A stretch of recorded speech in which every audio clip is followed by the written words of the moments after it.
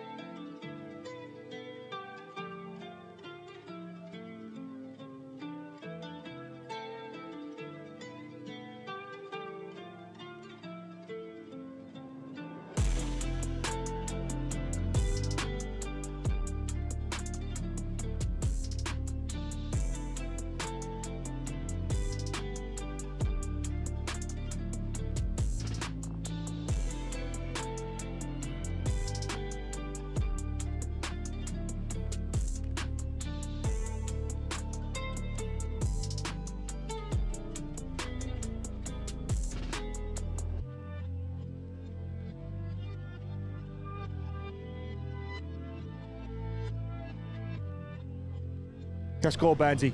502. 503. Give me one more, Benz. Give me one more. 504. He's going again. He's going again, ladies and gentlemen. You wouldn't believe it. You wouldn't believe this, man. Let's go. Benzie. Wowzers. Oh, my goodness gracious. Daddy, my G. Appreciate that, boy. Hey, get yourself something nice, okay? Whoa. I don't know about you, but the boys and the girls and me are ready to lift some silverware here at day 5 of the Howden Rosslyn Park National Schools Sevens. Oh, watch out, Jacob. Yeah, there we go. Our cameraman's managed to make his way outside. We've had a terrific week here.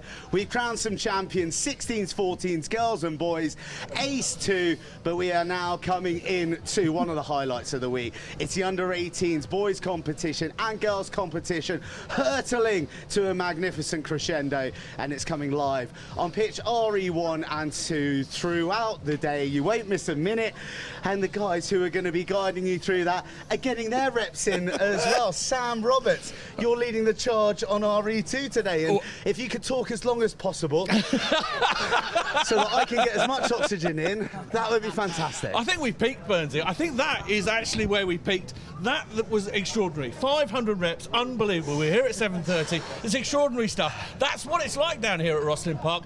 I am on RE2. We do have the girls started. This is one of the sheets that we get. Absolutely brilliant. Let me just tell you, useful information for commentators. Can bench press a rhino?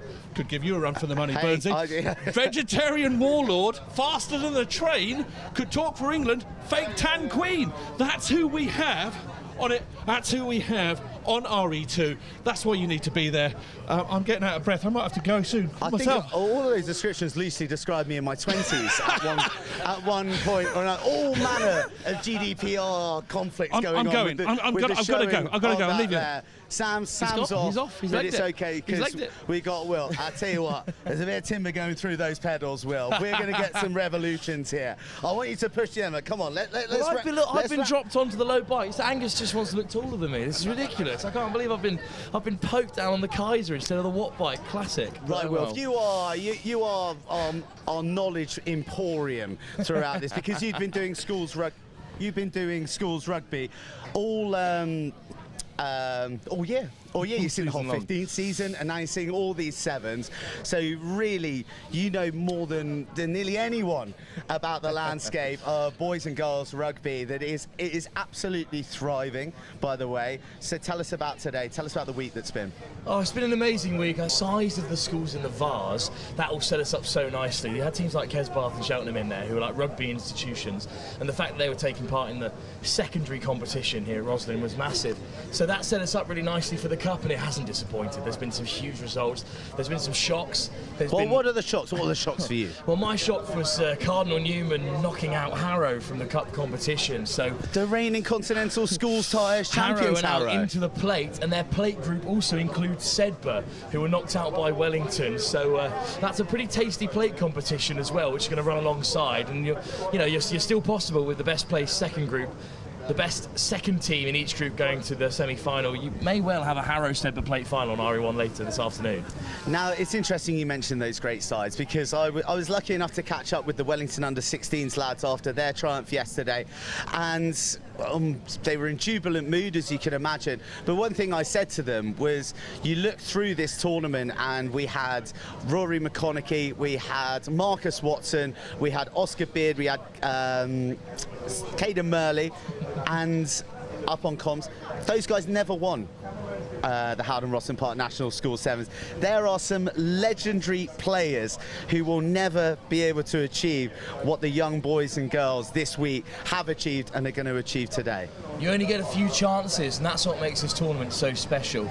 It matters so much to the boys. I was chatting to Sam Howard from St Benedict's yesterday, and he was praising some of the older players. It was their last Rosslyn Park. They were battling away against Ipswich, hunting for a place on day 2.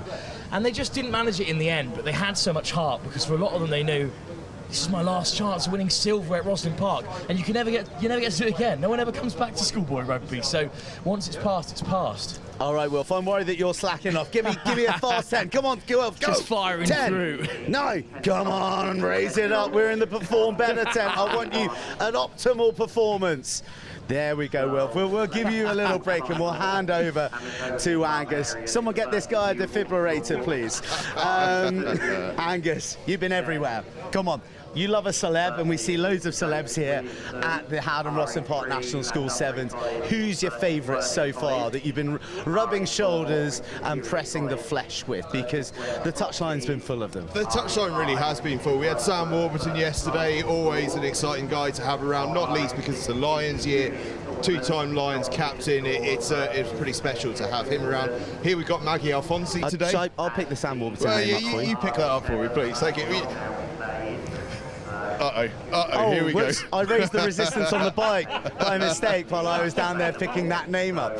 But we're going to have some special ones on the touchlines. But as we keep reflecting on all week, it's some of the names on the touchlines coaching that have just been blowing me away. You know, I've had a long chat with Michael Owen, who, by the way, is very upset about the fact that he's not in our all-star staff sevens team. I think we might have to reform things a little bit. We can thrash it out on the gantry on RE1, Michael, if you want to come up and lend some comms.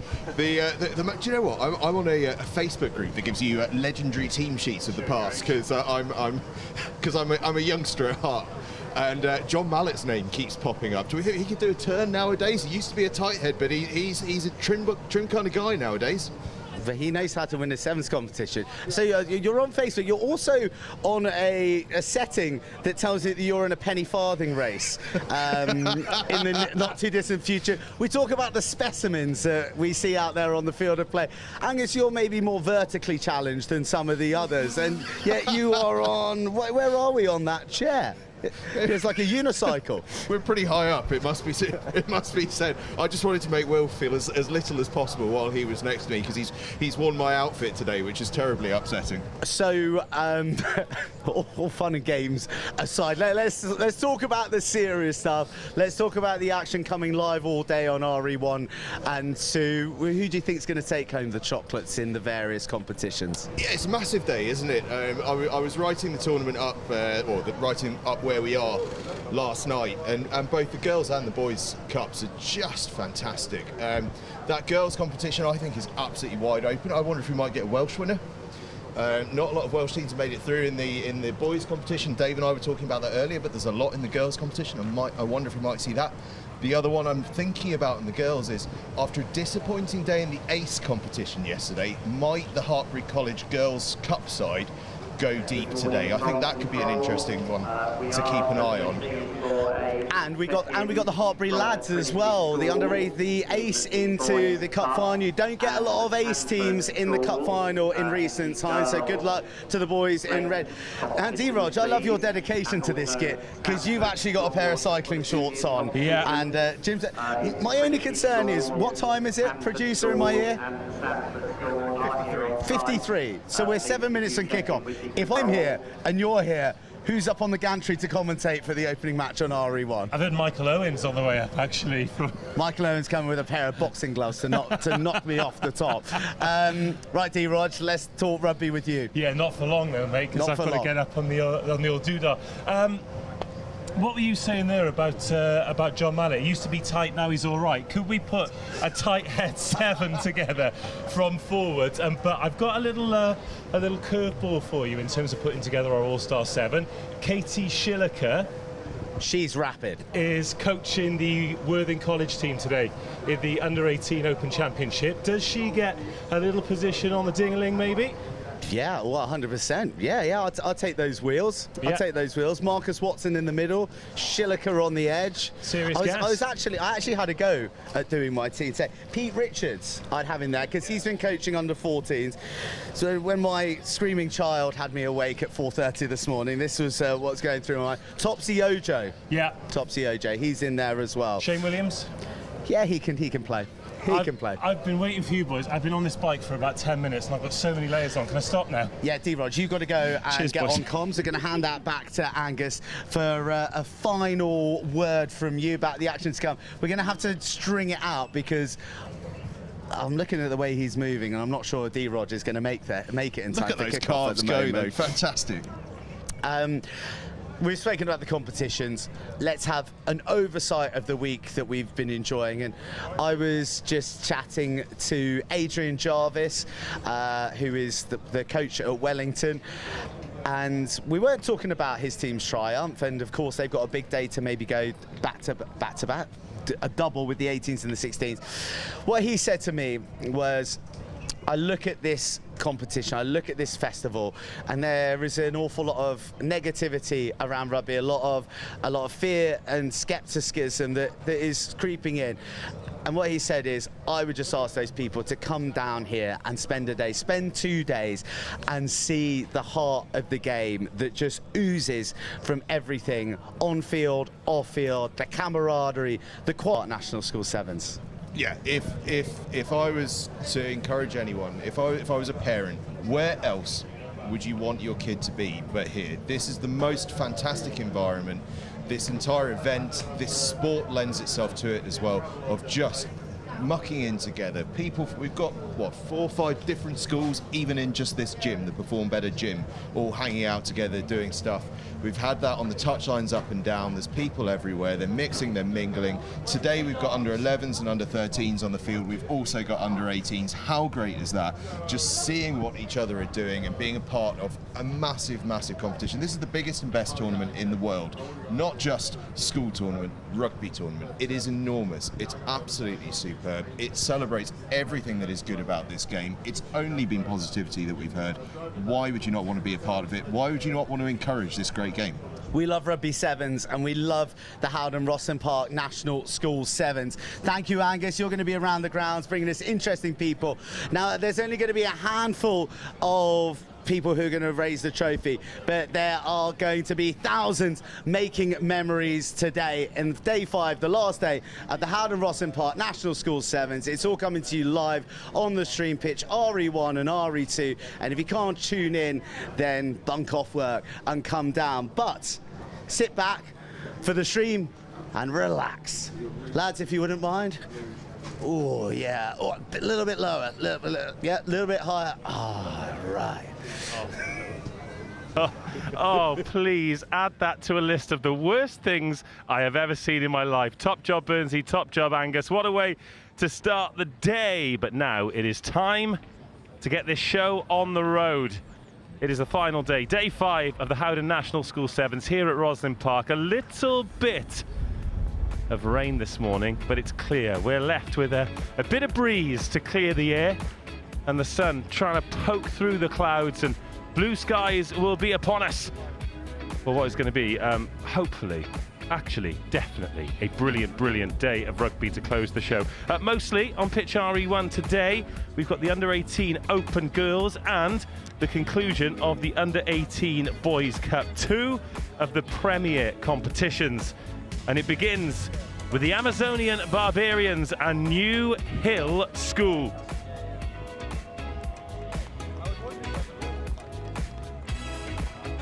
Amazonian Barbarians actually wearing that legendary hooped jersey. We love to see it. And then New Hill School, all in black, ready to attack.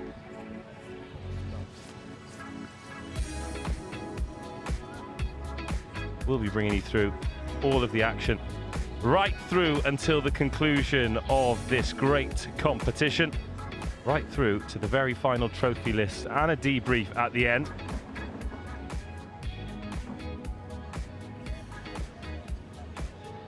So you know the drill by now. 2 halves, 7 minutes each way, a minute in between. 5 for a try, 2 for a conversion. Winner takes all. New Hill School receiving that kickoff straight out into touch, and it'll be a first touch for the Amazonian Barbarians. This is in Pool A. The Barbarians lost to Peter Simmons College yesterday, beat Clifton College, thrashed Emmanuel School and Royal Hospital School. This is a real international feel to this group as well, because you've got the Amazonian Barbarians and Des College, the Dubai English-speaking school. and Sir Joseph Williamson's mathematical school as well. Option. Scrum or line out? Trinity Croydon against Woodhouse Grove will be the game after this. Not straight. But in the meantime, the ball isn't straight, so it'll be New Hill ball. Ready? I'll step away. Crouch. First scrum of the game. Bind. 3 in. New Hill ball. Set. Good pressure coming on from the Barbarians, but it is New Hill and they can go direct. High. High tackle there. Anything above the sternum back 10. will be penalised, whether there is Okay, you're good.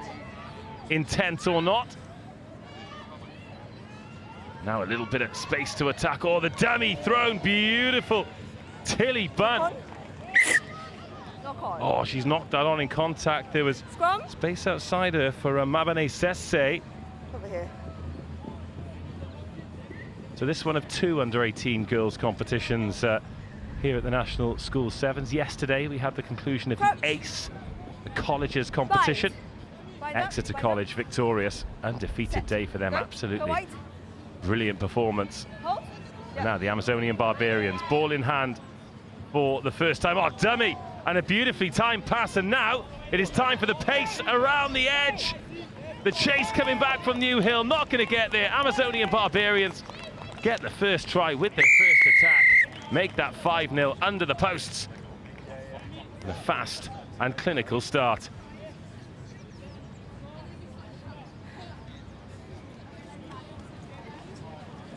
Zita getting the first score. Serious gas around the outside as well. And with the Amazon Barbarians bench down there, I think they've just written up a team sheet that'll be on the way. Great news for sports fans. So as I'm sure you can imagine, logistically, this tournament, so many teams, thousands of players, hundreds of teams. And all of the teams very, very kindly do their best to write down a team sheet with the shirt numbers so we can make sure that they get the shout-outs that they deserve. But sometimes, because of the logistical nature of it, they get a little bit lost. And so we've got to scrabble around to make sure these players get their flowers, especially when they do something brilliant like Zita did there. That one carried in by Emma Griffith. She's captain of the netball team. They did the round ball for the rugby ball today, and it's great to have her on board. Katie Otter, oh, how about this? Ghosting through the middle. Now going for pace around the outside, but a crunching tackle to halt her progress. Back. But New Hall School into the 22. Oh, but they've turned it over. That one knocked on. Offside, taken by White. Knock on, then offside. Well, New Hall, having seen the knock on, it was actually an offside penalty because there was a Barbarian in front of the ball. Oh, let them play, referee. One warning. Of course, the ball has to move out of the hands Let's go. before you can tap it. There we go. Yeah, there it is. And now they can go. Of course, the laws are the laws for a reason.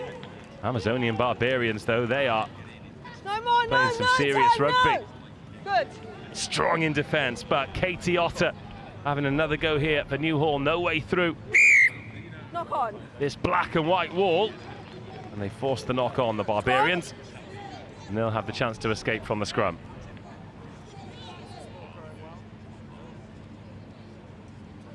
Let's go. Crouch. Bind. Set.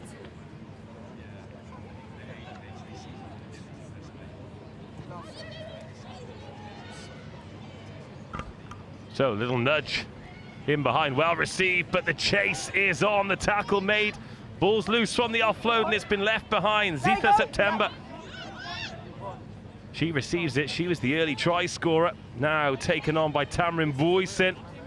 Oh, good tackle on her. But Tamrin up to the 22.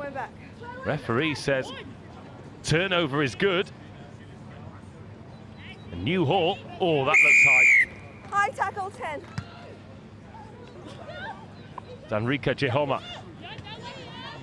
Just a little bit high with the tackle, and the Referee penalising her as such. Nice long presentation there to try and make this exit a bit easier for Newhall.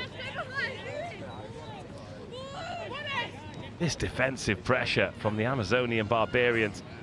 Absolutely superb. Oh, another huge hit. Enrica Jahoma forcing the knock on. From white. Here? Wowzers. There will be some bruised Newhall bodies. Stay ball, please. Don't push until the ball goes in. Crouch.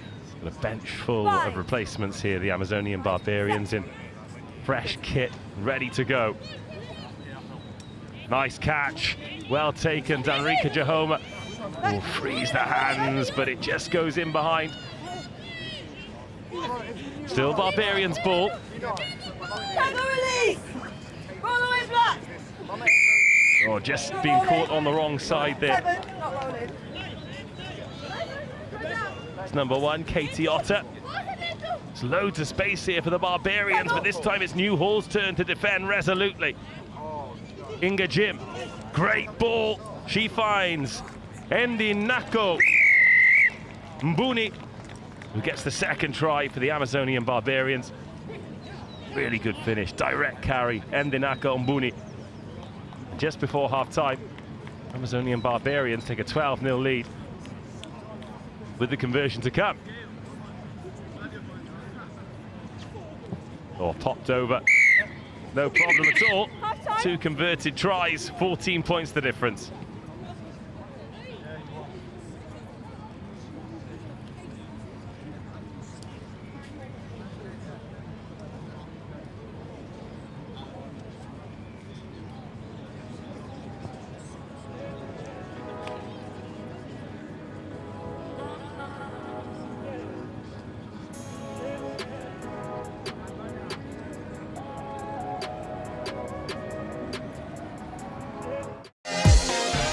In the world of competitive sports, every advantage counts. At Holroyd Howe, we understand the vital role nutrition plays in athletic performance. Holroyd Howe, providing the power to perform.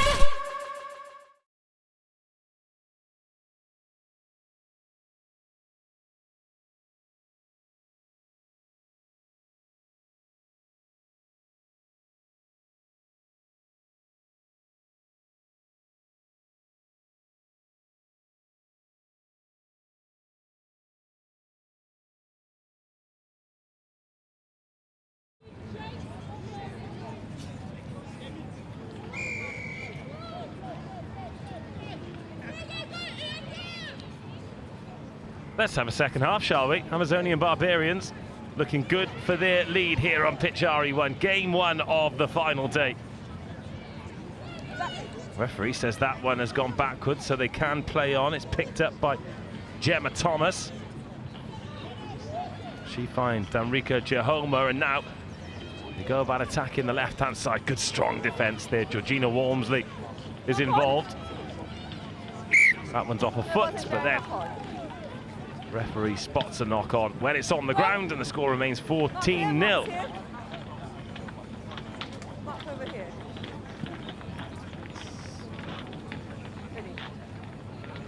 Crouch. 5. Set. Scrum time.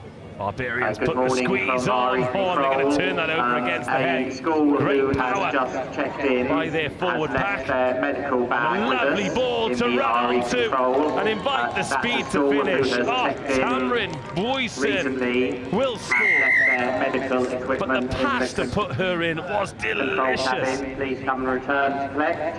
Exactly what a speedy player wants. A tempting ball to split the defence and to run onto at full speed.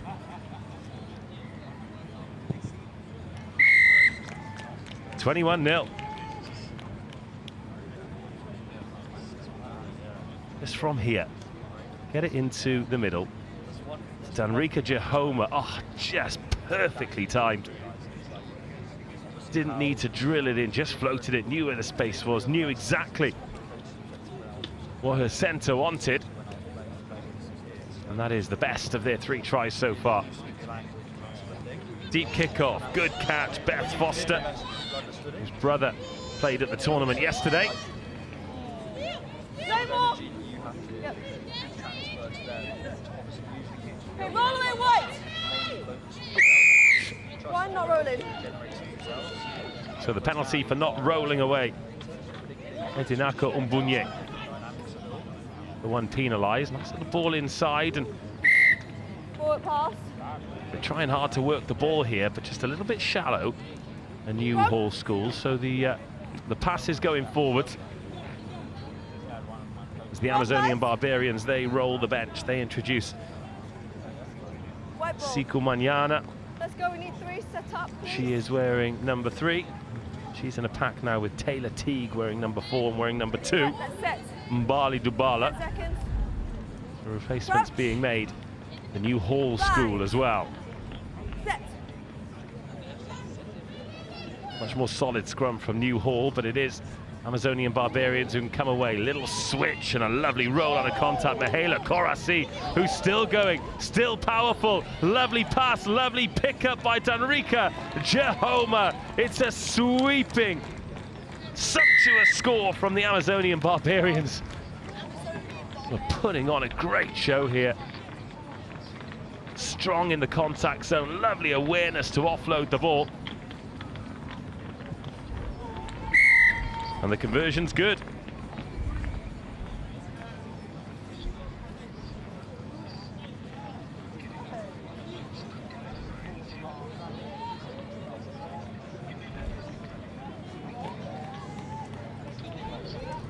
There you go, your sub. Okay. Let's go.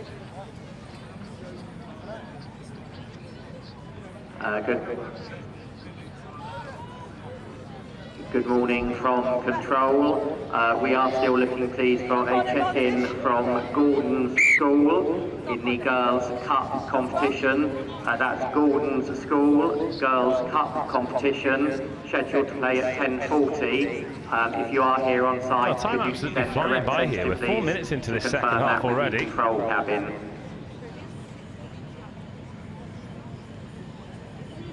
Crouch. Bind. Set.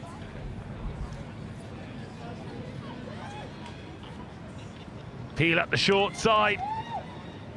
2-on-1, executed perfectly. Lovely fundamentals from the Amazonian Barbarians, and in they go for try number 5.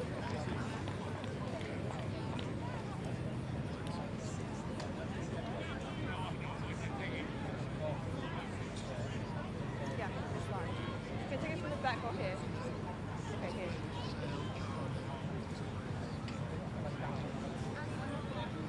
We have 2 minutes to go here. It's becoming a bit of a one-sided scoreline, and that is certainly no tilt or disrespect to the New Hall girls. However, the Amazonian Barbarians have just played brilliant rugby. They have been awesome.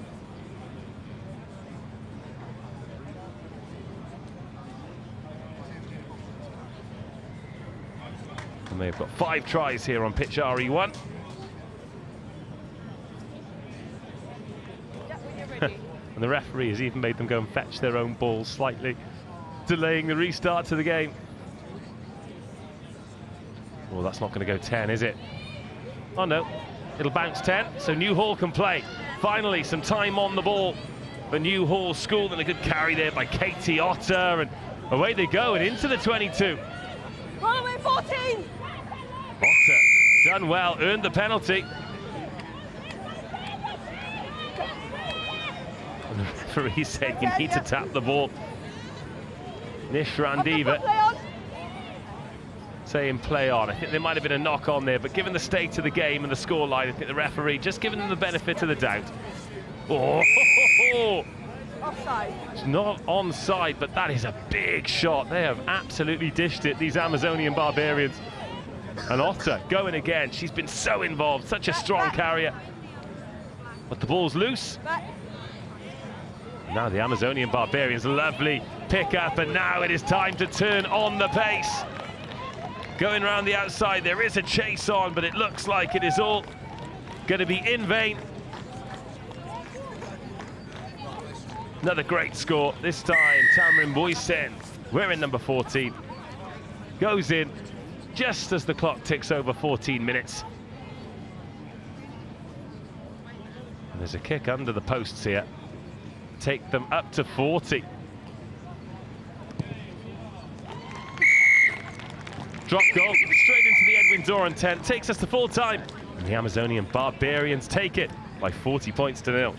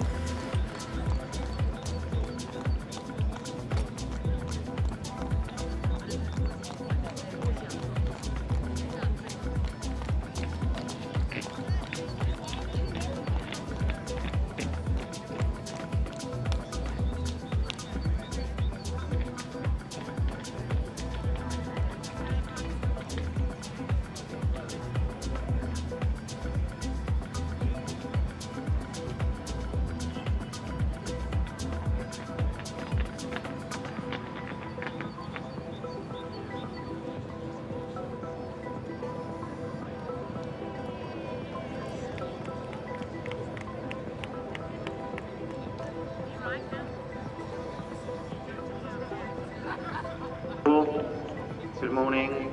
For our 11 o'clock round of fixtures, we would like a check-in, please, from Hartbury College in the Girls and Boys Cup competition. Also, please, from Hayes School in the Girls Cup, and for the love of the game in the Girls Cup. If those schools are here on site, please, could you just let the control cabin know?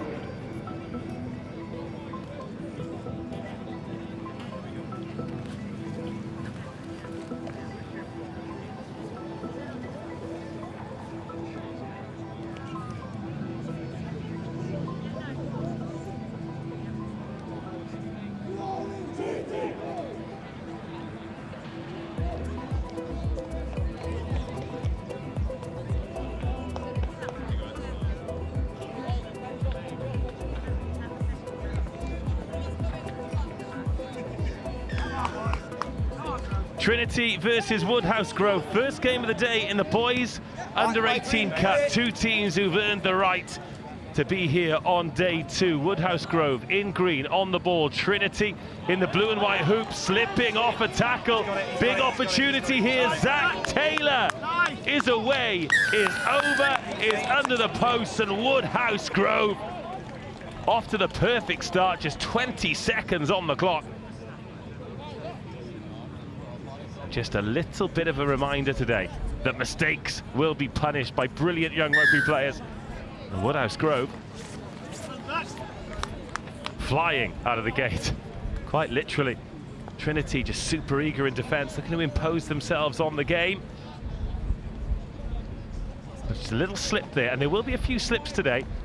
Conditions at the moment really, really good. Clouds are high, we've had a bit of rain, so the pitch is in good nick, but it is a little bit greasy. Oh, that is a horrible restart to have to take, and it is taken well. Jacob King, his hand the highest. As Trinity go on the march. High tackle there by Luca Teal.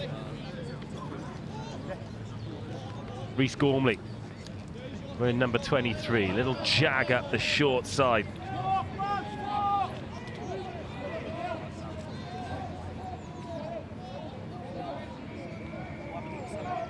And then Trinity going up over halfway for the first time in the match, finding themselves 7-0 down. 5 offside, back through. Woodhouse Grove offside. Jacob King again, he finds Rhys Gormley. Gormley out to the edge. No! Oh, they thought they got the turnover there, but it's a great counter run. And then playing the ball on the ground and a little pull on the jersey.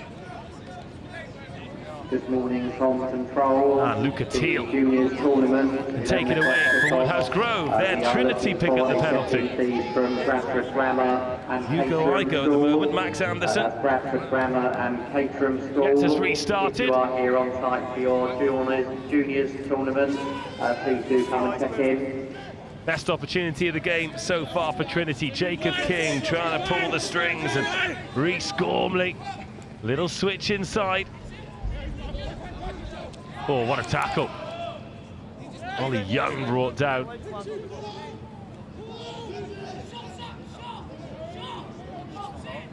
Oh, Zach Taylor making a nuisance of himself in defence. Coming up to 3 minutes, Trinity building. They've got into the 22, but it's the final 10 metres that are proving difficult. Now, can they put some pace? Can they stress this Woodhouse Grove defence? Gorgeous ball, powerful in contact, but still, No green! the try line evades them. Penalty. Chance for Woodhouse Grove to reset, chance for Trinity to rebuild, jagging back the other way. And the try's been given. Bit of controversy. Woodhouse Grove thought the ball was dislodged. Referee in a good position disagrees. We'll have the benefit of the replay. The referee doesn't, but he was very close. He was in a great position. So it's Trinity 5, Woodhouse Grove 7. Conversion to come. Max Anderson, good strike. Oh, not quite right. Let's take a look at this try then. So here's the tap ball. What a great camera angle we've got for this. Is it down? Oh no, absolutely not. It's short of the line and he's lost control.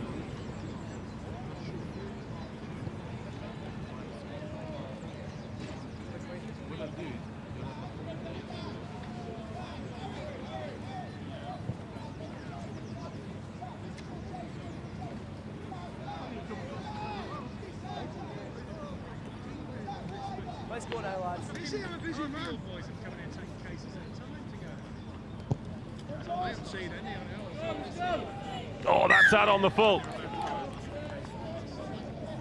It's a bottle of rum to go with it. It's a bottle of rum to go with it. You all right? Yeah, I'll see you later.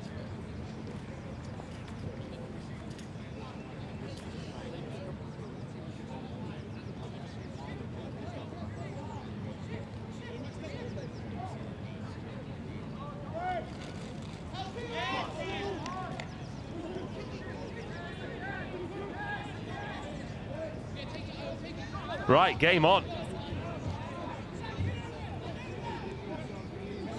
Woodhouse Grove back on the ball. Stung by injustice, but throwing an interception. It was a loose pass, and now Trinity being pushed towards the touchline on this greasy surface. then just a little bit over eager there from Freddie Brown. Trinity being sent back. 5.5 minutes of this game gone. That's a nice ball out again. They're trying to create the space. Oh, big shot. Crunching hit from Luca Teal. Ball's out and it's been pounced on too. Ethan Taylor sniffing around the breakdown.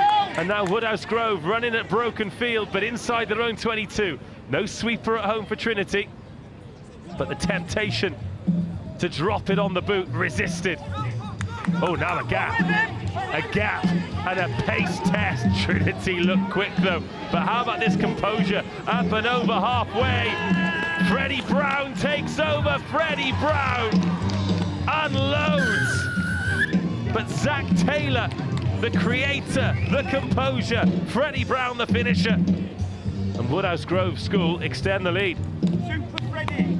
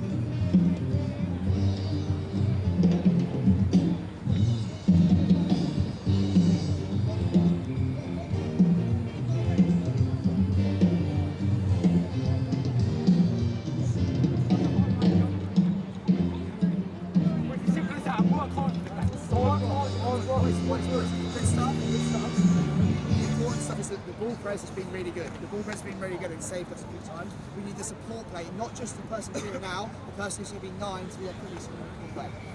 We've done well when Max has smartly a few times bounced back into the way it's just going to play. Okay? So we've got to make sure we reload, and sometimes if you can feel it's not on your side, just go back to the other side. Even if we overload that side, if you run round to more numbers on that side.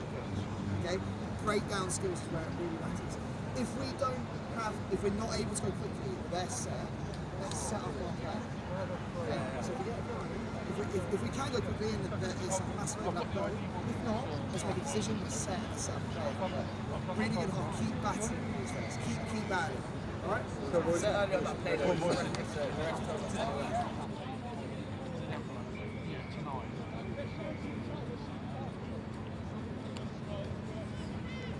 And then if it's happening, it's happening.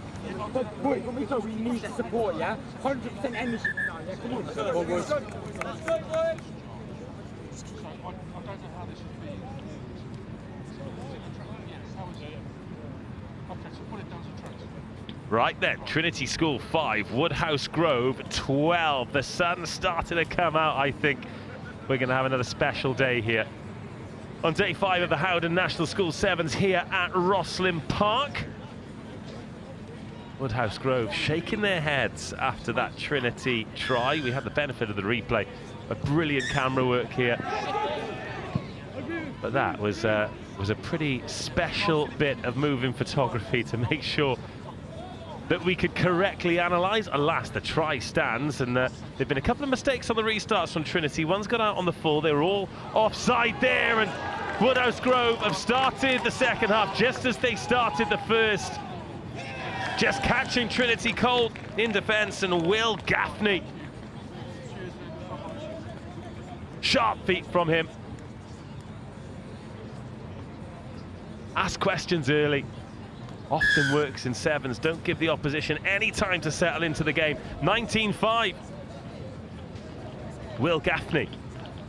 Have to apologise to Henry Hinchcliffe as well. I've been reliably informed that he's wearing number 15.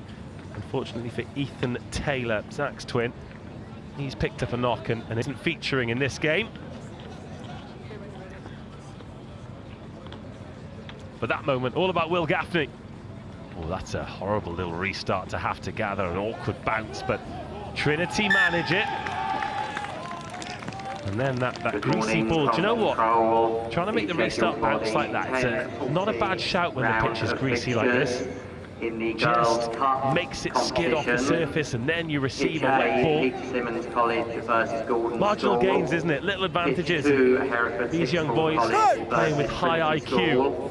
Pitch 3, Cardiff and Vale College versus Samuel Whitbread Academy. No, Woodhouse Grove. In the boys' competition. Of course, offside, looked like good pressure, but again, tiny margins, and all of those margins going in Woodhouse Grove's favour at the moment. A lot can change in a game of sevens. Just a 2-score game, Trinity. Really nice play that was. Max Anderson getting in that passing channel, trying to stifle the attack, but all the room is down the middle here for Woodhouse Grove. Henry Barton, ball's gone forward. And that'll be a Trinity put in at the scrum.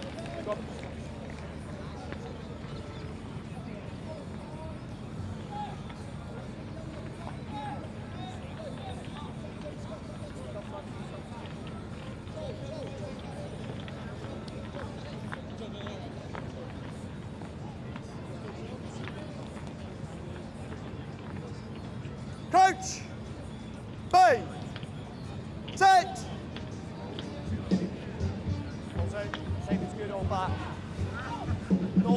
Messy, but Trinity on the ball. This is what they need. They need the next score. So plenty of time here. A lot can happen in 4 minutes of rugby sevens. Oh, it's a lovely pass. A couple of bullets to get it out to the left-hand side, but checking back in. Again, intelligent play, giving themselves options both ways here. Trinity. Change of defensive tactics here for Woodhouse Grove. They've gone for the 6-1 with a sweeper. Just trusting those 6 defenders up front, giving themselves a last line of defence and effectively taking the kick out of play. Now they go back to the 7, so relying on Barnaby there wearing number 14 to play some smart stuff. Again, really impressed with the reading of the game by all of these young teams. Trinity start to build, and this is what they did well in the first half when they had the chance. Wasn't snappy, didn't make it happen straight away, but really stuck at it. Stop and go, and edge of the 22.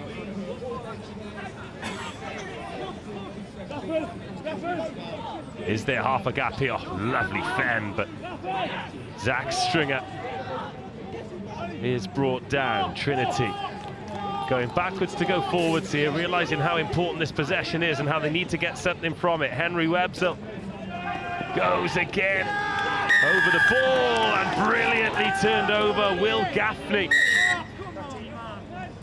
There's a yellow card being shown here. Oh, slowing the ball down after being penalised. Well, who's leaving the field here?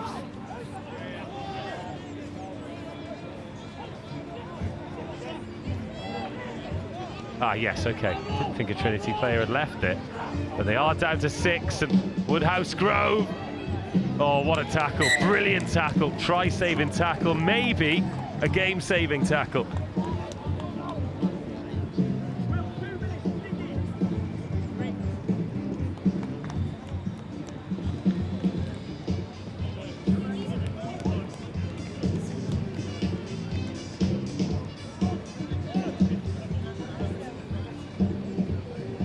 Again, a couple of changes being made.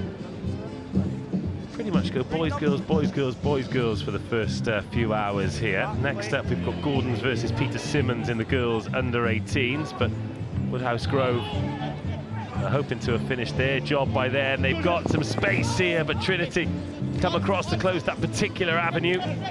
Offload to Freddie Brown, and now this just needs to sit up, and if it does, could be more problems for Trinity. Oh, what a carry over the first speed bump, but brought down the second time of asking. Ayo Solar. What a pass. Oh, the pass was outstanding, but the ball's gone forward. Brutal. But into the last minute, it's looking more and more. Let's go, lads. like a well-earned Woodhouse Grove victory.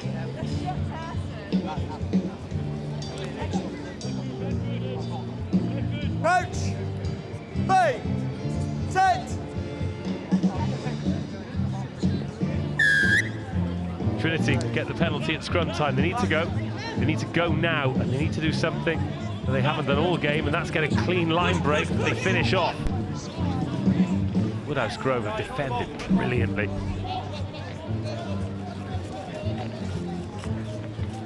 Oh, that could have maybe been slipped inside there, but hasn't got eyes in the back of his head.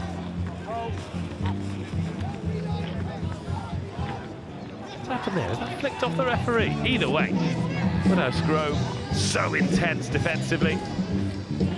And Trinity got nowhere to go. The clock's over 14 minutes now. And finally, they go to the boot. No sweeper at home. They need the bounce here, Trinity. They get the bounce. And they get up over halfway.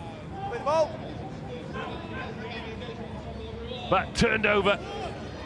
Chance to stretch the legs for Tom Reevy, and the Yorkshire Academy man has grounded it despite the chase. And just as the sun pokes out from the clouds, Woodhouse Grove take it beyond any doubt.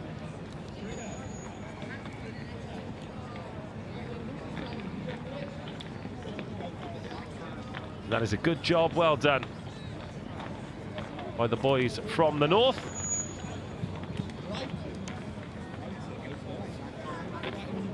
Conversion to finish. Eventually. Full-time score, Woodhouse Grove 24, Trinity Croydon 5.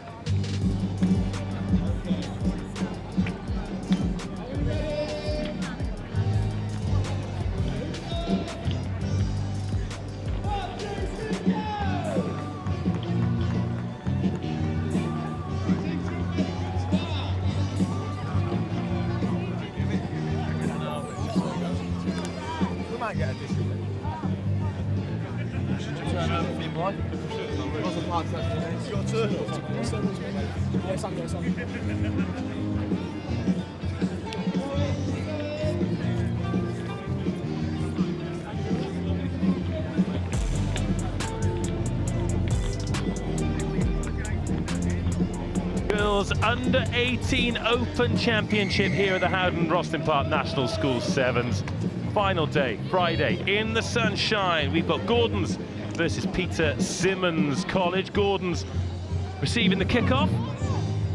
Attacking the try line to your right in this first half, and Charlotte Newing making a good carry. Peter Simmons flying up out of the line. Trying to apply that early pressure, but half a gap opening. Taken on well. That was Mama Ishmael. Good tackle by Izzy Pratt. These are club rugby at Basingstoke, as do a lot of the Peter Simmons girls. Pressure coming through, little slither of a knock on there by Peter Simmons, so Gordon's could attack round the outside. Good tackle around the waist again. It's Izzy Pratt. She has been very strong defensively. Strong pick and go from Freya Clifford. And a decent turnover, holding on in the tackle. And a penalty and a first possession then for the blue and gold of Peter Simmons College. Jasmine Knight, straight into the middle it goes. Low pass, skimming pass, but often they can pay off, especially when the offloads are that good. Now out there on the edge, Stanton.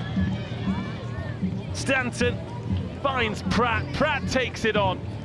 We've talked about her defence. What about her attack? Her first touch, ball in hand, is a first Peter Simmons College try.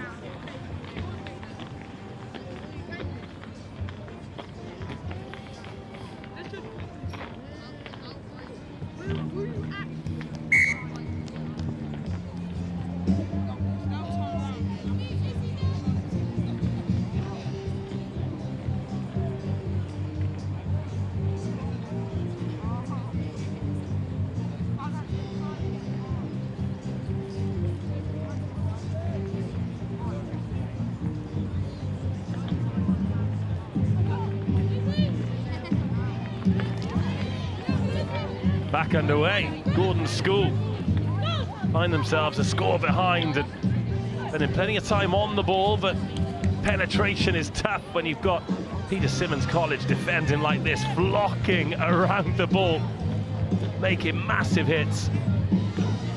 Charlotte Newing doing her best to try and go forward here for Gordons, but turned over. Peter Simmons working it from right to left, lovely big handoff. But the penalty over the ball. Gordon School on, they want to go quickly. Oh! Izzy Prosser. Just knocked in the jackal. What a fend.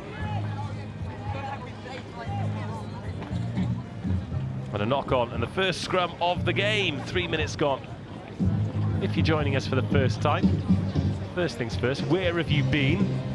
Second thing, cancel your plans. We've got a full day of rugby for you to enjoy, but all of these competitions, irregular, international, sevens laws, 7 minutes each way, 1 minute turnaround in between. And we run a tight ship here. Kick off every 20 minutes, 3 games an hour until the conclusion, where at the end of the day, we'll have under 18 boys and girls champions. Offside position. Gordon School all offside. Peter Simmons College with the penalty. Rosie Ragg awaiting instructions from Lucy Thompson, who takes that ball on. Lovely pass off the left hand, plenty of distance on that. And Izzy Pratt, well, she scored 1, she's about to score 2.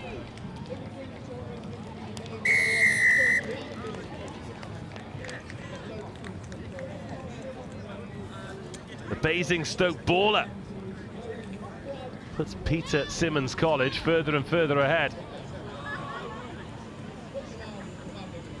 This one converted from under the poles.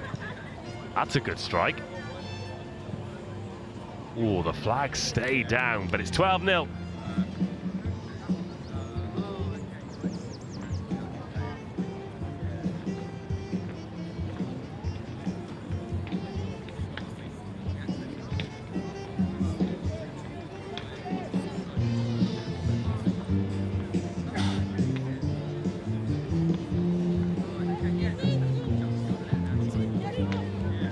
NextGenXV's Angus Savage has helped himself to a bacon roll at the Edwin Doran tent.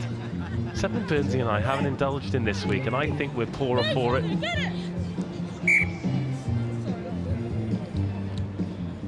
slither of a knock on there from Izzy Pratt, and that's good news for Gordons, because when she gets the ball in her hands, it's usually bad news for the oppo. Gordons have had plenty of the ball, just not been able to get in behind, but their confidence should grow as the game continues. Nice pickup on the half volley. That is not easy rugby. Hands off, Blue! Eddie Stokes presents it. Slow ball for Natalie Gregory. Again, offside. Peter Simmons College is so eager to make hit after hit. A little bit too eager and falling foul of the referee. Still a minute of this first half to go.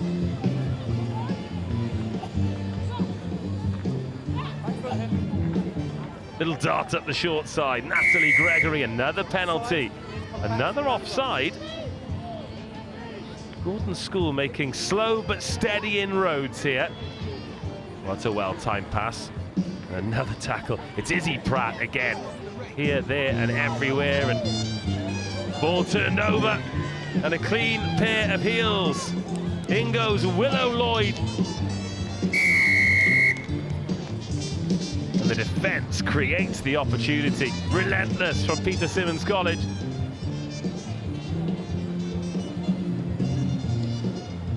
And a sweet strike on the drop goal too. That makes it 19-0, and we'll have time to restart. 20 seconds.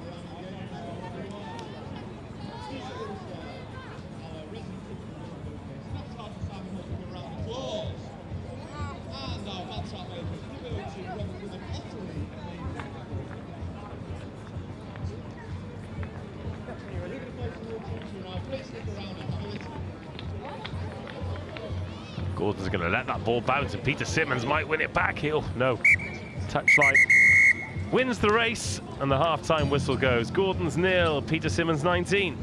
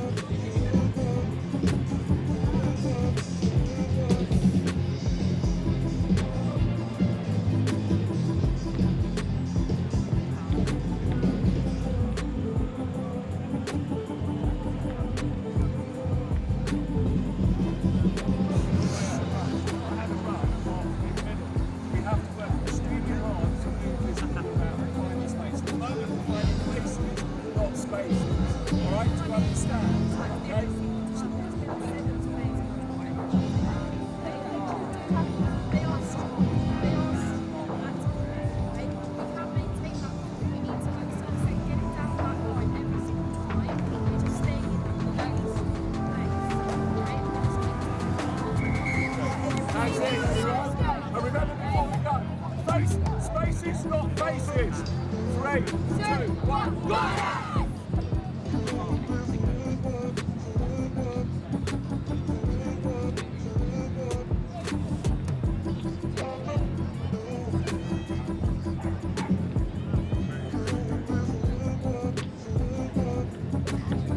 Spaces, not faces, was the message coming out of the huddle there. Not only spaces, but points is what Gordons need. They've yet to get off the mark. Peter Simmons College, well, they've managed to get 3 tries. We've seen brilliant defense, but this is brilliant attack. Lovely timing of the pass. And then the stop and go. Stay there, Green, good. Backwards! Oh, again, the timing. Beautiful space to attack. Defend is good. The finish is better. And Abby Bellward. Perfect start for Peter Simmons.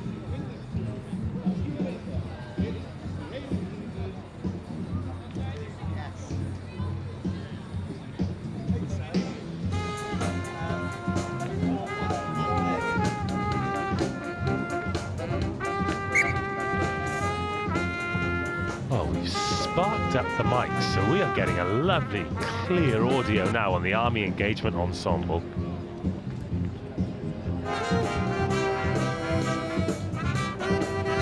Don't they sound great? They have done all week. Full of vim and vigour and bold, brassy brilliance.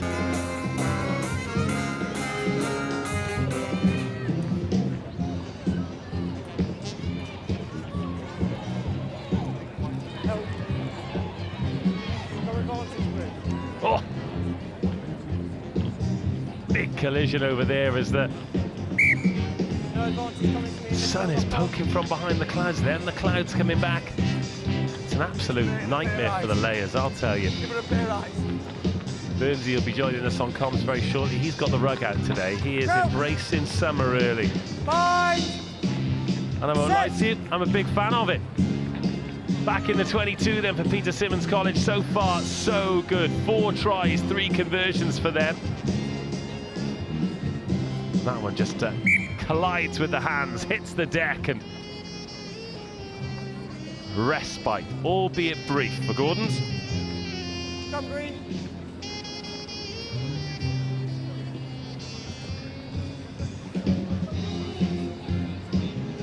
Crouch. Try to pick this tune. Bind. Set.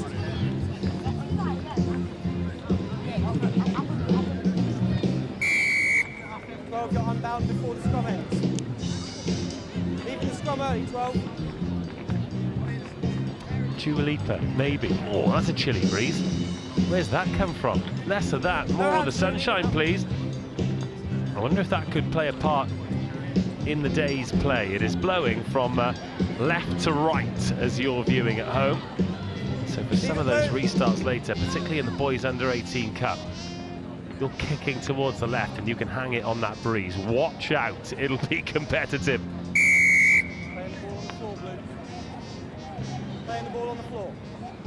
Good afternoon. The 11 o'clock round of fixtures. 2 matches in the under 18 boys cup competition on RE1. Still 3.5 minutes of this one to go. RGS Guildford. Over as a contest, and Peter Simmons College. Hartbury College versus Tonbridge School. Some excellent stuff, just not over in the girls an inch cup to work with. under 18 competition on RE3. Samoyed versus For the Love of the Game on RE4. So I'll let you know the schedule next up. Boys under 18 Cup. We've got Milford versus RGS Guildford.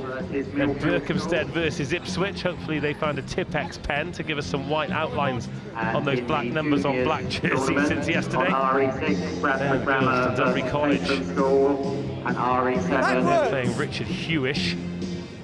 And then the boys, Hampton versus Warren. So loads of rugby, and that'll just take you up until lunchtime. At 11 o'clock.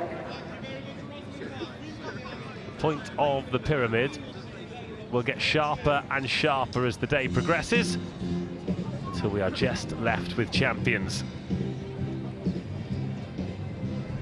If you're local, still an opportunity to come on down as well. Set. And the question I've asked anyone and everyone I've seen is, why wouldn't you? Oh, big offload there. Oh, nearly getting away from the tackle. Oh, bullet pass, well caught. Really good hands from Natalie Gregory, and now, finally, some space for Gordon School. The chase is on. Talia Packham into the 22. Abby Bellwood's going to chase her all the way, but Talia Packham will get the try for Gordon School to etch off that big 0 and give them a welcome 5.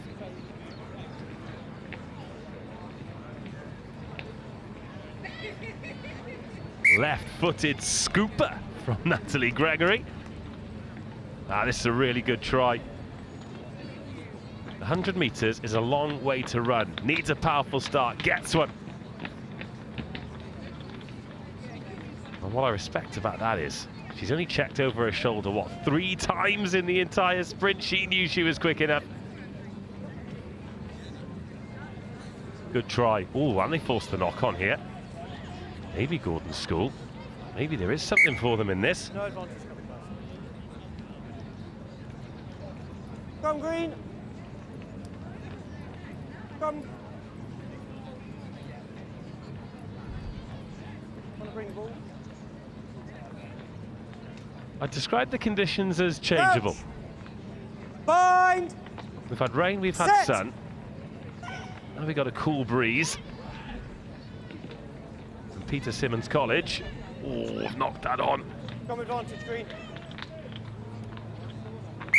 No advantage coming. And they will have the last attack of the match from the scrum.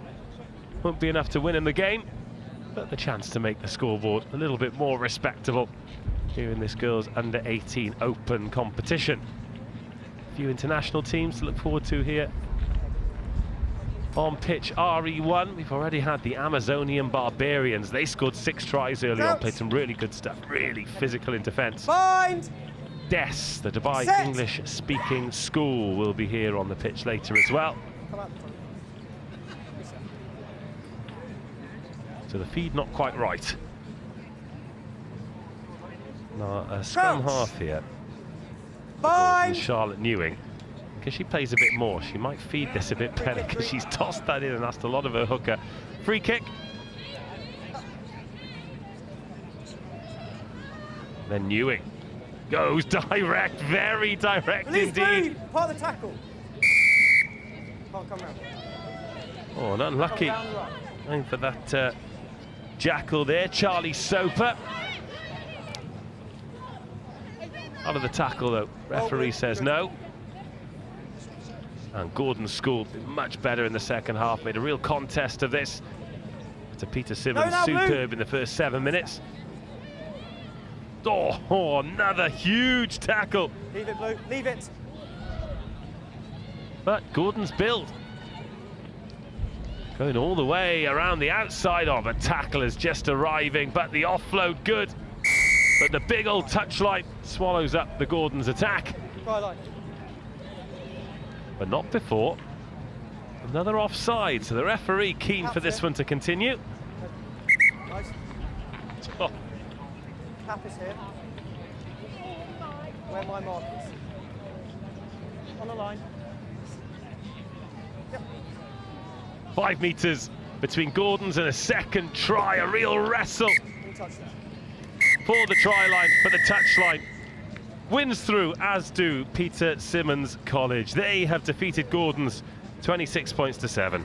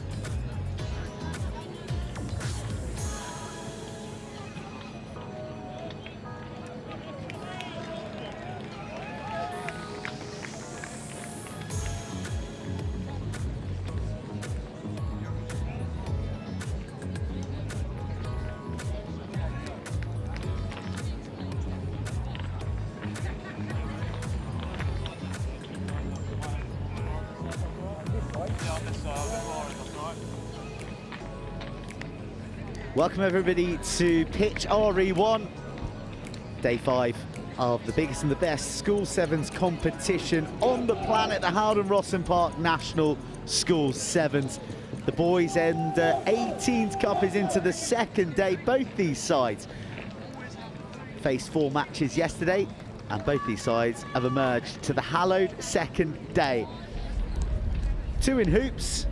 To the left, in the red, green and blue, is Millfield, perennial cup champions, and looking to add another bit of silverware to their cabinet. And on the right, in the green and white thicker band, it is RGS Guildford, who played some lovely rugby yesterday.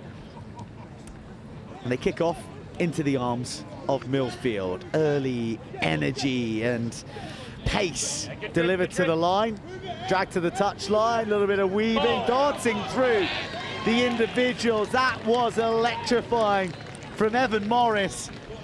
There was a forest of RGS tacklers to pick his way through, but somehow he found clearing in the woods. Ask the question and ask it early. If ever there is a time to strike with a try like that, it is immediately. Some of these boys, after a tough day yesterday, will still be wiping sleep out of their eyes, so you want to secure that first possession.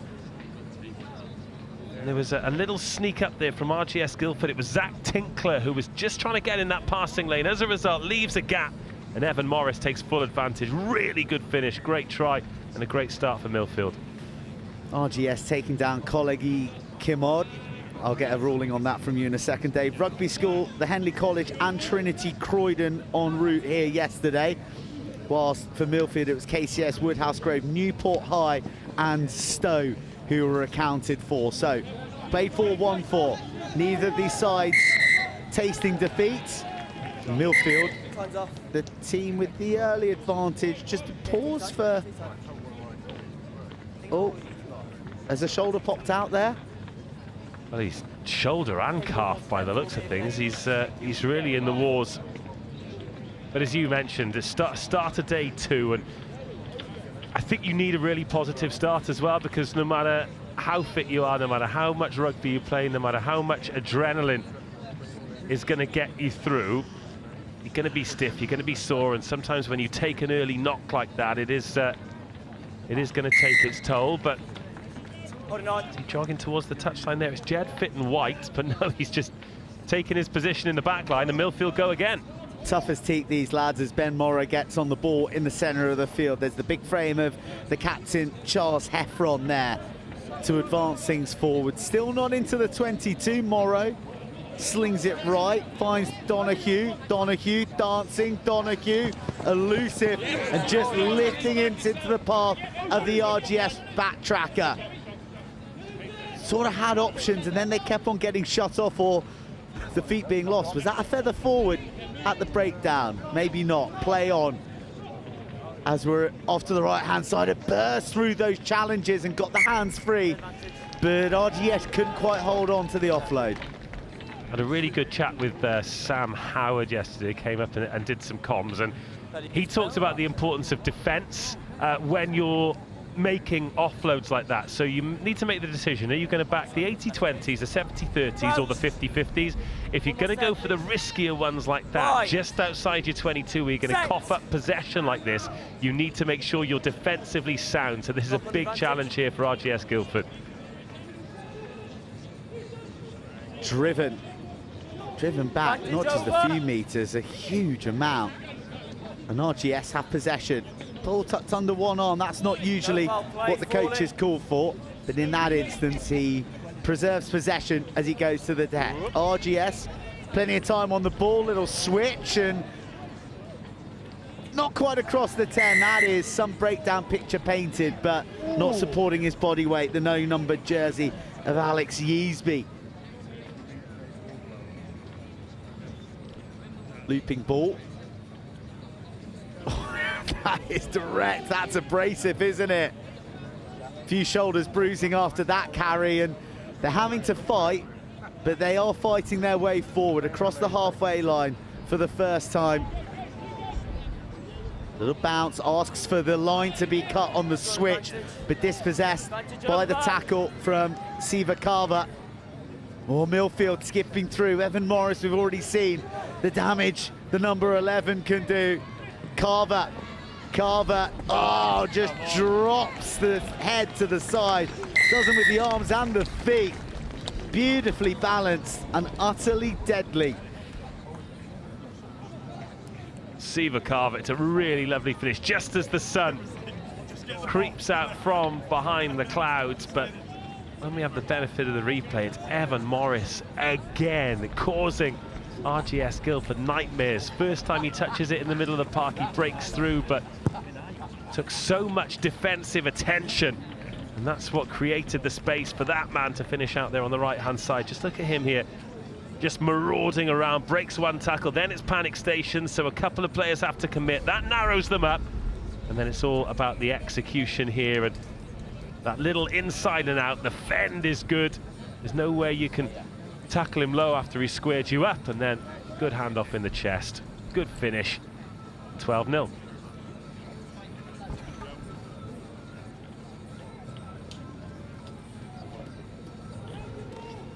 Tackle!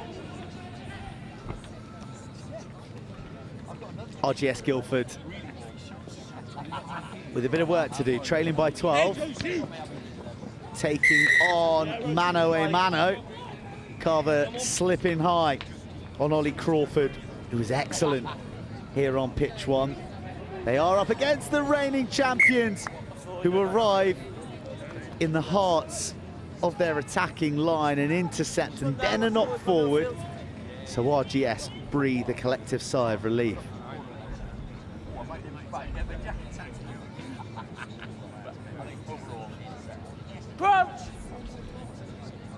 Not been time in this half.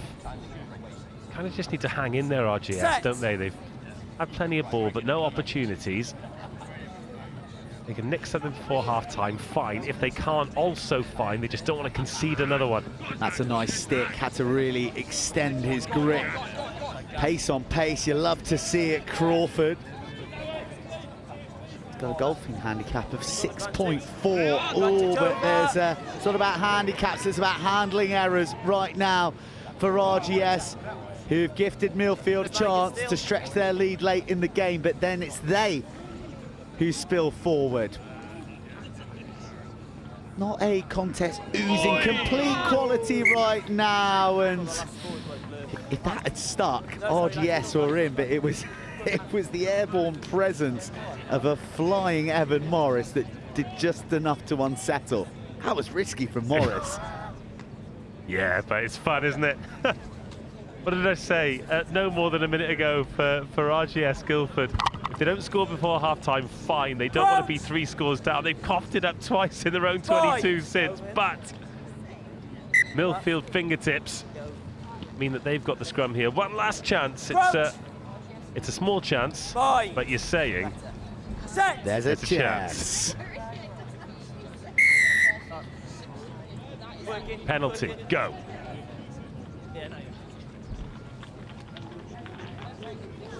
Oh, just a hint of the out-the-back offload. Ask some questions of the defence. Low tackle comes in, ridden out. Ooh, that's an uncomfortable landing. The perils of putting out a stiff arm, isn't it? There are some nice hips. RGS are working their socks off, but Millfield refusing to let them through until now. One-on-one, Crawford on Morrow, beautifully working out the hand. Then Matadors, one last man, slips the ball inside. That was total rugby. And Dewey Phillip, the first 15 vice captain, gets across for a key score.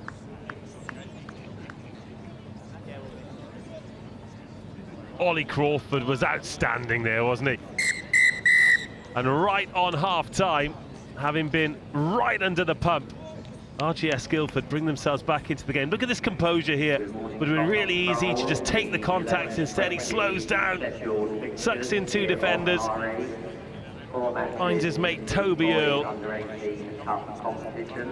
and then Dewey Phillip takes it on. Here we go, 12-7, game on. On RE2, Cranley School versus Curtin Grammar School. On RE3, Watson School versus Wellington College. On RE4, Christ versus Hartlepool Newman. They're lively. Just let the ball go. You don't have to do it. RE5,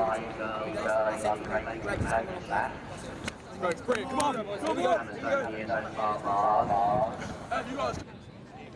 And Dubai College. And then into the juniors tournament on RE6, Green School versus Solihull School, and a walkover for John Fisher on the scheduled RE7 match, as Oakham School are not available. So the scheduled match on RE7 will not take place, and John Fisher will receive that walkover.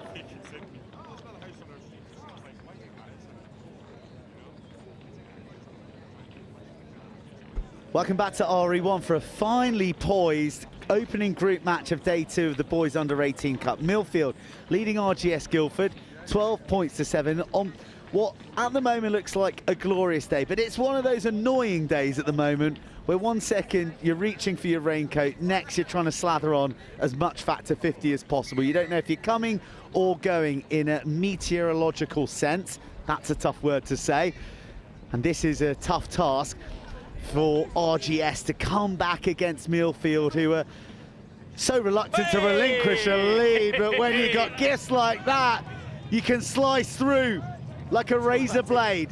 RGS just didn't quite have the support or the precision passing to get it into the grass of Zach Tinkler, but early danger for Millfield. A proper standstill dummy deliver. I love it. Crouch. So good. That doesn't happen without the man working hard inside, though. Yeah. Off go Millfield at lightning pace through Connor Donoghue. Try scorer out there on the right. He's a big frame, isn't he, Carver? We've seen his footwork. We saw a little indication of his muscle there. Morrow just manipulating the defense. It's a lovely pass, but asked too much of the stretch of the fingertips of the man on the dingling, and it goes into touch. So it's an option, knock on or line out, but looks like it's going to be a scrum. Yeah, it was the right idea, wasn't it? Just put that ball into space for him to run onto at pace, but sometimes when you're the man out there on the edge, you just need to trust that that ball's going to get there, and a little bit of hesitation means he's reaching for it because it was a drilled pass. He was never going to take that. But again, Millfield looking sharp, but RGS Guildford, got to credit them, they're staying in the fight here. RGS, I think they're feeling this one. They're really feeling this one. And when it gets into the hands of Ollie Crawford, it's usually curtains, but Morrow shows complete and utter dedication to his defensive duties. Millfield go off their feet. The tap's in the wrong place. There's a yellow card as well. That's huge. Well, well, well.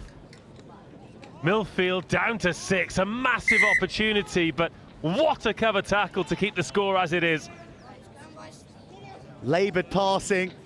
RGS battling, even though they have got the numerical advantage and they've knocked on.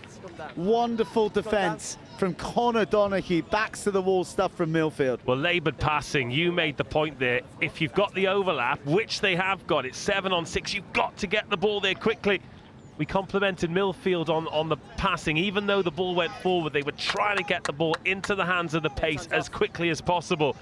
Nobody really had any urgency there for RGS Guildford, and they've had 2 phenomenal opportunities to level this game in the last, what, 30, 45 seconds. And now Millfield are a man down, but they're on the ball, and I don't expect them to be in a rush to go forward here. Just eat some time out of the clock and wait for the gap to appear, if it appears, to put some pace on it. Oh, how about that for an alpha flex at the scrum from RGS? When you're down a man, it looks pretty lonely when you've just got those 2 outside backs to the left of the scrum, doesn't it? Do you know what, though? Millfield don't mind this. Scrum reset, 30 seconds more off the clock, which is 45 seconds still. So really 1 possession if Millfield are smart. RGS got to keep their wits about them.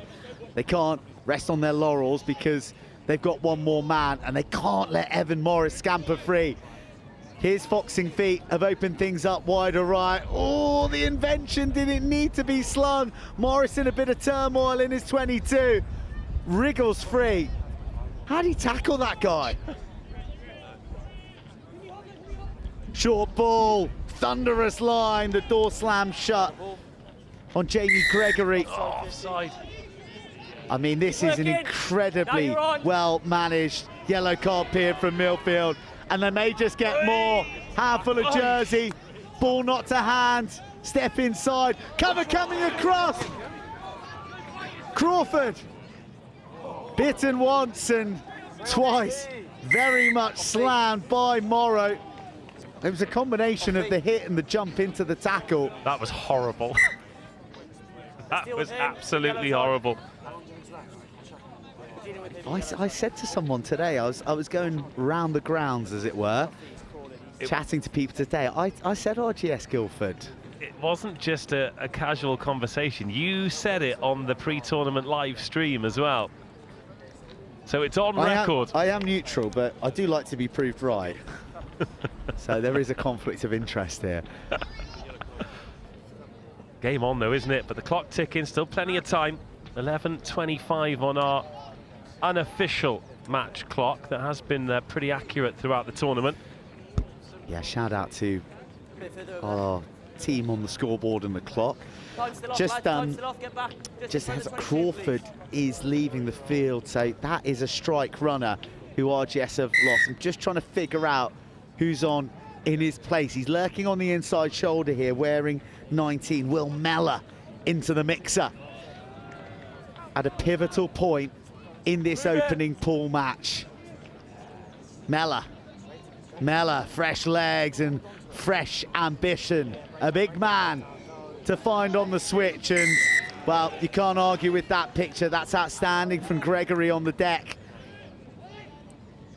Fresh faces, who's going to be the hero, who's going to step up? It's loose again from Millfield. You don't expect for this many balls to be bouncing on the blades of grass, but they're making it work somehow. They're staying in the fight. They're rejuvenated to the full complement of 7, remember, and RGS have got a little bit tight here.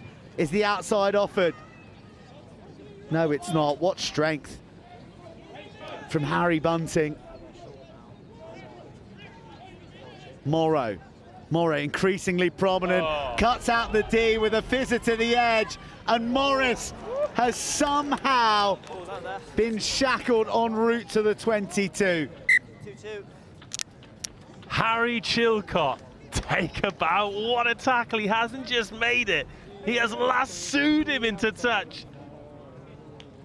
I mean, the quality of the passing again from Millfield, absolutely superb. They've got those live wires in the middle. But they haven't just got the feet, they've got the hands too. I mean, incredibly, we're 6 minutes into this second half. No tries yet. We've had the yellow card. RGS Guildford have had some brilliant field position. But they haven't capitalised, and now they're a little bit under the pump. Well, they get a break there as they fell on the ball. So too did Millfield on the player who isn't back up. So RGS are playing with tempo, but they're also playing with just 6. Gingerly, he works his way out to the left wing. If it gets to him, I'm not backing him from 80, but maybe they're just going to blunderbuss their way through the middle. Well, no, they're not. And now the game is at a point where Millfield may not look for any more tries. They may just look to manage the clock and get it off the park. It's a bit negative though, isn't it? One more step for me. Championship footy. Yeah. Bind. It's a big blind side to have a go at here though, isn't there? They go open. Carver on the short ball, zipped out the back to Morrow, who's going to close this out for Millfield. RGS Guildford are pinning a great account of themselves here, and they may look back ruefully on that yellow card period that they didn't punish Millfield on. Ben Morrow, he scored the try that has effectively sealed the game, but think back to his chase when Ollie Crawford looked like he was going all the way. He has swung the pendulum in Millfield's favour, and that is a hard-earned win in the sunshine. A sweet strike to add another pair of points, and sweet relief for Millfield, who emerge unscathed from their opener in the Boys Under 18s Cup, victorious over RGS Guildford.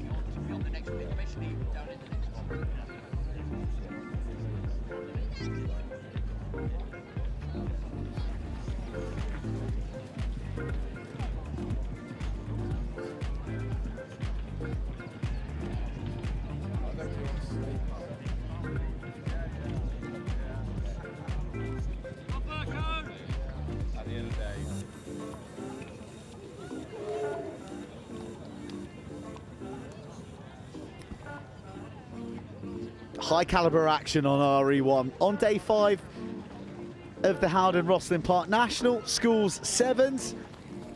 It's Berkhamsted up against Ipswich here. Ipswich in the all black with the devilishly difficult grey numbers on their bags to read. Berkhamsted in the blue, and Berkhamsted who bested Exeter, Gordons, Hampton and Blundell's en route to day 2 yesterday. That is some rap sheet. Whilst Ipswich took care of St Benedict's, Rebel Rugby, Radley and Gosforth Academy. First match of the day, and it's Ipswich who are on the ball, and wow, there's some real athleticism in those legs, isn't there? Out to the edge, soft hands, high challenge coming in. And already, Eduardo Torrado, the Italian under-20, is looking like a handful. Here he is now. Torrado is a go-go. Whoa! Steps himself and eats dirt. Yeah, he featured regularly for Italy under-20s. Started the game against Wales in Italy, Northampton Saints boy, and they really, really rate him as well. Oh, did you commentate on the under-26 Nations, did you, Dave? Yeah, all 5 rounds, mate. All 5 rounds. Oh, you're big time and important. Bind. Set. You ever done a World Cup? Depends. Which sport? Oh, there you go. There you go. Well, you're world class at getting snacks, and that's going to be your main job after this. Here we go, Berkhamsted. Nice feet from Tommy Treadwell. Doesn't find an avenue through. No sweeper. Like it. Let's make it a race. And Big Ed Sussum has got some wheels for those big pistons, but what a bit of awareness and fizz in the feet to break free and all the way up to the 22 from Ipswich. Taking it, delaying it, sacrificing the body, finding Theo Herbert. But Ipswich go off their feet. You were impressed by this Ipswich side, weren't you, when you saw them yesterday? Well, athleticism is a word that you mentioned immediately. They just want to play and play really quickly. They look a good unit. They're well organised. This is a good contest, isn't it? Well, a Big Ed Susan, do you see him charging through there? He's the biggest man on the pitch. If they can get him in space, then it could be trouble. Some cover tackling coming here, and a massive opportunity for Berkhamsted in the 22, skipping away. Austin Burns lights up this match for the opening score of the match. He's on the books at Saracens, and he's on the score sheet on RE1. Yeah, but after that chase, I am fully invested in Big Ed Susan.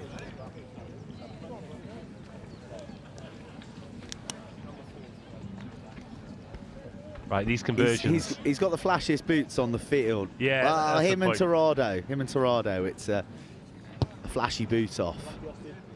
The fluoro yellow boots and the black kit looks quite good though, doesn't it? Does look good. That would be the look I would be going for. Slimming black and jazzy boots to detract from the face. I tell you what, coming back to the athleticism. Oh, Tadaro, I beg your pardon, Tadaro. Thank you for just underlining that name for me there, Dave. Oh, opening up the organs for an inspection. Austin Burns showing he can do it both sides of the ball. Reaching for my sunglasses again. The sun will not make its mind up today. What you can't see though is the fact that they're actually quite cool sunglasses. You're not scared to make a statement, are you, with the eyewear? Bind. Nor the shirt wear. Nor the shirt. It is day 5. That's true. It is day 5. This is when we bring out our best. And this is when these boys will be hoping they've saved their best. Because riches and rewards are on offer. No offload possible. For Henry Newman, it's a bit of a penalty fest, isn't it? No one can mind their P's and Q's at the breakdown.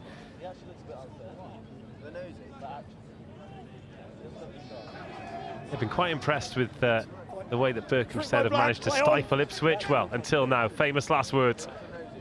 See what Berkhamsted are looking for the offloads out of the tackles. You see a man flying by as the tackle is coming in. Tadaro takes it to the line. Oh, it's a gorgeous ball that skips and slips off the slightly dewy grass from the downpour that we had to start the day. Berkhamsted, though, mopping up the mess. Lorcan Farrell, brother of Keelan Farrell, who I think is at Durham University, isn't he? Knowledge, mate. You are fine. Knowledge. You come offside. He's a flyer.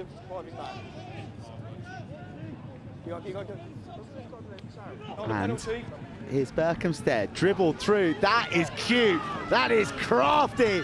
That is awesome. And it deserves a finish. The chase is on. But Logan Parry Kilby. This might be my favourite try of the week. Has just enough gas in the tank. Oh yeah, sub me now, sir. Oh, a little kick like that, a little risk like that in the 22. It deserves a try, doesn't it? So delicate. 10-0 to Berkhamsted here. With the conversion to come, with the breeze, but it's not going to bother the posts. But just look, this is nursed. Just a lovely touch off the side of the boot, sits up beautifully. Little bit of luck, there's a huge chase coming in here. Is a committed and full-blooded chase too, and he kept checking over. It was like he was being chased by a lion. Just about had enough. Lovely, lovely try. 4 punctured lungs arriving in the dead ball area. But Berkhamsted getting the points and winning the kickoff.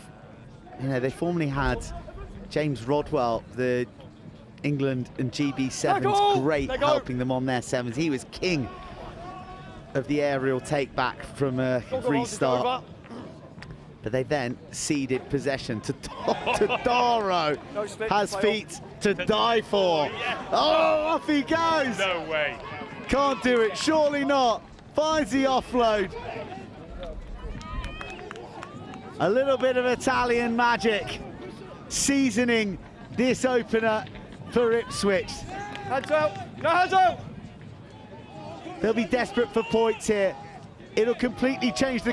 He's ripped one left to right, opened up that right-hand corner. It's all about muscle now.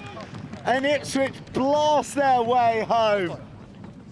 Well, Tadaro's just put his hands on his knees because he is absolutely empty after his contribution to that try. The break was brilliant, but then the service from midfield, that zipping bullet of a pass off the left hand. Nearly 8 minutes into this first half, and Ipswich have brought themselves right back into the game, largely thanks to that man there. I think he wants to breathe. The conversion doesn't go over, but just take another look at this, the finish as well. Little bit of biff, but these dancing feet here, stop, go, sends the defender to the shops, then another one. He has put 2 flat on their face, 1 on his heels, and then he's back in position, ready to do the business. Get it to the playmaker. Here he goes, whack! 25 metres on that pass. It's a 2-on-1, and Berkhamsted doing their best, but momentum wins.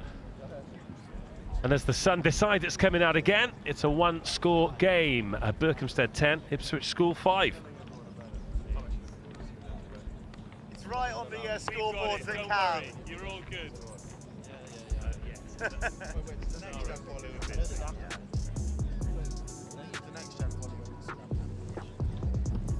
Tap back or overs, okay? So you play as a 3, not as a 1. Good. Come on, let's go. Come on, we want this.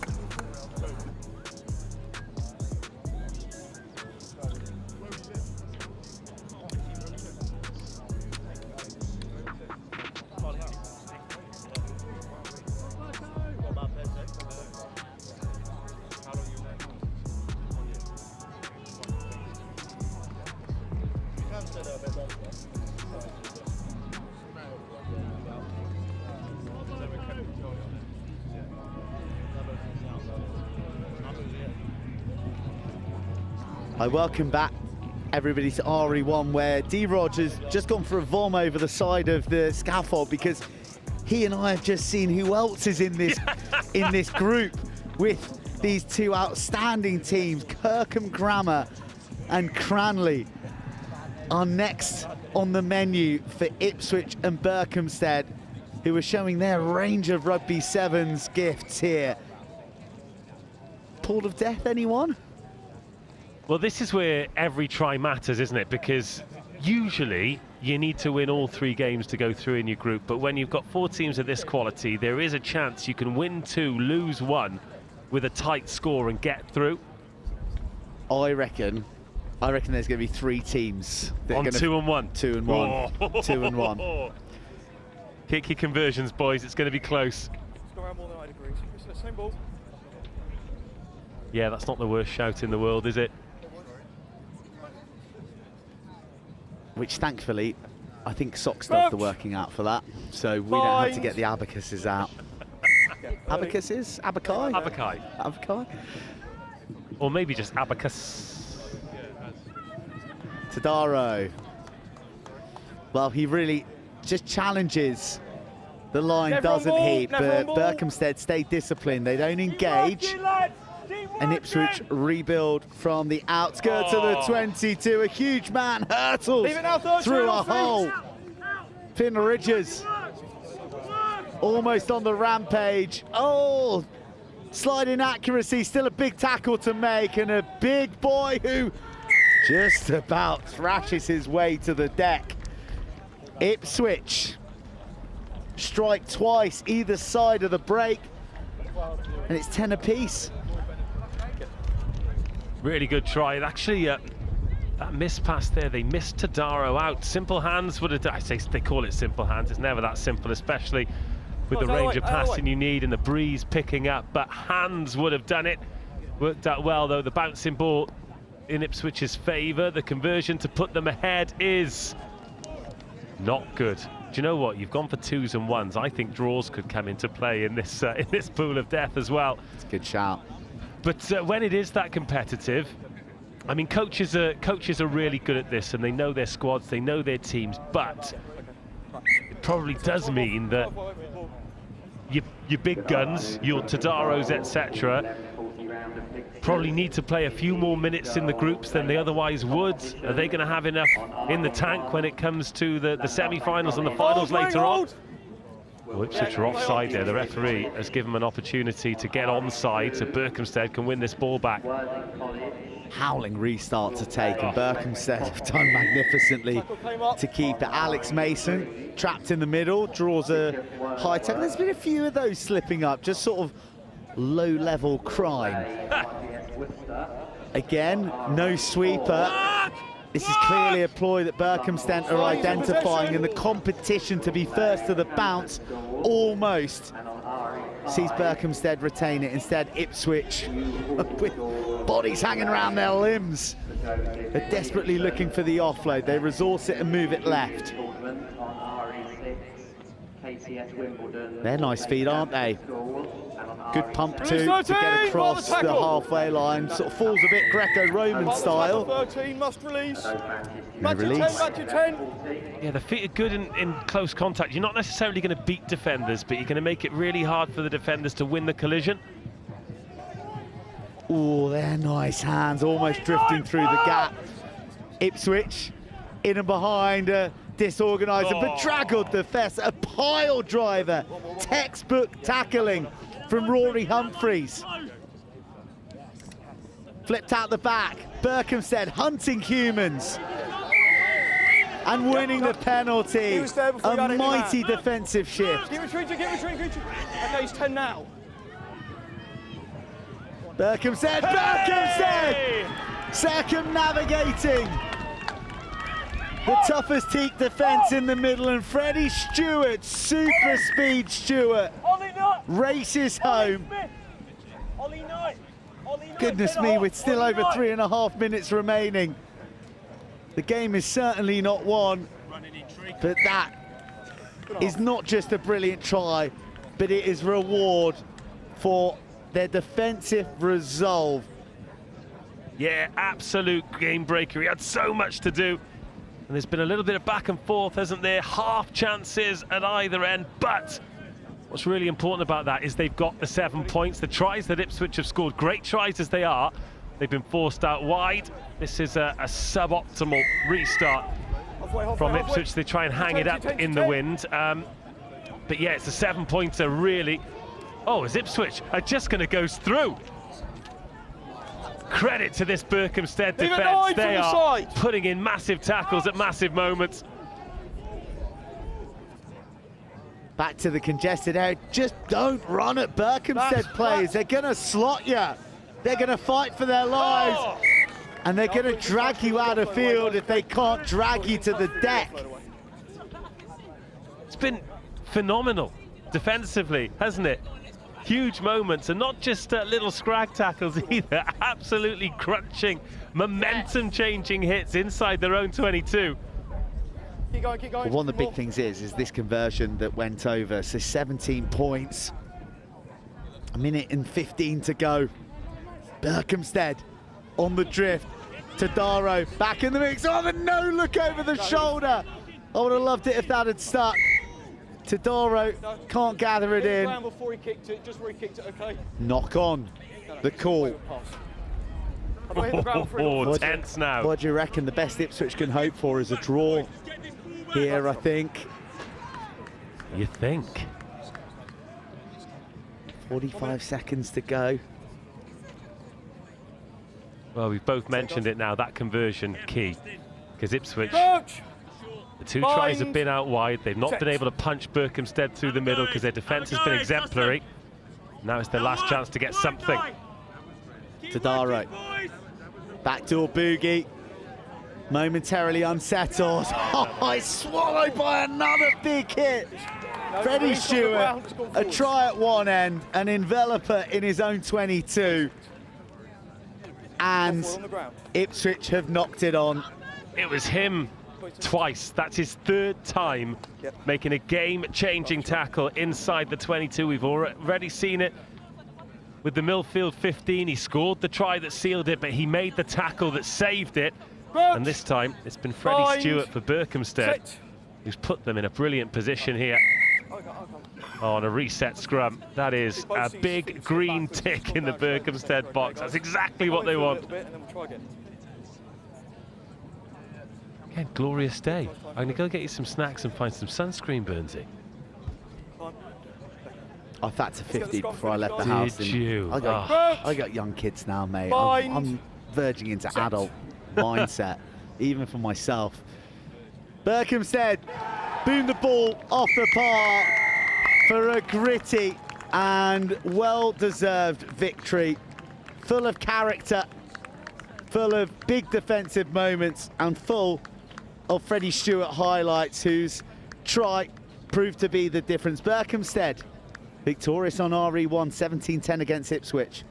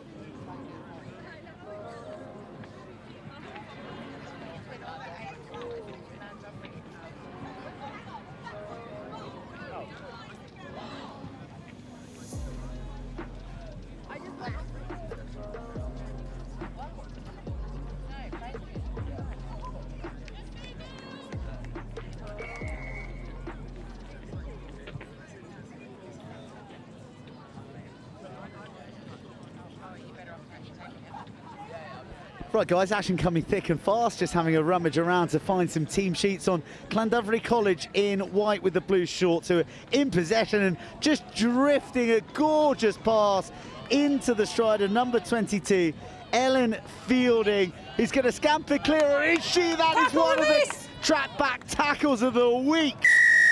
But on the shoulder is Sian Cleaton of the Valley Vixens.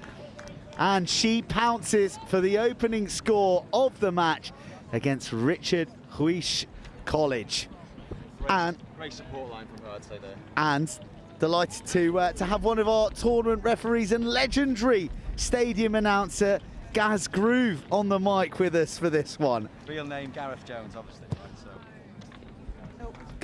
Go by your stage name, Gaz. Go by your stage name. On Instagram as GBJ referee. Yeah, and he will be on the mic at London Welsh next weekend for the promotion party as London Welsh celebrate promotion with their last game of the season against Bracknell. That's Correct, good. That's yes. good knowledge, isn't it? That's amazing. 5th of April, 3 o'clock kickoff. Hope to get 1,000 people there, and we're going to be playing in Natch 2. A fantastic achievement from a club that is rising from the ashes, and also for those of you who are into their music, no doubt the London Welsh men's choir are going to be there as well. It's the last game of the season, they're definitely there. Yeah, so it's a party, and we expect a big crowd, a lot of fun. But look, the sun's out. Well, great game of rugby here. It's 5-0 to Llandovery College, and they're defending really well. There's a knock on there. Right, so Llandovery looking to bounce back from defeat in their opening match against Worthing, who pretty hot stuff, to be honest. Llandovery with the penalty. There's going to be a tap and there's going to be a dart for the line here from the Valley Vixen herself. Well, looked like she may have been held, but gets up, goes some more, and well, one of the first lessons you learn in rugby is play to the whistle. And was she held in the tackle? She wasn't. So Sian Cleaton certainly did so. That's the double for her today already. Look at that.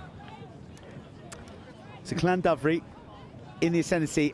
Gaz, love to talk about what it's like to referee at the HOWDEN ROSSLYN Park National School Sevens. So I was available for 3 days, Wednesday, Thursday, Friday, and I was rested for today because they've got young referees, and the talented referees you got here in the tournament is unbelievable. You have Championship referees, Nat 1 referees, Nat 2 referees.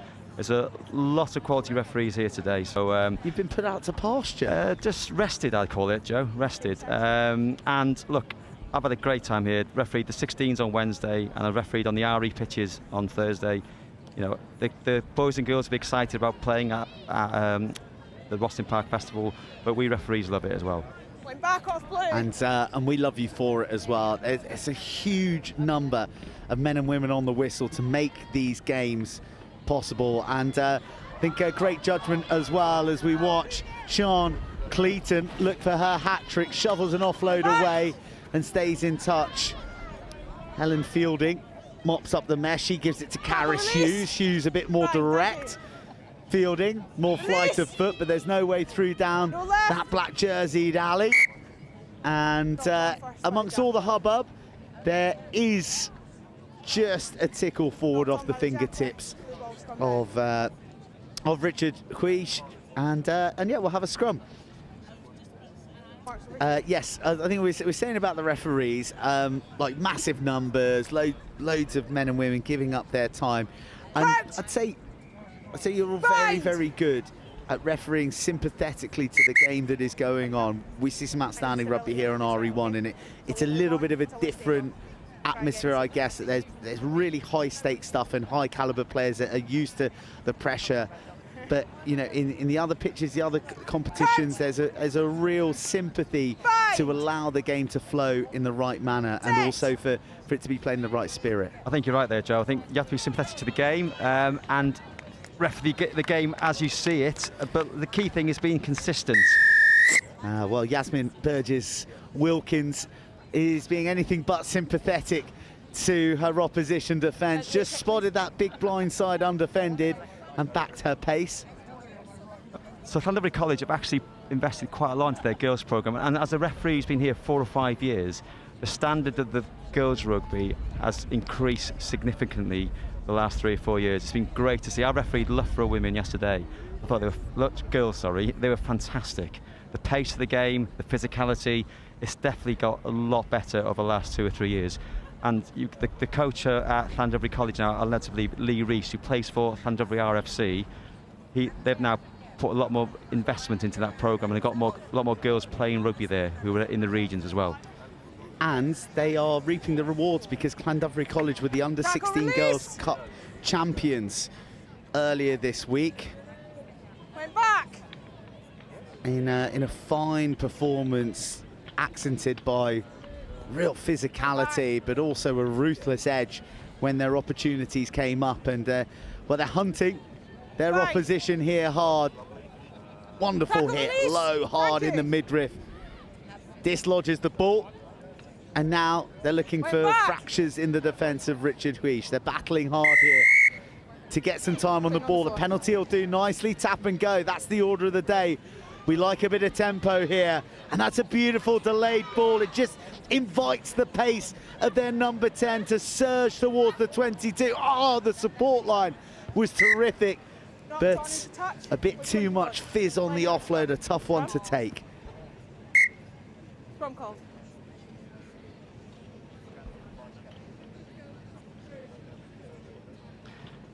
So a player who was playing for Llandovery College last year started for Wales women in the front row the last week against Scotland, Maisie Davis. So that's where that's where this journey can take some of these girls. Do you know what I mean? Yeah, there's no shortage of future internationals on show, is there? And we've got more women. That's a nice bit of skill, that. More girls than ever playing in the tournament, in excess of 2,500 of the over 15,000 players that are taking to these hallowed blades of grass this week are girls, and there's never been more. And they are playing up here on RE1 Llandovery College. A tall task for Richard Huish from Somerset, but 7 minutes to turn it around. Right, Gaz, as we've got you up here, we'll have a bit more of a chat about the refereeing. Sort of what are some of the conversations that you all have together? What are some of the things you're looking for when you approach these matches in this week of competition? It depends what age group, as you said earlier, you're refereeing. As opposed to a lot of us all referees 15s as well, obviously, right? So the key thing for us as referees in 7s is you have no time, you see it, you give it. No advantage, that's an offence, blow your whistle, penalty. I like that. Get on with the game. I like the pace of the refereeing in the game in 7s. Whereas in 15s, you've got to sort of, what's going to evolve from this situation? That's an advantage. Let's see what happens. I'm thinking, blow my whistle. Here, see it, give it. They've got to go back 10. Certainly in the under-18s and under-16 cup competitions, you know, if cynical play, card, you've seen the card out quickly, haven't you? But all the top schools know exactly what they're doing, and so if they're lying on the ball 5 metres out, they're in the bin. You know, so and that's what the referee's got to do. You've got to get your card out and manage the game that way. And that's how they're going to be refereed when they become men as well, and when they become women. And I think that step up is key, isn't it? You know, yes, it is school rugby, but this is high caliber. It's elite, Joe. This is elite rugby. Like some of the, there's under-18 internationals here. Some, top schools who invest a lot of money in S&C and coaching. These schools, they all know what they're doing. These girls know what they're doing. Llandovery College with the girls' program, so Richard Huish as well, spend a lot of money on their girls' programs, and you can see that what we see on the pitch.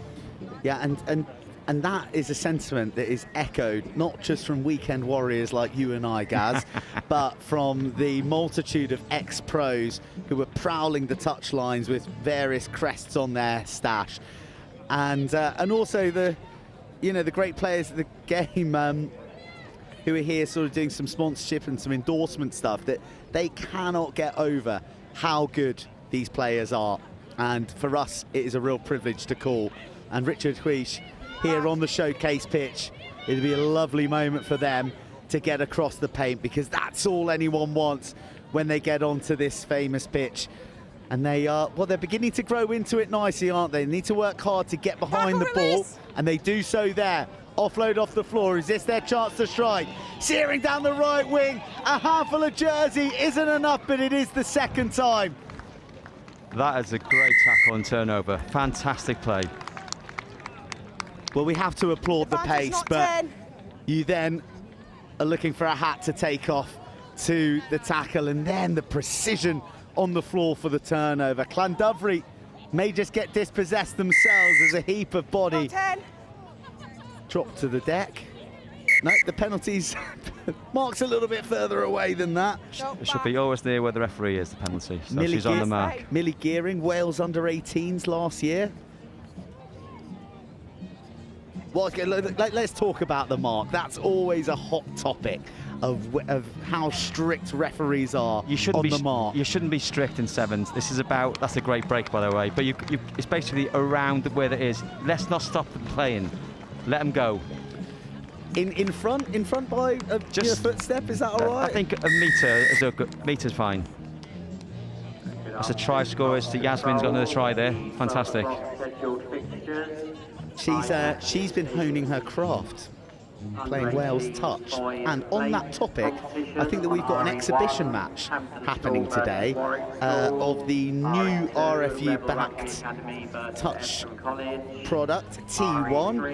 I think a lot of people, mine in your generation, will remember when the O2 touch, the mixed touch leagues that were taking place around the country, which is absolutely awesome in terms of getting the competitive juices flowing, keeping the fitness up, and also connecting with people, and also playing with women. Well, from a guy's perspective, you don't really get to do that, and had some great times playing O2 touch. I think T1 is going to be the next evolution of that. I hope so, because O2 have pulled out of that from the RFU perspective, because they've put the investment into the Red Roses, and they're funding that equally as they fund the men's programme.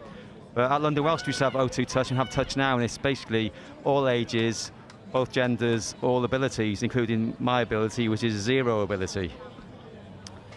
Hey mate, you're talking to a three-time Old Deer Park O2 touch winner here. Hey, not surprised. Set the goose loose, Joe, isn't it? That's what they say. There's a knock on there. I think so. We've got a scrum now to Llandovery. The best thing, you used to get a token for the local pub for a free bowl of chips as well. So I hope that T1 follows in the same vein. I think there's 100 referees in action every day here, at least, and there's a lot of them who've come from, America, Spain, that sort of thing, and they're doing 5 days. That's hard work, that is. Ooh, some tight calves. Some tight calves. It's been a firm, flat deck, hasn't it? We had our first rainfall for just a 15-minute blitz early this morning, and people thinking, oh no, I haven't packed for this. But it's actually softened the ground a little, like nothing that's going to upset the rugby, but maybe a bit more sympathetic, actually. It was needed. Look, I was refereeing on RE3 and RE4 yesterday in the afternoon, and it was like concrete. And you sort of worried for people who were tackling hard into the ground. And as you say, this has softened the ground up, so it should help the players receive less injury, shall we say. Right, Llandovery College are moving the ball around, but they are getting swatted for the pleasure.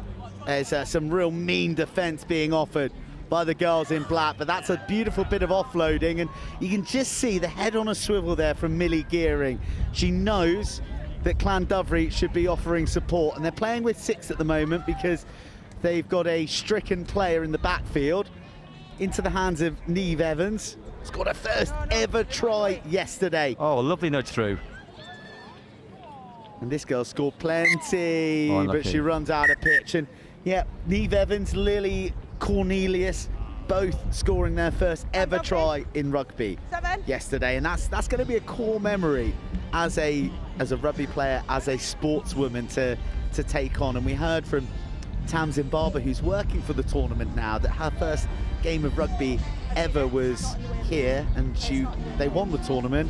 She got player of the tournament. Now she's playing women's Super Rugby in Australia. So that's the journey. I love that stuff. It's so cool. I mean, there's so many stories created here. There are parents of players who've played here years ago, 25, 30 years ago, and just remember playing in it, and they're now supporting their children or their friends' children, and they're absolutely loving it. So which is great to see. Or you could be bang average and become a commentator back here when you or a referee when you get older. There's plenty of different paths to have a say in the game. We'll restart from the line out over there. Hopefully this is just precautionary for a young Llandudno player. London Welsh women's team? Yes, we have a women's team who play in, I think, 4th or 5th tier, so they play against teams like Richmond 2nd, Hamilton, Fulham 2nd. They've had a challenging 2 or 3 years. They're just trying to regroup and then see what happens. I think there's a lot of teams in the area, Joe, and it's challenging to get, I suppose, the player age profile, that sort of thing, to come and join our club. But we're still going. Got a team, and they love their rugby. It's cracking ground. Great. Well, I'd like to go down there on a Thursday for a libation with my kids, because you can let them roam free and they're not going to get into any trouble, and they're always very welcoming down there. I was fortunate enough to have 4 children, but they've all been brought up at the touchline at Old Deer Park watching London Welsh. They've been mascots for the team. They've had a great time. You can watch a great game of community rugby there, or championship as it was when my children were younger, and you could have a couple of pints and they're running around having a great time, which is what Saturdays are for. Yeah, and everyone else looks after them for you as well. That helps as well. I've got a couple of stories about that, but not on here. Good place to raise your kids, a rugby club, that's for sure. And it's a good place to bring them down to as well this week. Day 5, the last day of action at the HOWDEN ROSSLYN Park. National School Sevens, very much a family affair. There's a lot of love on the touchline. And Richard Huisha just looking to find a way across the line here. Llandudno have seen one of their players hobble off injured, so hopefully nothing too severe in the matches to come. They've got, well, an all-Welsh derby, Coleg Gwent Crosskeys. Well pronounced. Well done, Joe. Your pronunciation of Welsh schools this week have been fantastic. It's been a bit turbulent. Up and down. Actually, but I'm getting there. I'm getting there. The Welsh teams have shown up well. Welsh teams. They have. There are none in the Boys' Cup, unfortunately, but look, you know, that's where it's gone this year. Some tough draws for some of the Welsh schools and colleges this year. But it's a very tough competition in that Boys' Cup, as this is as well for some of the schools. Yes, I think you only have to look at how many international rugby players in the UK have played in this competition and never won it to know quite how difficult it is and what an achievement is to be victorious at the School Sevens.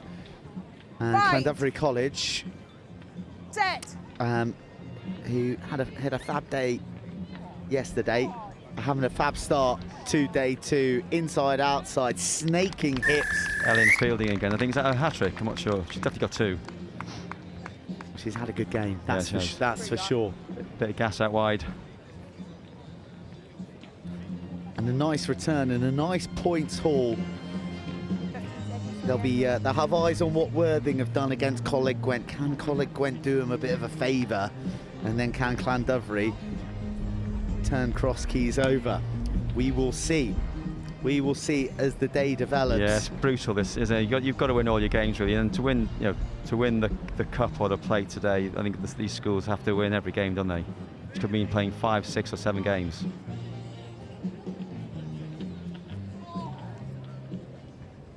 Tell you what, when the sun's out here, it's not a bad place, is it, up here in the gantry? There are worse ways to spend a Friday, Gareth. Yeah, work. Yeah, I have been encouraging people to work from home, in inverted commas. It's quite difficult to work from home when you guys are on YouTube. You and Dave on here, I was watching this to you on RE1 on Monday.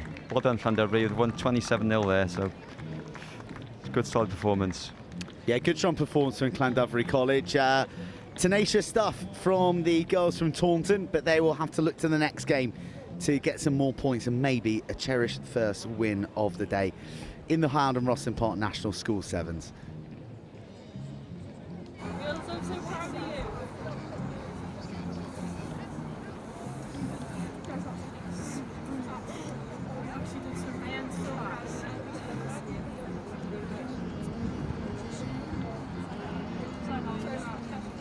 Ready? Ready? 3, 2, 1, go!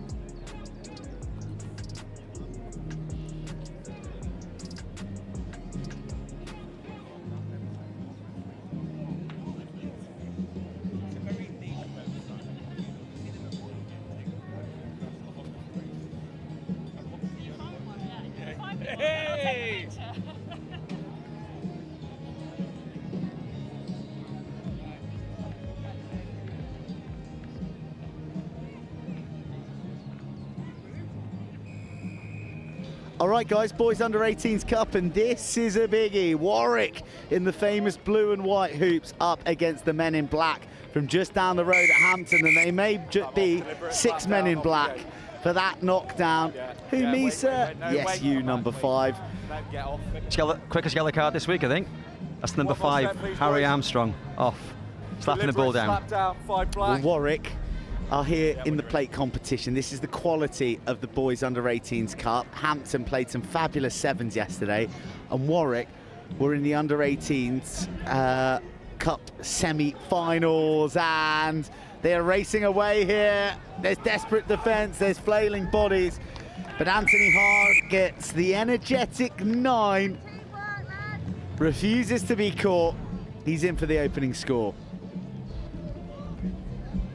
Yeah, Warwick, oh goodness me, they were involved in an unbelievable semi-final against Queggs Wakefield that went down to the wire, Queggs prevailing, and then in turn them going down to Harrow. It was a fabulous day at Aylesbury, and well, can they get some silverware here at Rosslyn Park?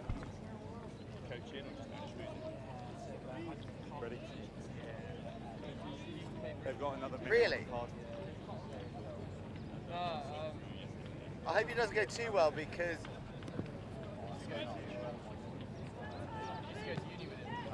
knock-on advantage. Hampton collects. There's a real tussle out there on the touchline, and yeah, we'll get a scrum. Still down to 6 Hampton. Real tough, real tough.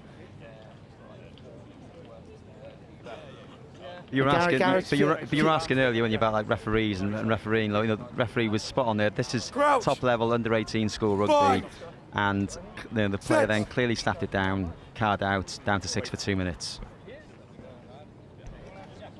I have to say that there's been no disagreements like with the referees on the pitch as well. All the boys and girls just take their medicine. You have to. It's been exemplary. You get marched back 10, or might get another yellow card out. Do you know what I mean? So they've got to keep the ball now, Hampton. Otherwise, you know, when they've only got 6 players, you know, they're going to get turned over now. Well, they keep the ball in their hands a little bit too tightly, don't they? Holding on the floor. Yeah. That's a bit too literal, that, wasn't it? Yeah.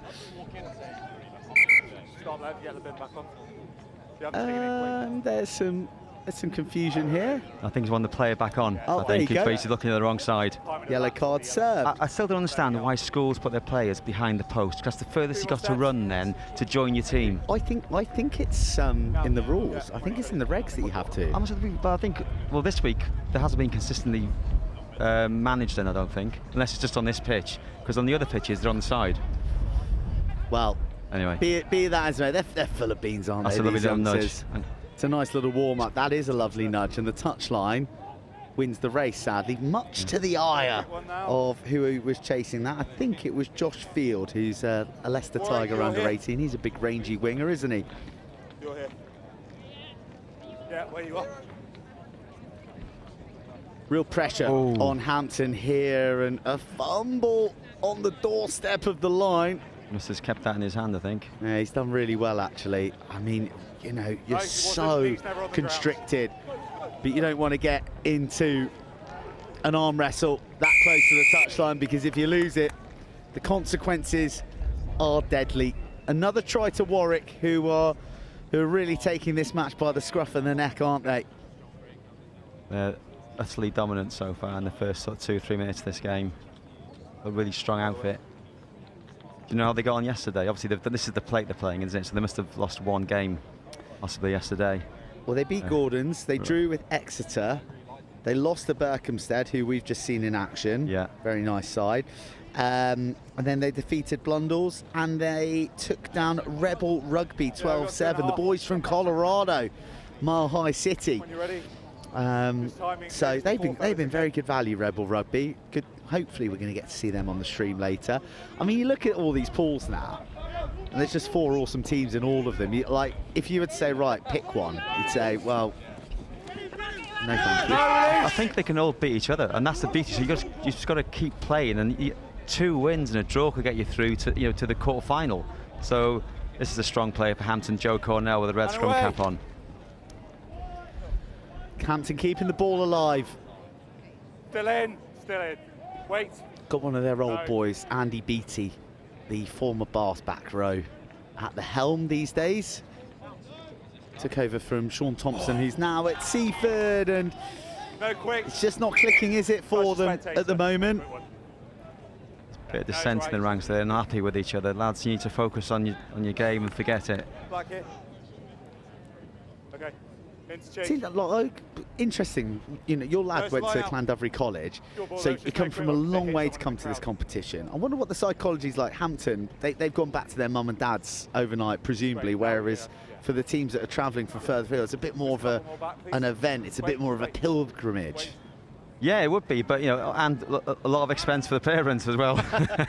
More expense for the parents. More economical for the Hampton lads. It would be, yeah. But I think they're all going to the Sedbergh 10s, I think, which is happening on Sunday, Monday, aren't they? I think so, a lot of the schools as well. So there's it's just a bit of a fun week for these boys, isn't it? Playing rugby. Outstanding week and outstanding rugby. Will Payton at full extension, the Leicester Tiger, bearing his attacking claws and gently caressing the ball down. They've put a lot of pressure on Hampton. Hampton haven't got out of their half in this game so far. Very physical team. We had 2 tacklers lying on the wrong side, boys, before he went over. We've got 30 seconds. Hampton won their first game today, 12-7, didn't they? Which is pretty good going, as you said. So maybe they can afford a blip. This is going to be a blip for them.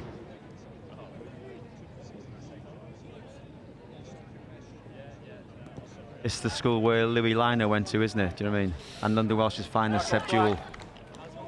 It is, and Jamie Benson as well. Jamie Benson. Oh, did you see that last weekend? Yeah, his performance. He's here on the touchline as well. He's here on the touchline.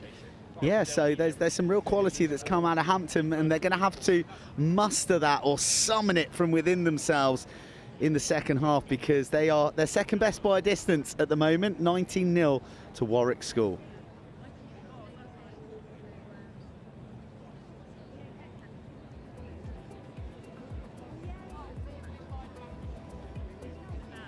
Next job mentality, okay? We've got a good fucking first half, good point lead. Let's now focus on the next job, okay? And keep going. Keep your mind clear and keep going. That cut against the grain is working really nicely, okay? So second receiver off, okay? Work that cut underneath, okay? It means we either burn on the outside or we make ground through the middle, okay? We saw it.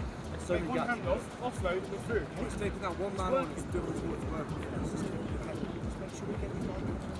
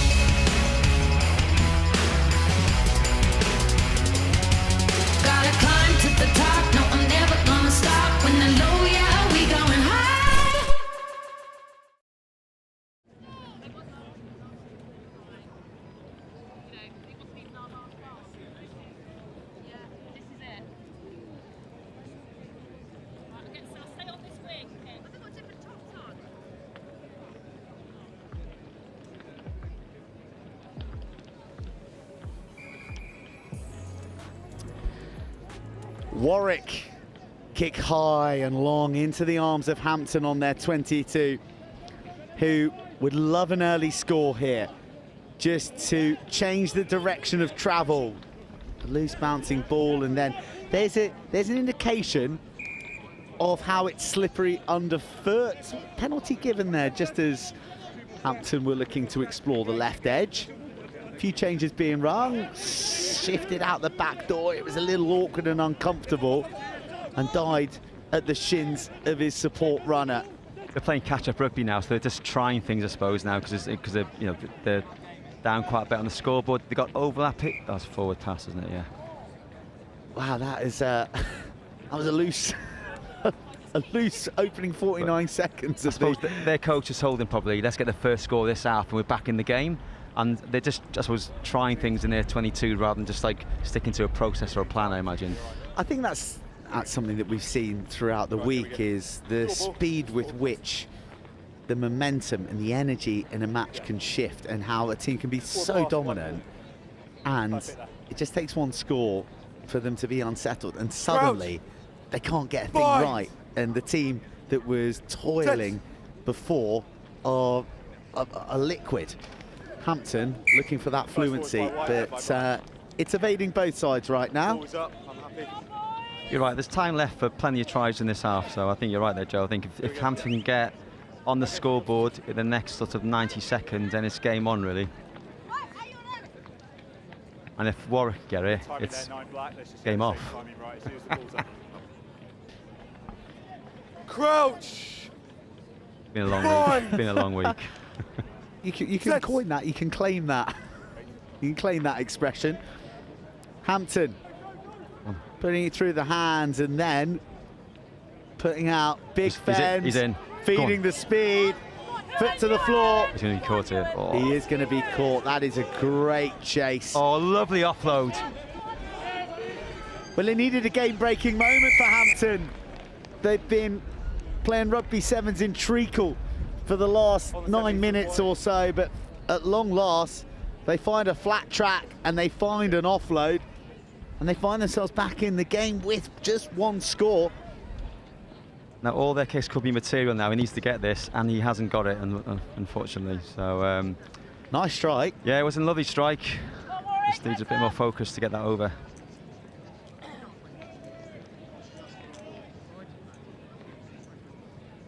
I'll tell you what I've noticed a lot over the last 2 or 3 years, how much better the restarts have got. You know, I mean, some, you know, I've refereed some schools, and they were world class at getting it back. Look at that now, that's lovely, that. Who wants to be under that brave young man? Number 6, Felix Henry. A back row jackling machine in 15s. But Fort Knox on a restart in 7s. I don't know what Warwick school are feeding their players, but pound for pound, they look a lot stronger, don't they, in their bodies than the Hampton boys. There's probably too much salads at Hampton, I reckon. Still in. Well last. Nice feet. There's a composed coolness to the way that Warwick are looking to work Hampton out. Almost an intercept, but instead the defence jagged now and looking tired and a little forlorn as the big number 13, Ewan Caven, the first 15 captain, pirouettes his way to the paint.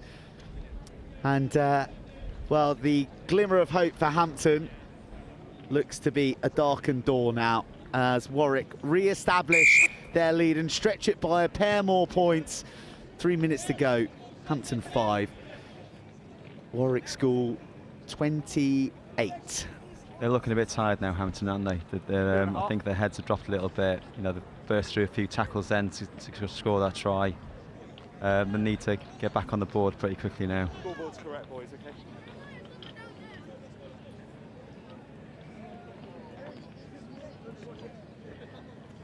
Timing. You commentating tomorrow, Joe, or is it a family day for you?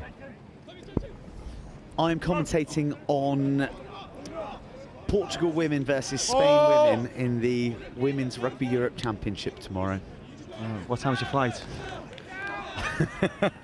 Well, spoiler alert, the commentary will be coming from just up the road from your club, from my office. Lovely a stuff. remote commentary, I dread to lift the curtain on the magic of commentary, but a lot of commentaries are done remotely these days. And yes, sadly, I won't be hopping on a flight to Lisbon, which would be lovely, actually. You boys, you boys have done, you and Dave, 5 days here, you know, 8-hour shift? Wait. Yeah, they're pretty long stretches. Yeah. Well, D-Rog will be commentating Ospreys v Scarlets in the URC tomorrow. So that's a nice one for him. Lovely hands. Oh, that's beautiful hands, isn't it? Oh, how on earth Did he squeeze that away? Miraculous, but deft to a T. The number 10, Tom Jennings, who's been involved with Coventry Academy. Jotted down on my notes here, silky player and living up to the billing. He did well not to pass that forward then when he came out of his hand. Did really well. Tell you what, they play some nice rugby at Coventry in the Championship. Alex Ray has got that club purring, and big crowds as well. Very big crowds. Yeah, like 3,000 there, don't they? It's great. It's a great league. I've always loved that league, I must admit. It should be celebrated more, Championship rugby. I think I might go and watch London Scottish tomorrow, because there's no game for London Welsh. I'm not refereeing, because there's not many games out in community rugby this weekend. So I go and watch London Scottish play, I think. Why not? I think playing Doncaster, I believe. Doncaster just beat Ealing. Just did the double over them in the league, actually. Lot of young lads who would have played on these pitches playing for Donny. And if you ever get to go to Donny, you have to have the cow pie. The cow pie is unbelievable. Oh, lovely soft hands out. Hampton. A shame we haven't got a team sheet for Hampton, because these boys deserve a bit of a name drop with like silky hands like that. Yeah, they're looking for a late burst. Here's Harry Armstrong. I know this fella because he's a London Welsh boy. And just offers the ball off the deck. Quick recycle. That's what you want. You want lightning quick ball so that defences can't resettle, especially if they're as big as Warwick's.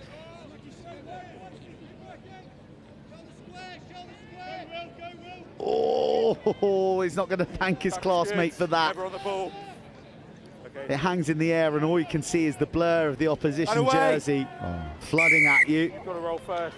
Hands in the rut, no rolling away. Messy ends. Got to roll first. Deep into the red. Playing for pride. Well, points difference could make a difference in the league, you see, couldn't it, really? You never know. Accidental knock-on in the channel. That draws to a close here. A match that Warwick were always in command of. Hampton, valiant, but Hampton second best. They go down 31-5 to Warwick. And Gareth, an absolute pleasure to share the last couple of games with you. Thanks for the company, and also thank you to all of the referees from this week at the HOWDEN ROSSLYN Park National School Sevens. No problem, we enjoy it. Thank you very much.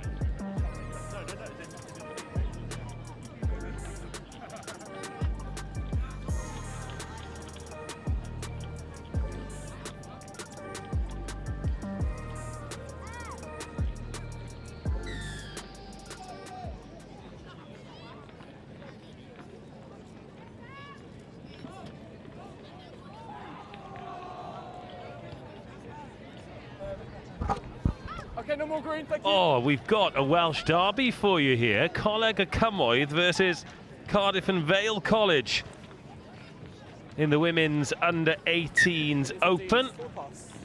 They could have probably shared a bus together, but I doubt they did.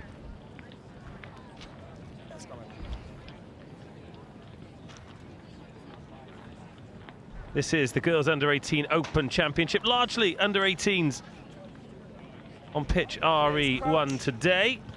Bind. Scrabbling around for some team sheets. I've got Cardiff and Vale College, Cavac, they're known as. Got under-18s in the boys and girls. Oh, that is a lovely looping pass. Didn't quite put the hammer down and back the pace, though. That is because there is space all over the pitch, and this is A brilliant effort for a brilliant score. Oh, it's all well and good seeing the space, but then finding it is something completely different. Fantastic opening score by a Coleg Cymoedd. And they take a 5-0 lead.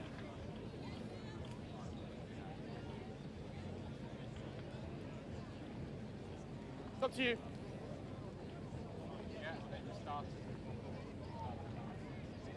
But you have got 15 seconds. But you was perfect.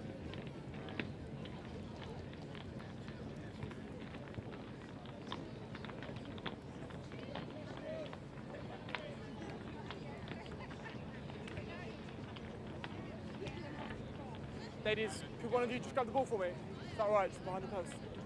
Oh, you got the coach going.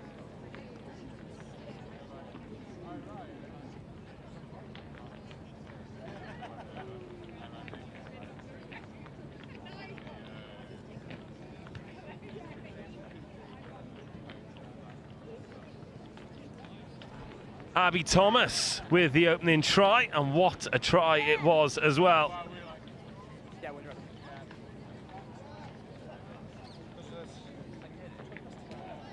And Cardiff and Vale College looking to get straight back. Tackle, green release.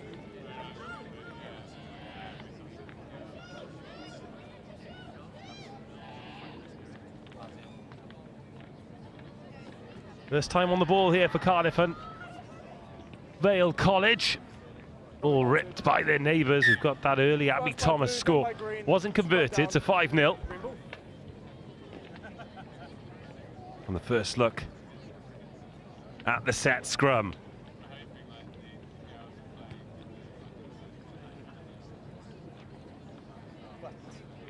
Crouch. Bind. Set.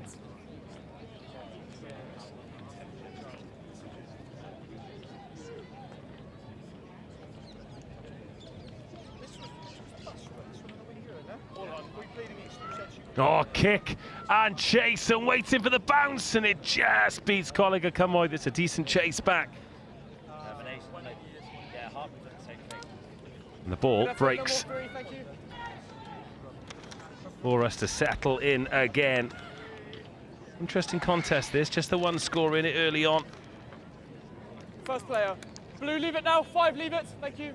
In this one, Backwards. 4 minutes of the opening 7-minute half. Coleg Cymoedd. Ooh, Abby Thomas getting the opening score, and they're going for it again here. Suggestion of a forward pass. Referee says no. Cardiff and Vale College struggling to deal with this offloading game for Coleg Cymoedd.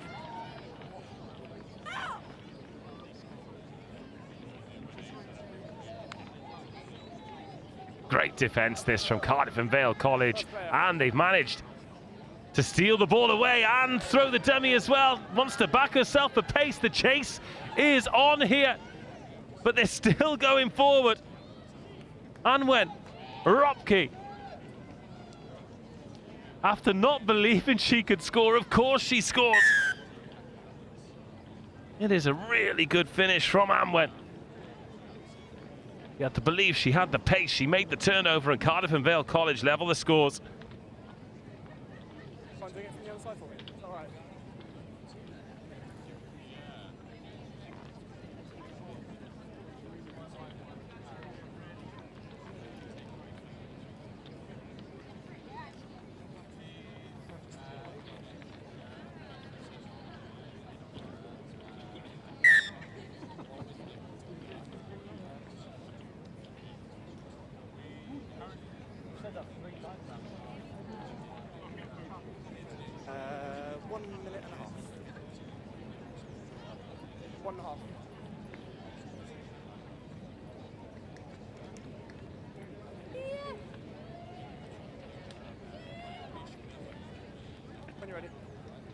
All right, Capital Derby, love that restart as well. Drilled it low, but a lovely pick up off the toes and a collision that Freya Inkpen gets the shoulder into. Good tackle by Lily Corions, and a knock-on spotted.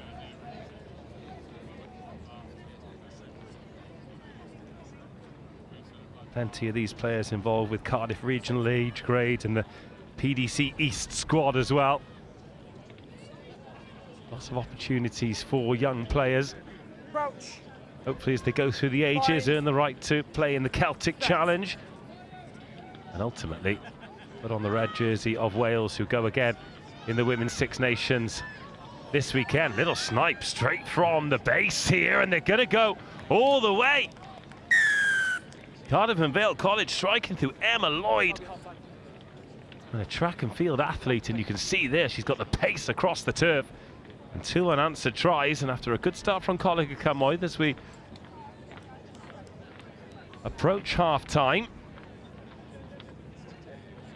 Cardiff and Vale College, who will lead, and the important conversion as well. That makes it a 2-score difference. 14-5 at the break.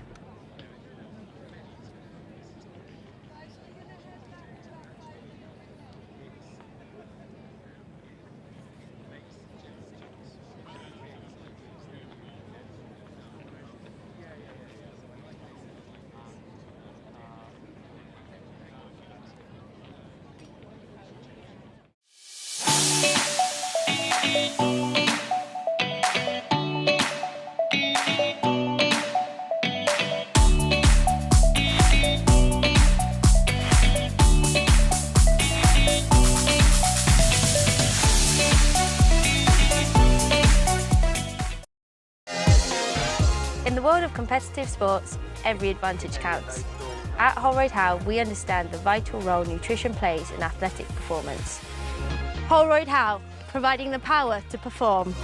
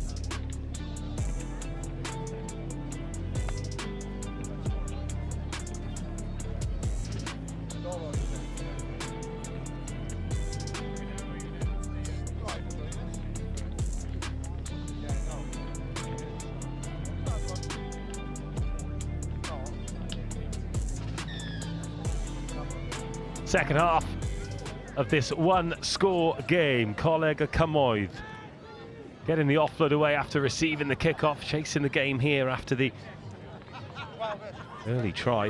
What a try it was as well from Abby Thomas. They've not really found a way to get her on the ball since. Here goes Maddie Evans. Oh, backwards, says the referee. Yeah, good decision that. It comes of Cardiff and Vale College, and a handful of jersey stifles the first wave of attack, but then Lily Corrihons takes it to ground. She has been busy and active. Lovely little switch pass there, just to find Caroline Jones. RE2 Ipswich School versus Turtle Grammar School. RE3 first minute of the second half. Received by Emma Lloyd. Check back from Ria Cavell. And Cavell has found her way through. She has wriggled and powered and extended the lead. She is one of the players who's playing age grade rugby for Cardiff and showing us exactly why they're Ria Cavell. Those matches are due at 12:40. Conversion to come. Oh, 19 points to 5. This a very, very handy lead now for Cardiff and Vale College. That one's gone under the crossbar. No points for that one. Look how much work Cavell had to do here. Takes it, static. Didn't look like there was some space there, but catch the tackler by surprise. A little bit too upright. It is try time. You've got 5 to go. Tough ask now for Colliger Cummoith. Let the ball bounce. Good catch. Decent chase. Appealing for the forward pass. Referee having absolutely none of it, but the offload goes into touch. Oh, as the sun comes out again, they are changeable conditions, but when they are good, they are really, really good here on pitch RE1. We just need someone in the channel for me. Perfect, thank you.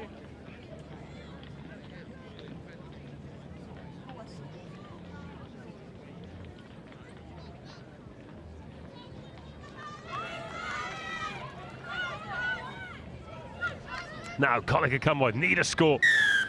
Playing the 9. Tackling without the ball. Playing the 9.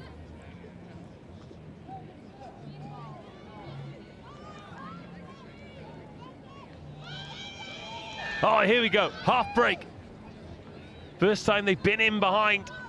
And this fast pitch, one more pass could do it, or the dummy might do it too. Oh, just didn't quite work out for Livy Kurapatwa. And the opportunity goes, 19-5 still. But signs of life here for Colliger Cummoith, and still time on the clock as well. Coming up to 3.5 minutes, the halfway point. But we've seen crazy things happen in this amount of time here at the National School Sevens, Howden. Crouch. Roslyn Park. Bind. Again, beautiful vista on this last day. Rugby as far as the eye can see, and a little bit further as well. Big challenge at scrum time. Oh, direct, to say the least. Stay on green. That carry sets up the chance to exit for Cardiff and Vale College. A little fumble of the ball.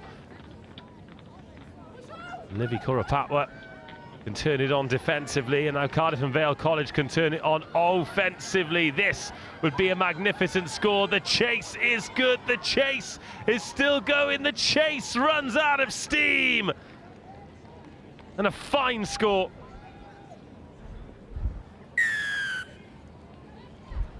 Emma Lloyd dots it down after covering just about every blade of grass over there on the far side. A spirited chase, but Lloyd has probably put the nail in the Colliger Cummoith coffin there.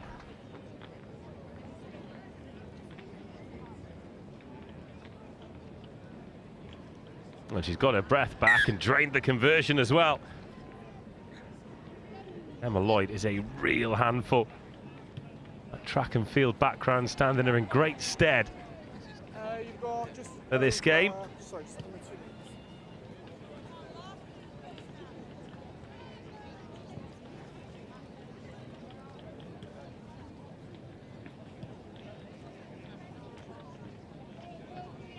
Time is off for changes.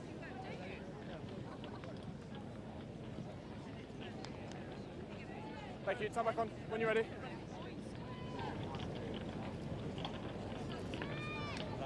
Let's go, please. Another low kick straight down the throat and a good take, and this will be a nice direct carry. Alicia Taylor trying to create a platform. Oh, what a turnover. Oh, the referee has said it's illegal. And he's in a great position as well. Good referee, has been covering this great tournament for a few years.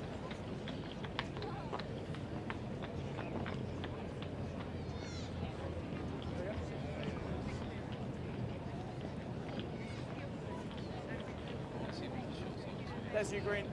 Into the last minute of the game then. Cardiff and Vale College looking good for the win. It's been a really good performance actually. 4 unanswered tries since conceding first. Thank you. Time absolutely flying by too. We're back into the boys under 18s Cup next, into Group B, the group of death.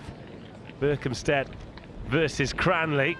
But before that, going to put this one to a close, and let's see if there's another try in this for these youngsters from Cardiff and Vale College, who have been good for their victory here. 4 really impressive tries. They're a bit narrow, a lot of players committed to that breakdown, but that does mean there's space out wide.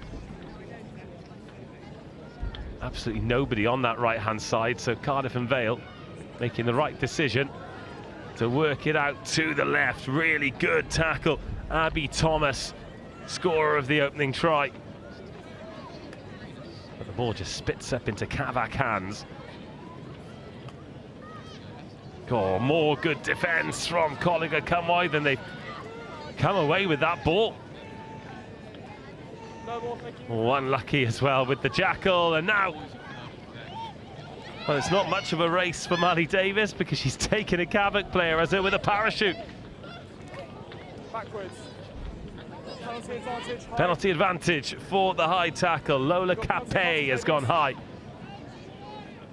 This will be the last action of this game. You can't end on a penalty, so it'll be another chance for Colliger Cumway.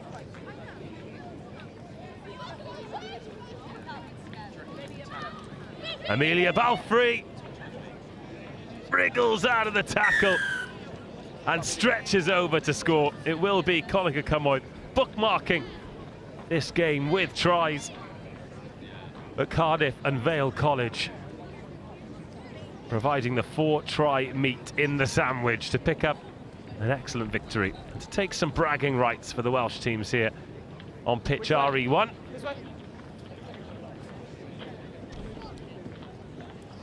That's the game. You've got 10 seconds on the kick.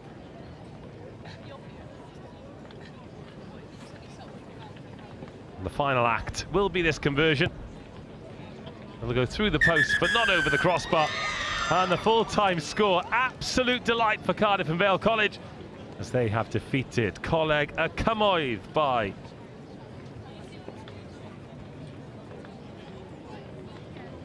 26 points to 10.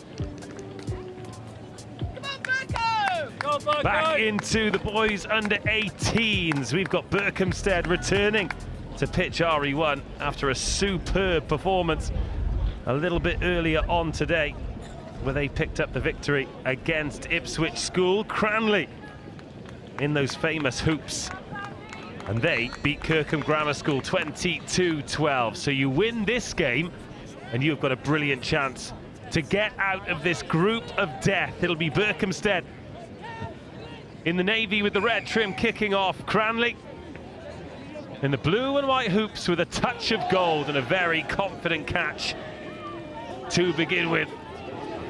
Those gold numbers. Henry Pryor getting on his bike, having taken that kickoff initially long and rangy, and some immediate pace on the game. Berkhamsted was so rugged and dogged in defence, but they've slipped off a tackle there. It's Alex Washington, part of the plate-winning team in 2023. Washington whipped out. They're already working it from right to left, using every blade, but a few too many blades. And that defensive effort applauded by the Berkhamsted boys. Cranley fans making a racket over there, banging on the boards. The atmosphere, sensational. And that little bit of extra noise just adds a little bit of extra energy as well. That's a nice line-out ball taken off the top by Nye Lewis. And with no sweeper in behind, there's a 50-50 ball here, and well taken. Over the shoulder, under pressure from Nye Lewis. And then the long presentation, Berkhamsted making a mess of the breakdown, and they can come away with it. They've opted for the kick again. Calling on the chasers to give it some. Logan Parry-Kilby's there, but now half a break. Tommy Treadwell snuffs out the threat for now. Now Cranley, all about trying to get in behind, trying to create the opportunity. Not now, Blue. Berkhamsted, they're a dangerous team. They're not the quickest team, but they play with such nous. And they make these kinds of tackles. They find a way, but a nice release and a pick-up, and Henry Pryor. An early thorn in the side of Berkhamsted. Release! No. As Cranley make their way into the Berkhamsted half for the first time in the match, coming up to 2 minutes. Ball in play time here, and slipping away is Cam Ward. Can he find a pass? No, he can't. He's brought to ground by Lorcan Farrell. Range of passing here, still 2 outside here for Cranley. If they need them, the final ball is a good one. The finish is better. And Cranley opened the scoring. Much to the joy of those who've made the short journey.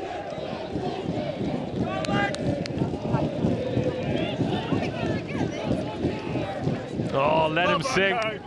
Sounds good, doesn't it?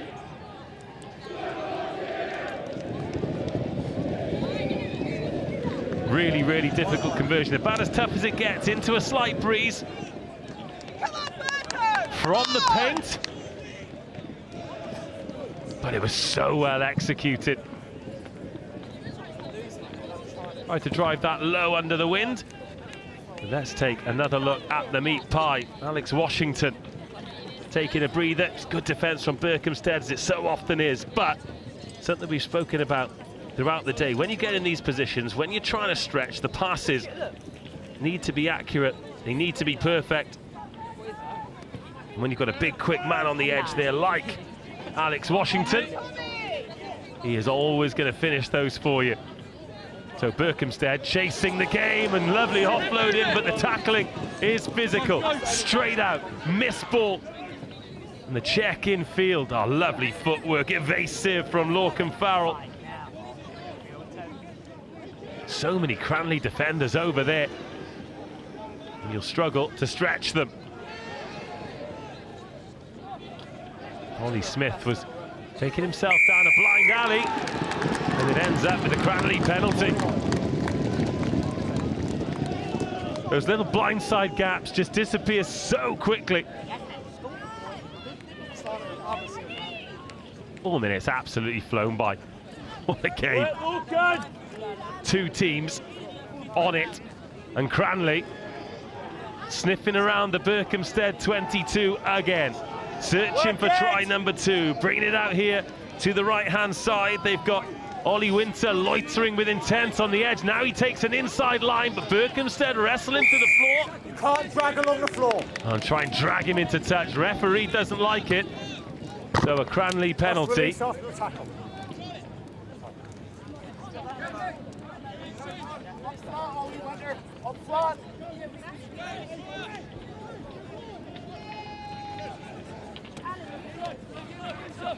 Another big effort from big Alex Washington leads to a big score.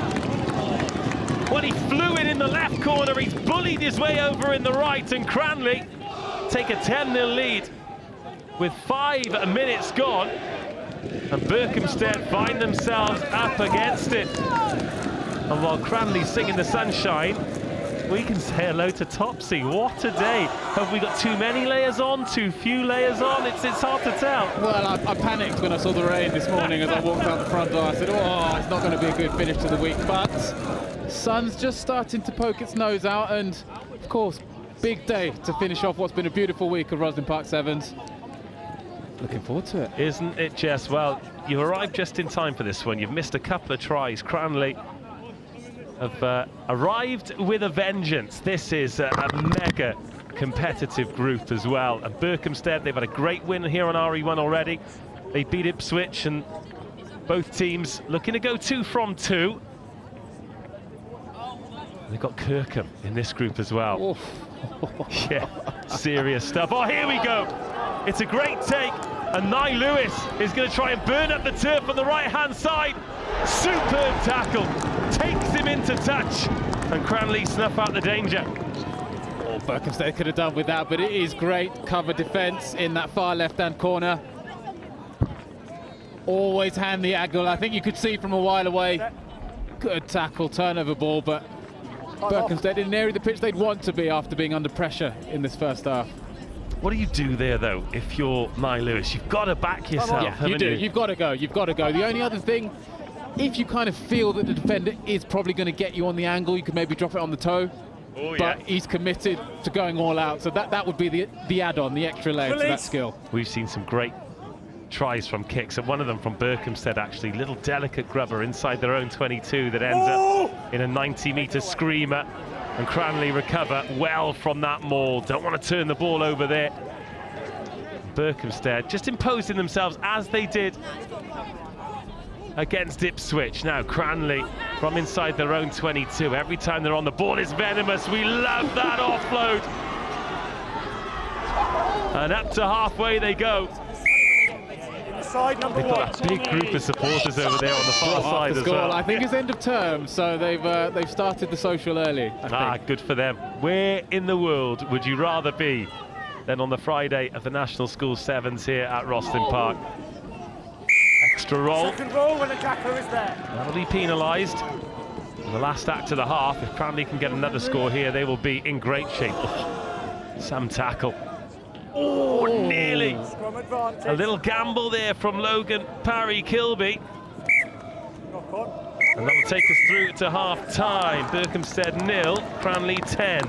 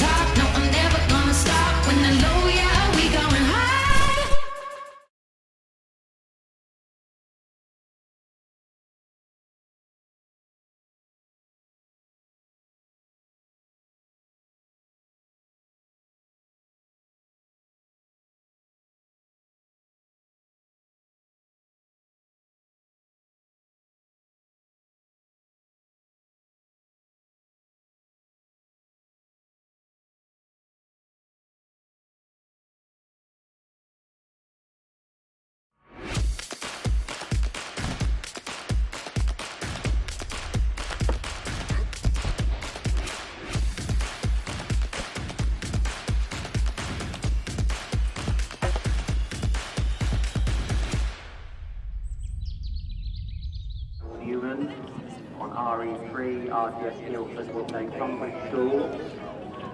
Second half underway. Cranley going deep, inviting Berkhamsted on, and they've kept the sheets clean so far.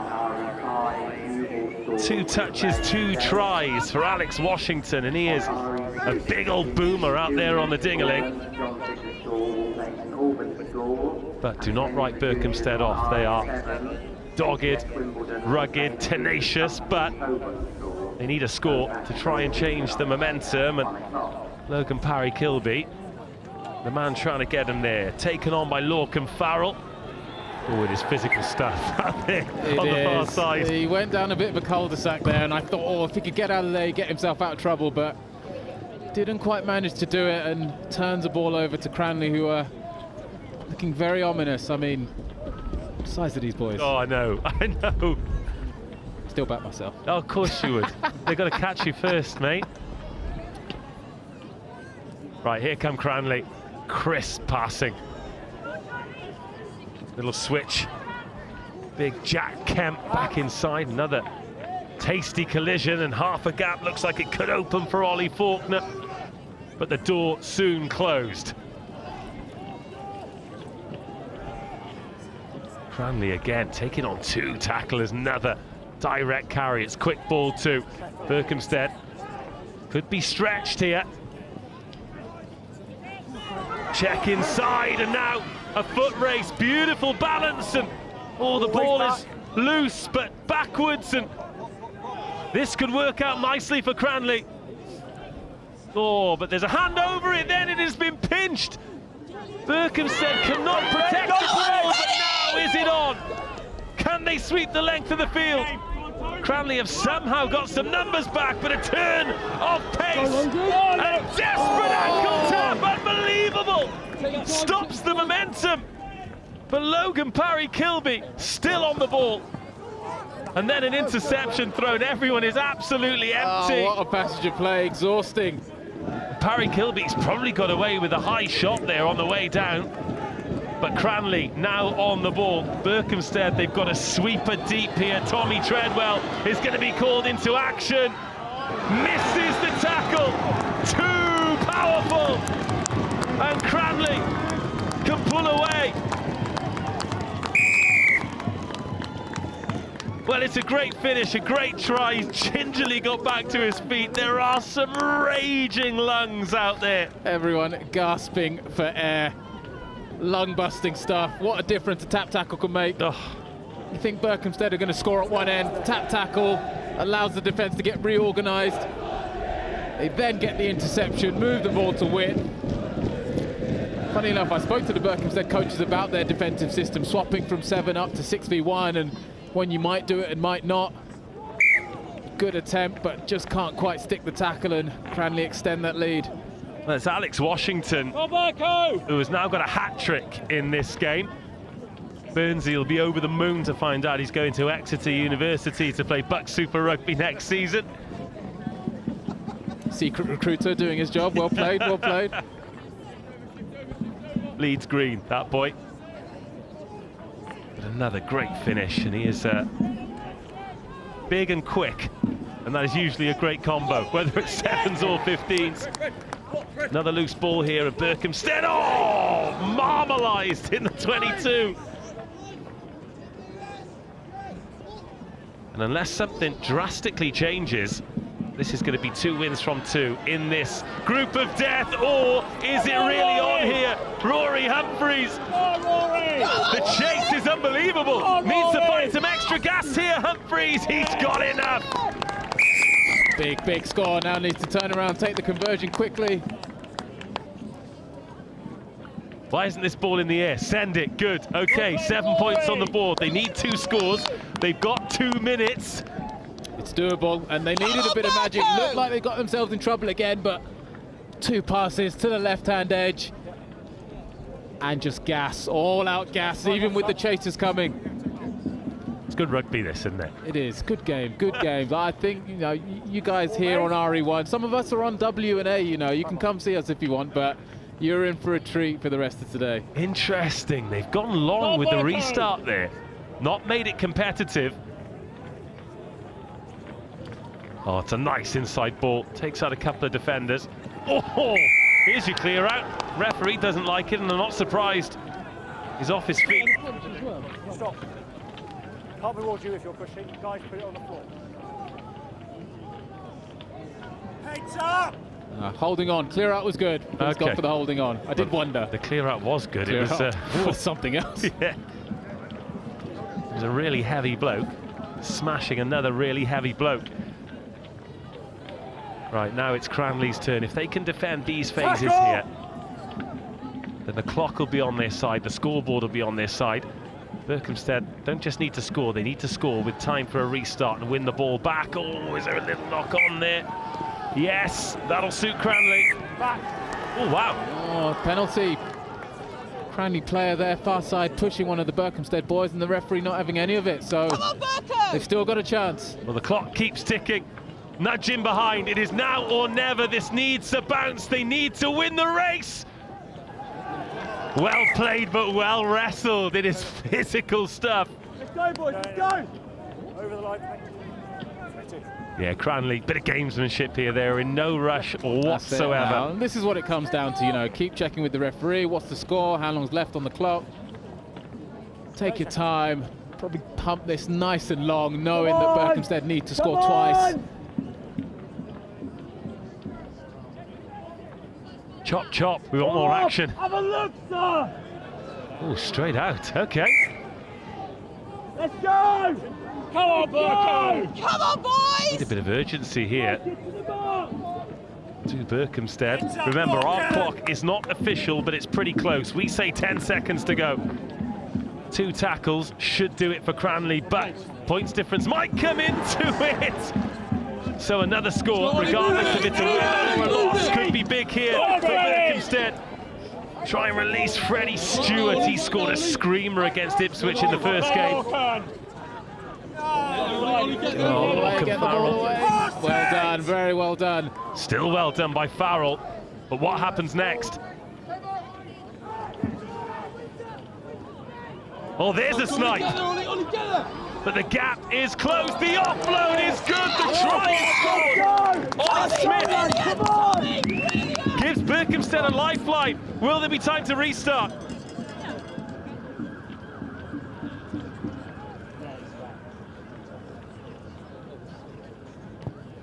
Lucky, Austin.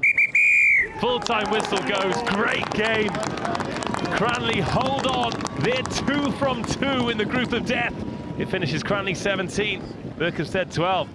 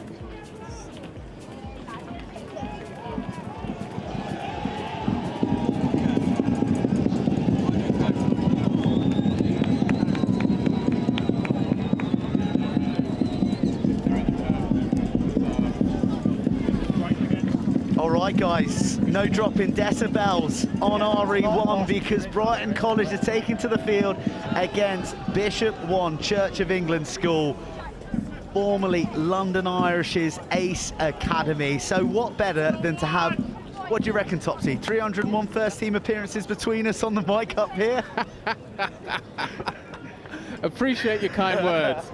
Hey, it's never too late, you know. The Phoenix is rising, so I've heard. So. Yeah, they may need a 40-year-old back row who was never any good when he has half those years on the clock. But this is a big game. Brighton College, who come so close across so many years, but been denied one of the epic finals a couple of years back in the mud and the sludge against Harrow, against Bishop 1, who've taken down Wellington in their opener. Brighton accounted for Cardinal Newman Sussex, so this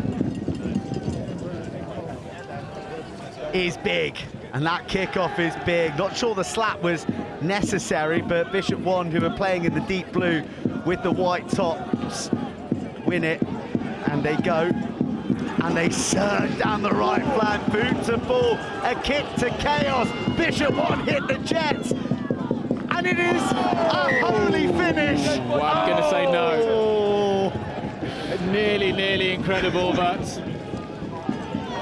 definitely a bit of separation between hand and ball. But what a start this would have been, what a finish this would have been. High bounce, oh, ball just over the line. But They don't have to wait long for the opening points of the match. Bishop 1 strike. Smart play. All happened so quickly, you blinked and you probably missed what happened, but Brighton looking to set up for the 22 dropout, getting their detail wrong. Bishop 1 profiting, maximum points with the 7 as well.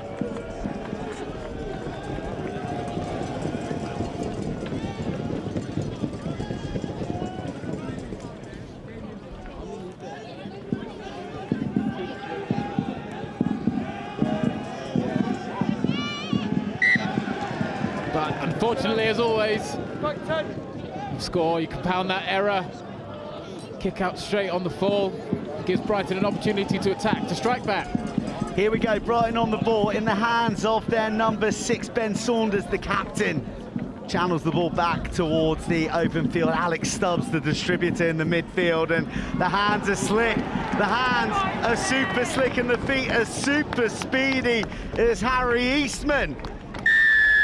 Leeds Bishop 1, chasing vapours, and a quick fire response from the men from the South Coast. Tell you what, the game continues at this pace. I think we're in for a cracker. I mean, you and D-Rod have probably covered it. How exceptional is the all-round quality in the Under-18 Boys Cup? It's brilliant. It's really, really high. And, you know, you look at the 2 teams we've got on display in front of us, the 2 we've had previously, like the quality is through the roof. And, I mean, good luck picking a winner out of all of these strong contenders. Great stuff all across the grounds. It's been such a good week, such a good week.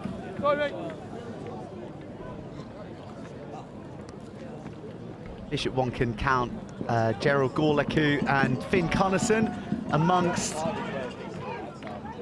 their ranks, who going to be fully fledged Harlequin Senior Academy players as of next season. Oh, and I tell you what, there's ballers left, right and centre, isn't there? Beautiful hands as it zipped out by Finn Keelaker. Now Patience in retreat. Brighton looking to shut down the options. Bouncing feet from Albert Mildenhall. Gets trapped, almost isolated. It's really interesting, this cat and mouse, isn't it? Brighton 6 up with 1 sweeper. So the onus is on Bishop 1 to kind of move them left and right, find someone who's over chasing or not working as hard on the inside defence, keeping the ball alive well. So as much as it sounds like Brighton have the home support, Bishop 1 doing some really good work with the ball in hand. Oh, that's exceptional off the floor, just picking the Brighton lock. And they continue to probe down that short side. Oh, the signal went from McDonough to go aerial. Instead, they go whip on the big frame of Henry Baggs, the Canadian monster. But he's the one who gets monstered, albeit illegally so. Penalty to Bishop 1. Yeah, Brighton player just interfering with the ball on the floor. And as well as they're defending, you're now getting to that passage where it is exhausting. Someone might get lazy.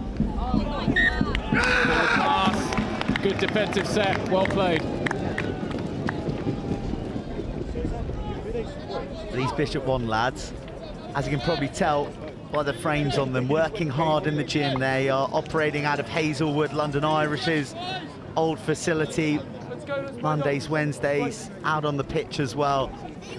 And Brighton have so much pedigree. The school who gave us the gift of Marcus Smith as a young lad, but it's a new generation of Brighton College magician, almost casting a spell down the right-hand side, finds the offload. It's physical stuff from Captain Ben Saunders, who refuses to go down. So many numbers out left. If the hands can do the work, the whip being held, the pass being delivered. And Dylan Moss doesn't have to break stride as he careers into the left-hand corner and snatches the lead. Oh, you just asked me about the quality of the skills on display, and no better example.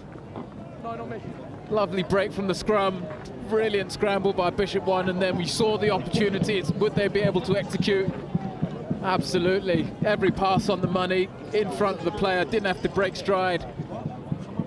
And even with the pressure in the corner, good finish. Can't add the 2, but it's a score that puts Brighton in the lead.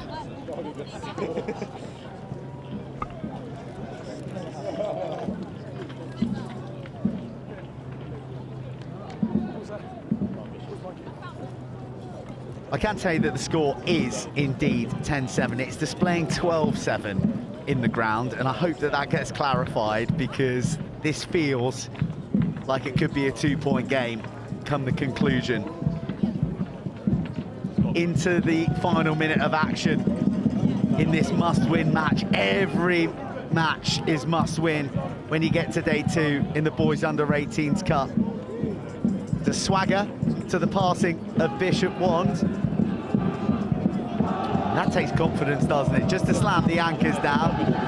Pop back in reverse, but not sure that everyone was on the same wavelength for that kick. They've given away possession needlessly, and now Brighton are the ones who are forcing things a little sloppily.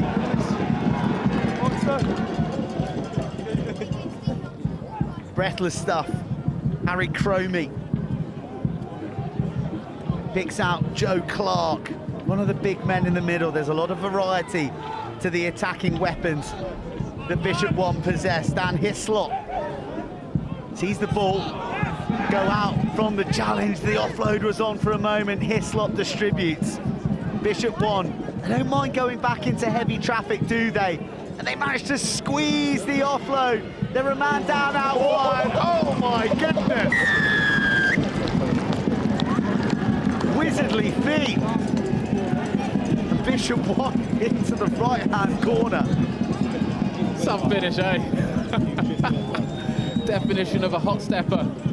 One-on-one on the outside, feints to go in, then goes out. Lovely score, and you're right about Bishop One. They're very happy to go direct, go up the middle, but what's crucial is the ball doesn't die, so they're always offloading it, the ball's always being moved. Makes it incredibly difficult for a defender, especially in sevens. There's no ruck, you can't attack the ball. Bishop One with the score, kick to come to take the lead. No, sorry. I've been done by the scoreboard as well, thinking it's... No dice on the additional double, but let's have a look at these feet again. They squeeze it out to the right. There was so much to do, and he's left 2 Brighton defenders clutching at mere memories of the man that was once there. Unreal feat from Finn Keylock, and Bishop One have a slender 2-point lead at the break.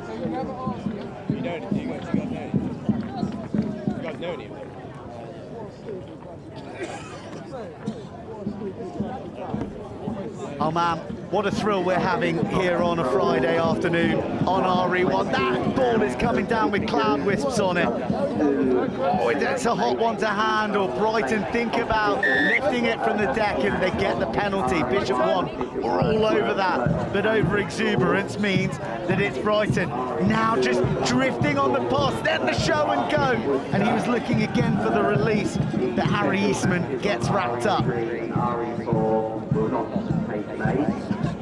Dylan Bettle takes it to the line, has Alex Stubbs, who's so busy and willing to get on the ball. Oh, cut in half. Riley Marshall, where's one to the midriff?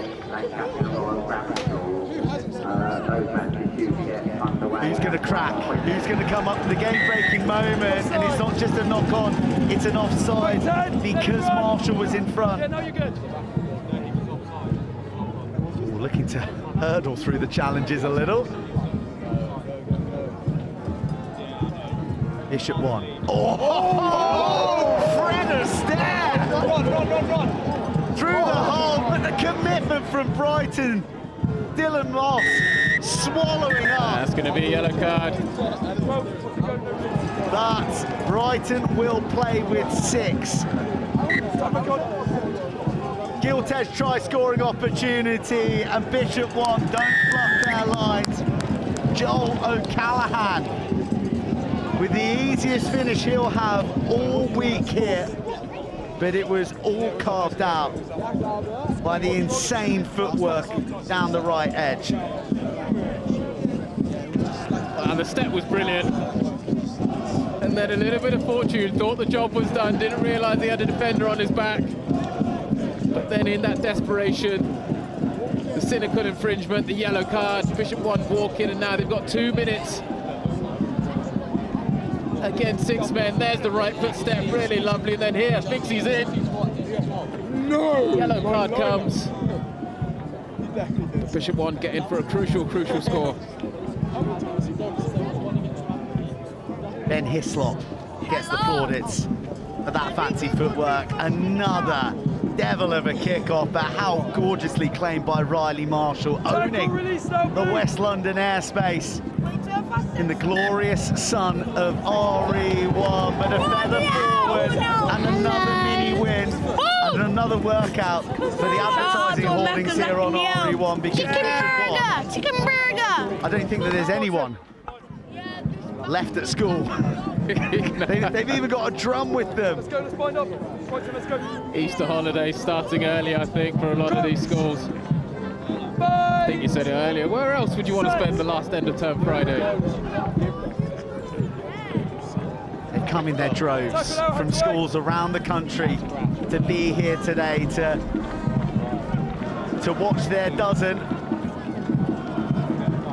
do something potentially historic. To my mind, an ace school has never won the Howden Rosslyn Park National School Sevens. I may be corrected, but I'm pretty sure that's the fact. Bishop Wand have one hand on history, but Brighton College aren't going to go down without a fight, not as long as Alex Stubbs has a 7 on his back. A quick fire response, and they're back to within sight of one another. Back on for the restart. Brilliant game. We hope this is how it would play out. And how good has he been? Scoring with 6 players as well. I mean, that's huge. That's huge. What a momentum swing that could be. With a very important kick to come.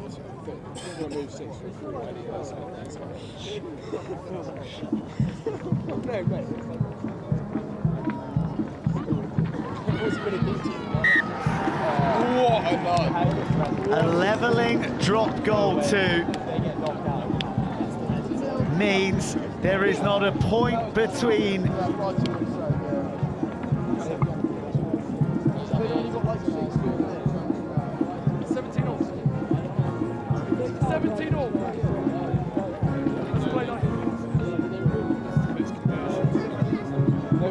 They were at 12 before. They were at 12. So the scoreboard, I think we got it 17-all here. The conversion clearly going underneath the crossbar from one of the early tries.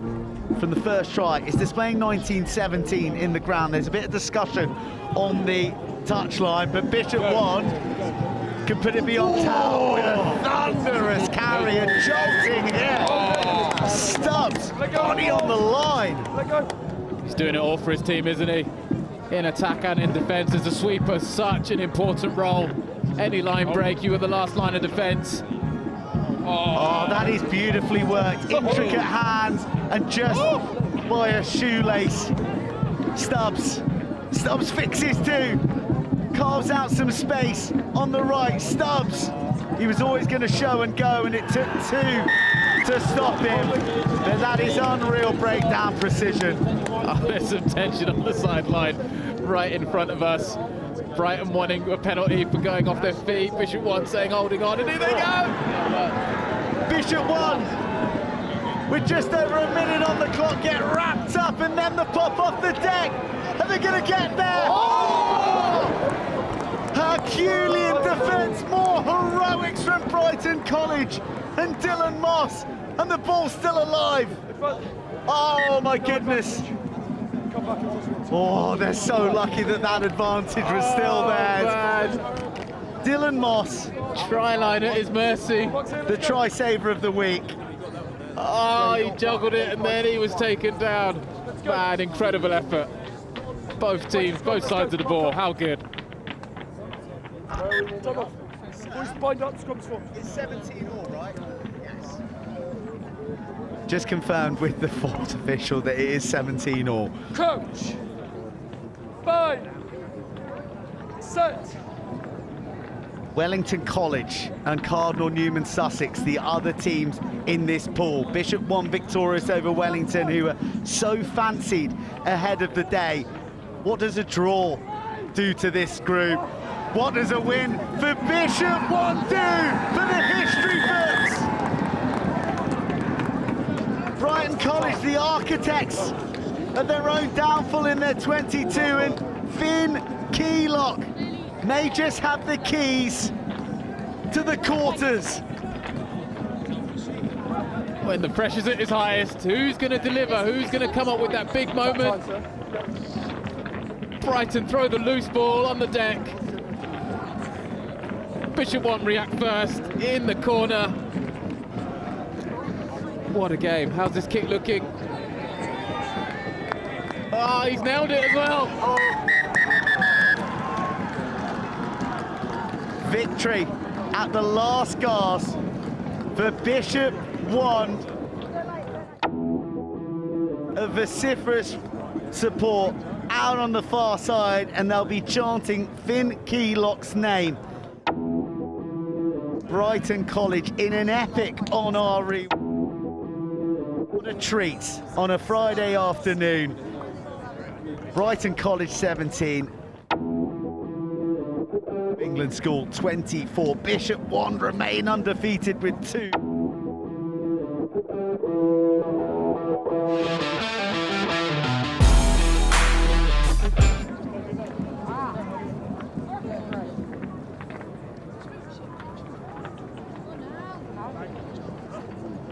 Oh, sorry, it's got a load of poppies. That's daisies. Same thing. Poppies, is that right? Who's that? Boy and me who? Or limited to a few? Yeah.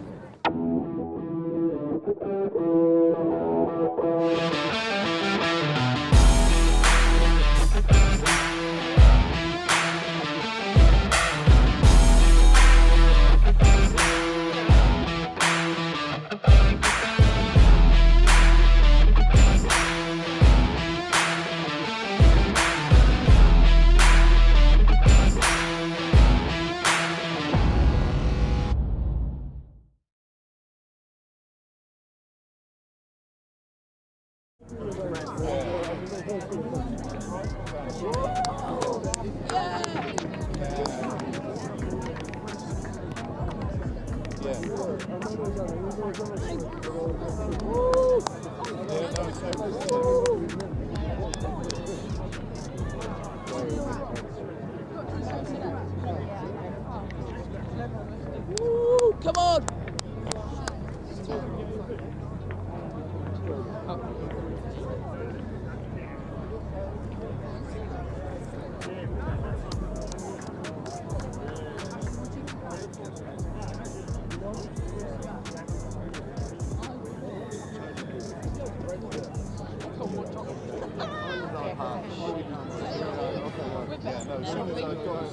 Back into the girls under 18s open, and it's the clash of Canford School against Bishop Wordsworth. Bishop Wordsworth, the West of England winners 3 years in a row, and the Hampshire Sevens runners-up. Canford, who defeated Blundell's, just went down by a whisker to RGS Worcester in their opening game of the contest. And Bishop Wordsworth, this is the plate competition, by the way. They've got 2 victories, Blundell's and RGS Worcester taken care of. So a win for Bishop Wordsworth. Crouch. Could. Binds. Well, will Set. carry them through Oh, that is some confrontation offered by Zoe Hanson or Bishop Wordsworth, who are in the dark blue with the white shoulders, whilst the hoops belong to Canford School. That's nice feet. Check out the invention. Oh, surely. Super 12 flat, they used to call that back in the day. And Layla Stanner denied an opportunity to show us her pace. We have a Mr. Matthew James Harris. Yeah! Here on site. That's Matthew James Harris. Crouch. Please could you come over to the RE control cabin side of this RE2, please. Thank you.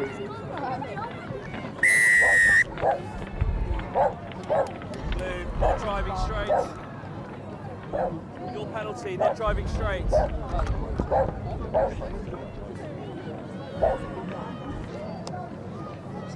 Time for Canford to launch an attack, but it's just a knock-on. Not driving straight.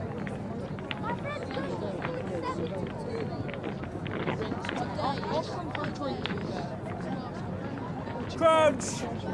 Bind. Set. Yeah, but Ollie, can we go this way? All picked up, and it just gets a little bit messy at scrum time. And off go Bishop Wordsworth. Oh, you don't see that every day. The volley into the backfield. And we're not going to get a viral clip because the touchline comes into play. And a nice bit of invention there.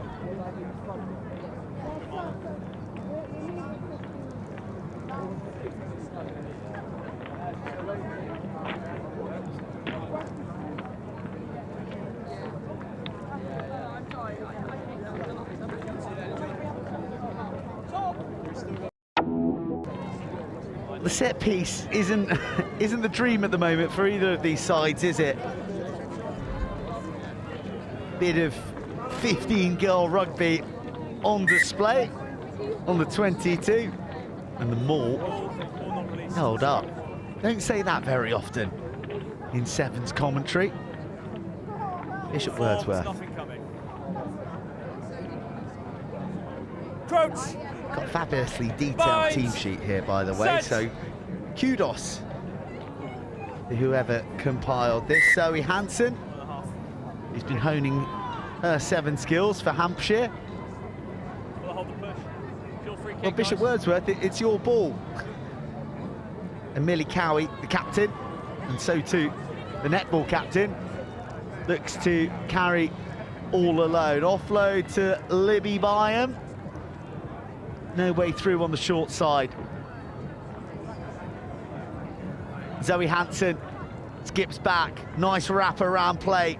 Brings in the 15. Bouncing ball, a lot of numbers out wide. They need to use them. Another pass will do, but instead they travel straight. They're making the defensive decisions for Canford easy right now. Who, to their credit, are coming up with the hits. Just a little bit of a wobbly tap, and now maybe they're too close to repel. Still the tackles come in. Lara Wiedman swung to the deck, and 1 penalty too many for Canford.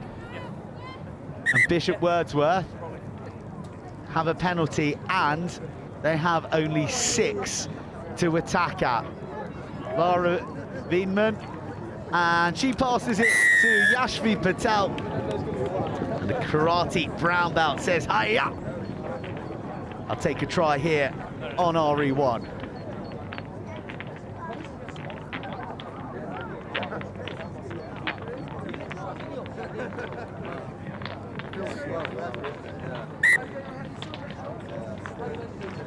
Extras added. Canford ring the changes. Izzy Jeffries comes bounding on with 6 on her back. It was a mean defensive stand from Canford. What can they do in attack? Gonna have to see out the remainder of this half, well, most of it, with just 6.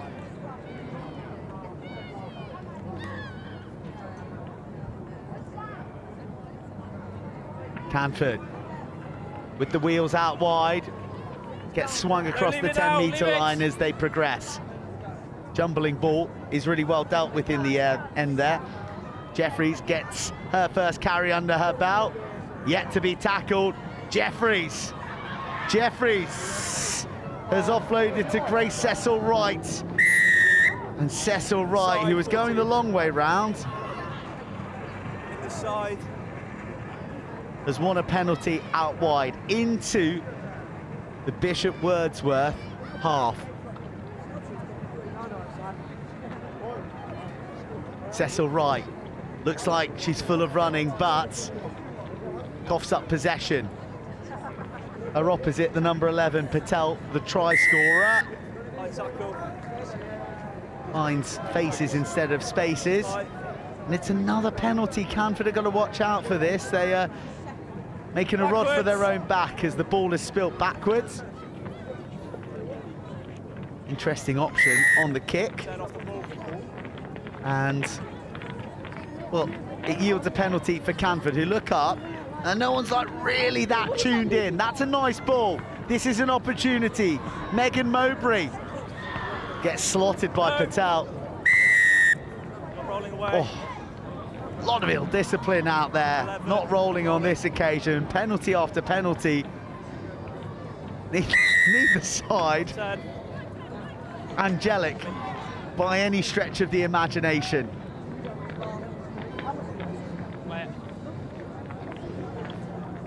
Now it's time for Izzy Jeffrey. She's been a lively presence since coming off the bench. Been inaccuracy bedeviling both sides. One last handling error and just the 7 points to report from the opening 7 minutes. Bishop Wordsworth leading the way.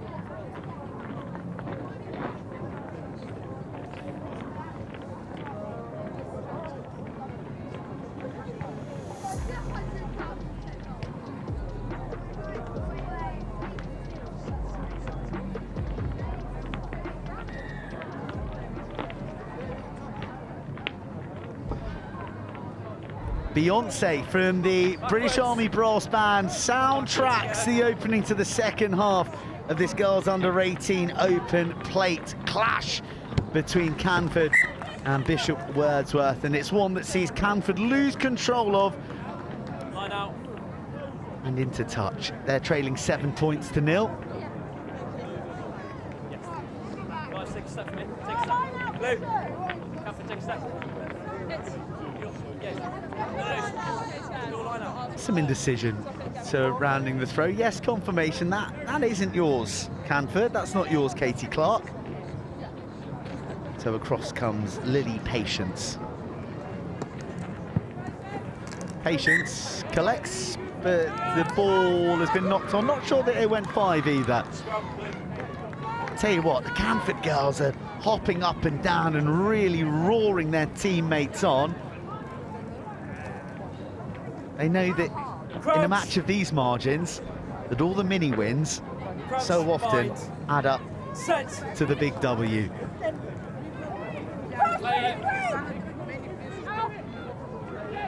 Here we go. Canford operating in green open space, but inexplicably, Layla Stanner taking her eye off the ball within her hands.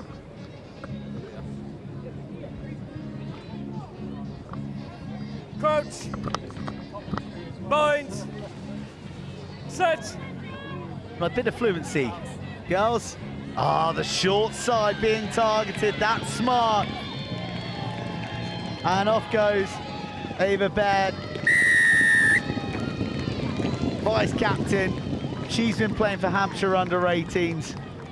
She shows her class with a finish down the left-hand side.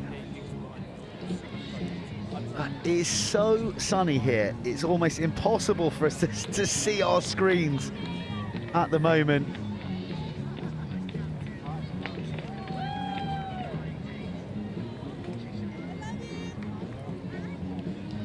But we can see quite clearly that Baird has bags of pace, and she can convert too. Patience,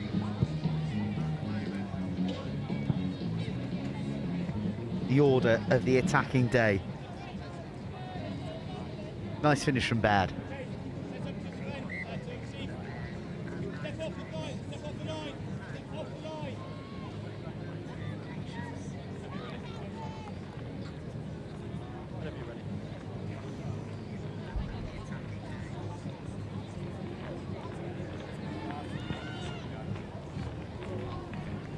The kickoff that towered in the skies has found the only vacant bit of grass in the Canford half, and the chase is so hungry as well. It's a wonderfully worked drill. Canford are back under pressure, just sort of lacking that authority at the moment. They need a bit more confidence in their play, because they've done some good stuff out there. But Bishop Wordsworth are looking to maybe put this match beyond any doubt. They don't release the ball fast enough, but they do shovel it out into the hands of their flyer with 14 on her back. Rosie Cowan, who is quite a fierce rower, gets into stormy seas with the line coming onto her horizon. So no third try for Bishop Wordsworth. Take a step, take a step.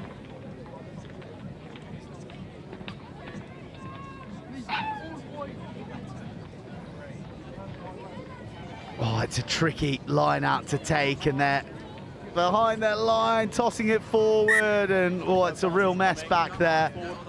And a 5-metre scrum with a Bishop Wordsworth put in. 2.5 minutes to go. Forward pass, scrum.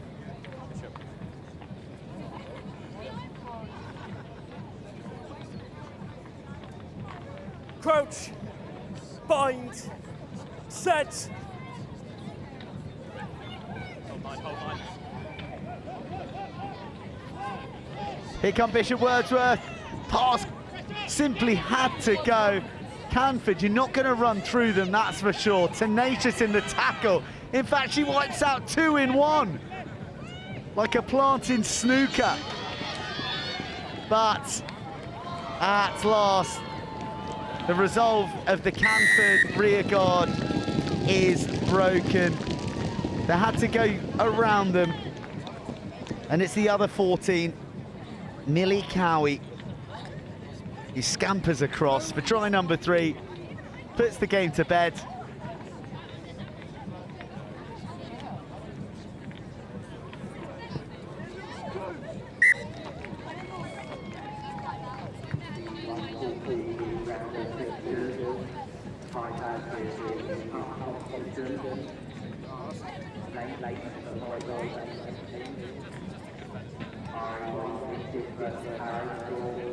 Changes for Canford. Phoebe Patterson with 7 on her back into the action. And the final moments of this plate group match. Bishop Wordsworth look like they're going to be one of the teams to beat. Undefeated here today. That's a nice transfer inside. Gave her the eyes, and the ball went the other way. That's how to do it. Fight from Layla Stanner. But the breakdown has been problematic for Canford all game. Another penalty goes against them, and it's another few seconds on the ball for Bishop Wordsworth, who now let their hands do the talking. Something that they haven't been overly eager on. Cowie, the captain, somehow manages to fashion an offload, but her support runs out of room, and that draws to a close this contest. Bishop Wordsworth, 3 from 3 from day 2 in the girls' plate. They're the team to progress.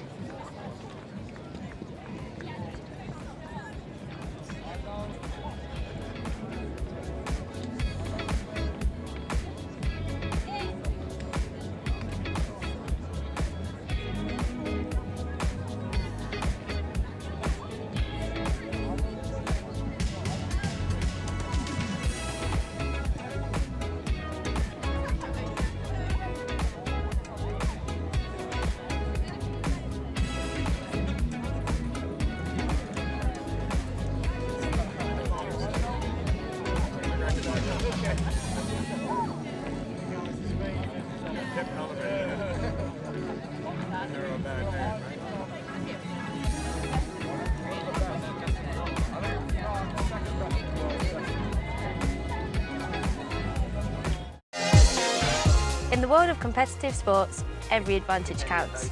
At Holroyd Howe, we understand the vital role nutrition plays in athletic performance. Holroyd Howe, providing the power to perform.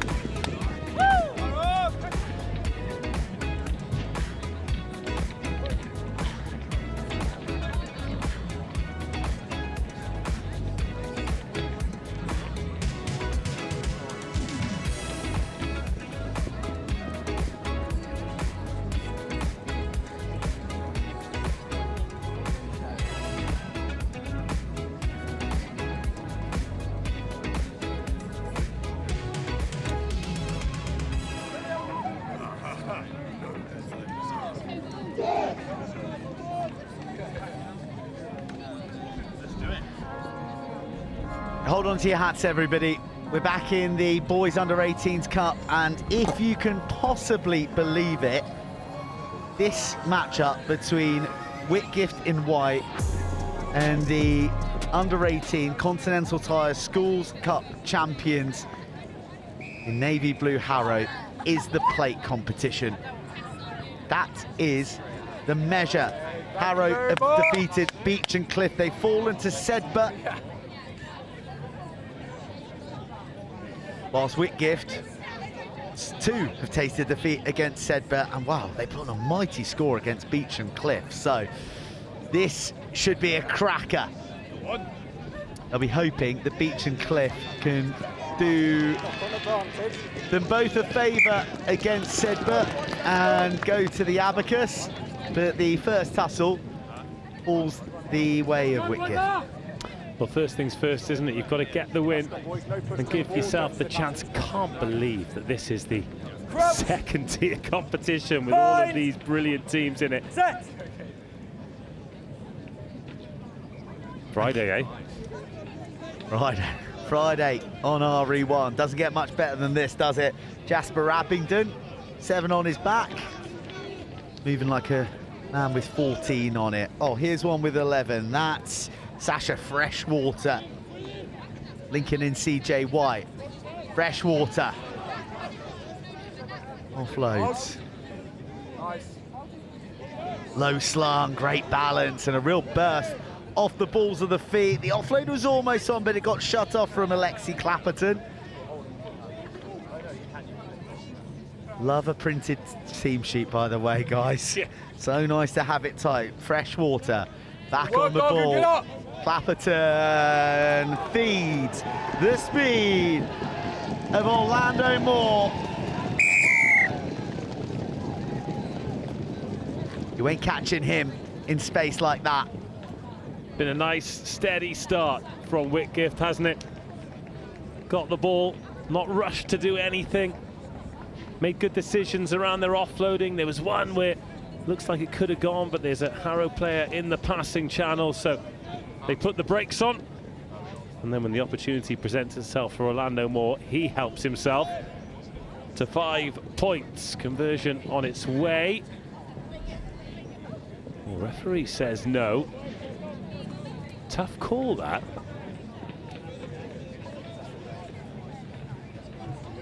But yeah, the score's good. Just turn in. Good balance there by Sasha Freshwater. Keeps the ball alive. Eventually, the space appears out wide. Orlando Moore on the edge. 5-0.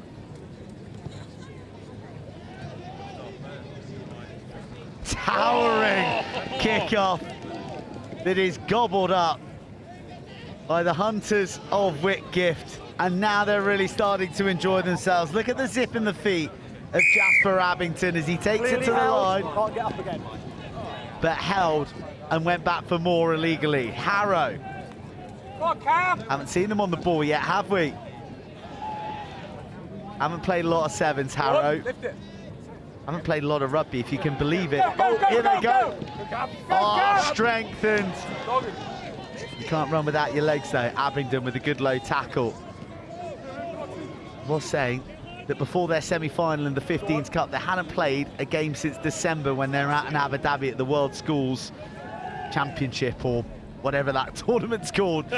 And then they went on to win the whole thing at the Allianz Stadium, Twickenham. Now they're here flexing their sevens muscles.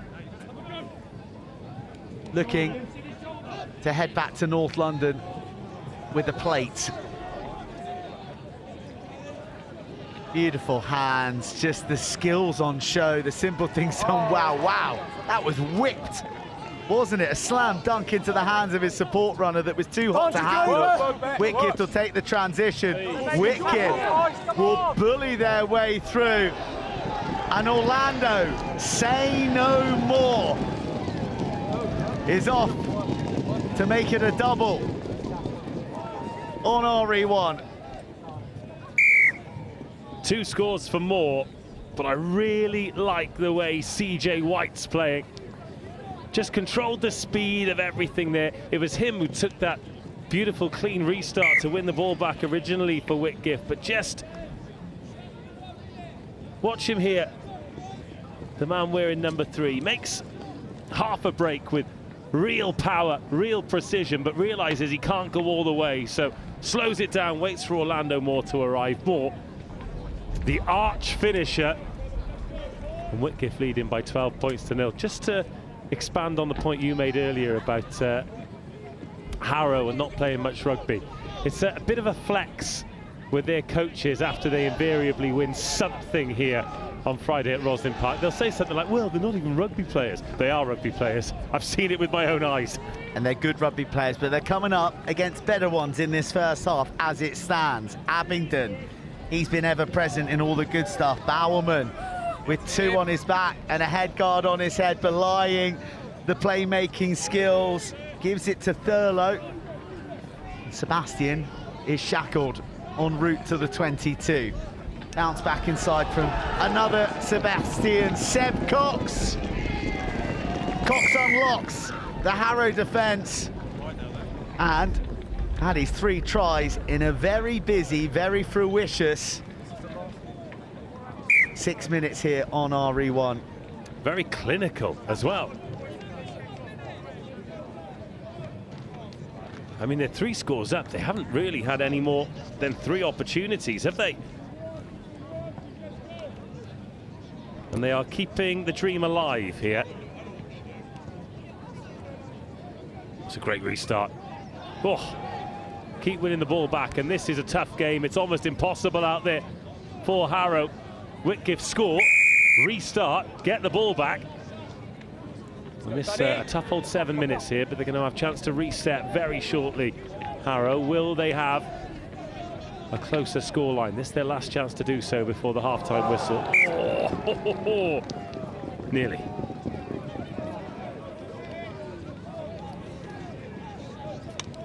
Begin to think that the advertising hoardings here on RE1 are titanium reinforced. They are getting a pasting here on a Friday. First Cranley supporters, then the Bishop Wand lads.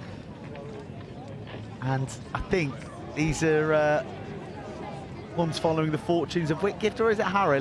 We'll judge by the response from this next play. Either way, there's eager anticipation everywhere you look on the bulging touchline of RE1. Oh yes, give us more. Foot to the floor, wow! A score to savour from George Forkin. Sticker Forkin in Harrow, they're done.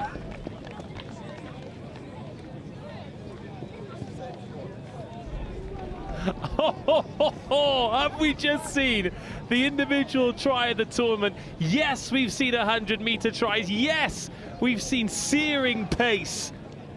But have we seen balance and poise and stepping and bamboozling of defenders like George Forkin? Well, that's the half-time whistle, which gives us plenty of time to admire this. At no point was that on from Forkin. There's the goose step, the first shimmy and shake, loses 2 defenders there, loses a third, a fourth off the left foot, and then arcs around Harrow School defenders in his dust. And Forkin makes it Whitgift 24, Harrow 0 at half-time.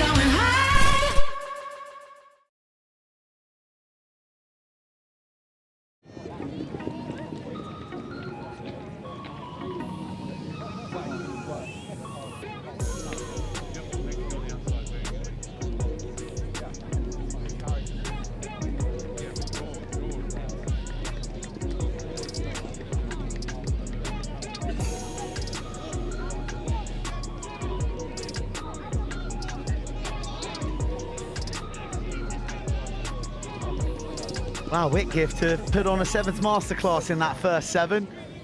Harrow chasing Croydon shadows.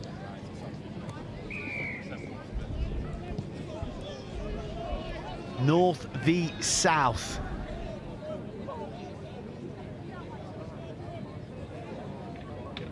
Whitgift on top.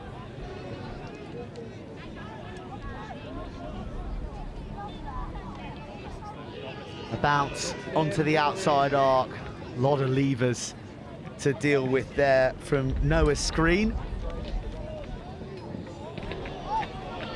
Lovely pickup. Oh, Whitgift are purring right now. And now it's the turn of Samuel Marshall to get in on the meter munching. CJ White again, very much in the heart of it all. Seb Cox holding on the floor.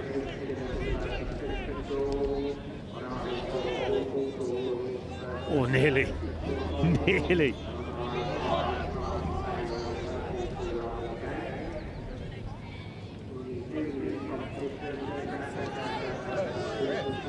Well, catch me if you can. Well, an ambush really, wasn't it? Big counter up from Whitgift. They've been hungry, haven't they, since the first kick-off. And those early tries have just fed their belief in that anything is achievable in attack. This time they come unstuck.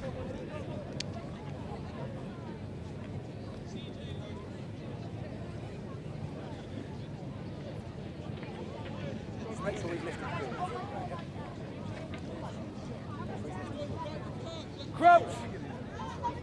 Bind. Set. Tough yakka in that scrum. Harrow emerge. And now they have it wide. Ooh, that did open up momentarily, but the door slammed pretty shut. Whitgift go off their feet, so Harrow has some penalty advantage to work with.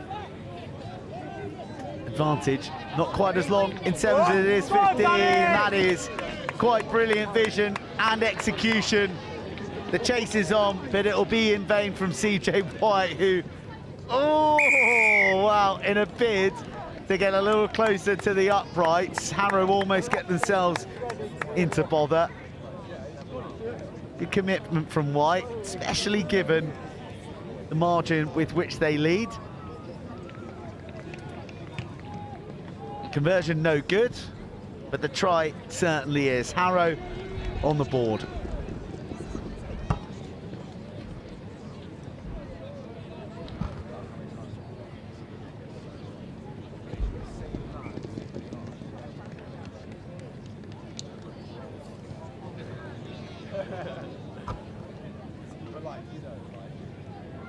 Slap back by Whitgift once more. They've been supreme at kick-off time, but this occasion looks like it's gone forward. Hard to believe that another edition of this immense competition is close to a close. 5 furious days of Rugby Sevens action. Over 15,000 players from over 1,000 teams have taken to the turf. And Harrow are looking to finish with a flourish late in this plate pull contest, and skipping through the scramble from Whitgift. They've got a second. But you know what? They've got a conversion, and they've got nearly 3 minutes to mount an improbable comeback, but they're within 12. Do you believe?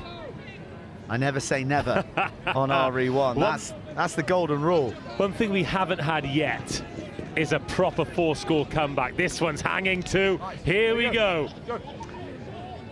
The pendulum of momentum has well and truly swung in favour of those in dark blue.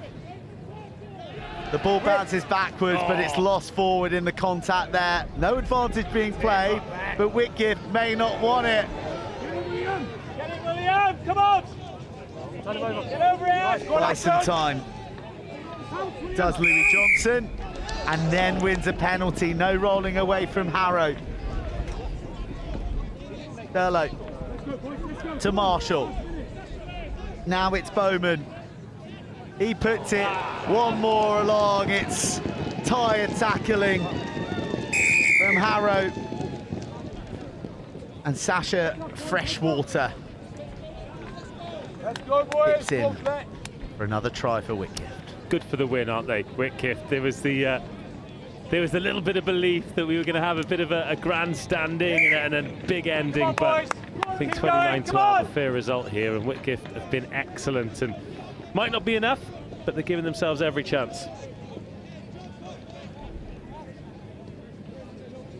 Got a celebrity guest for the next game, Joe. Yeah, who's that? Time off. Go. Go for it. Wales women's coach, Dan Murphy. That is celebrity. Isn't it just? 3-time PWR winning assistant coach, Dan Murphy. I'll be the one. With a Buck Super Hartbury Rugby. University men's Buck Super Rugby head coach with a big semi-final next week against Cardiff Nets University, Dan Murphy. the very same. Here we go, nudging behind, catch that on the full. Oh! Well, they'll have a chip and chase too, Harrow. We saw it at Allianz through Patrick Keaveney, and we're seeing it again here on RE1. Well, he went for altitude on it. But it works though, doesn't it? Because he's kicking into the wind here, so it's going to hang on the breeze. He's going to give himself a chance to catch it on the full, and it means they can hang this kickoff up as well. What a take. Oh my. What a take, a real Go, boys, go! air fight.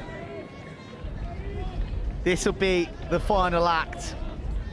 Two classy teams, neither in the cup reckoning. That's the measure of what we're confronting here for the under-18 boys. Harrow will be bowing out, but will they bow out with one more score? And the hulking frame of their number 6 into a hole that wasn't there, but he makes a dent. Drop Noggin. Whitgift very patiently pressing. Little short of resources out here wide, and maybe they're a little short on defensive edge. They know this game's won. They know they've done all they can. But Harrow touches their way, fighting to the very end. Victory evades them, but Whitgift emerge the winners. Very nice game in the plate here. Whitgift take down Harrow.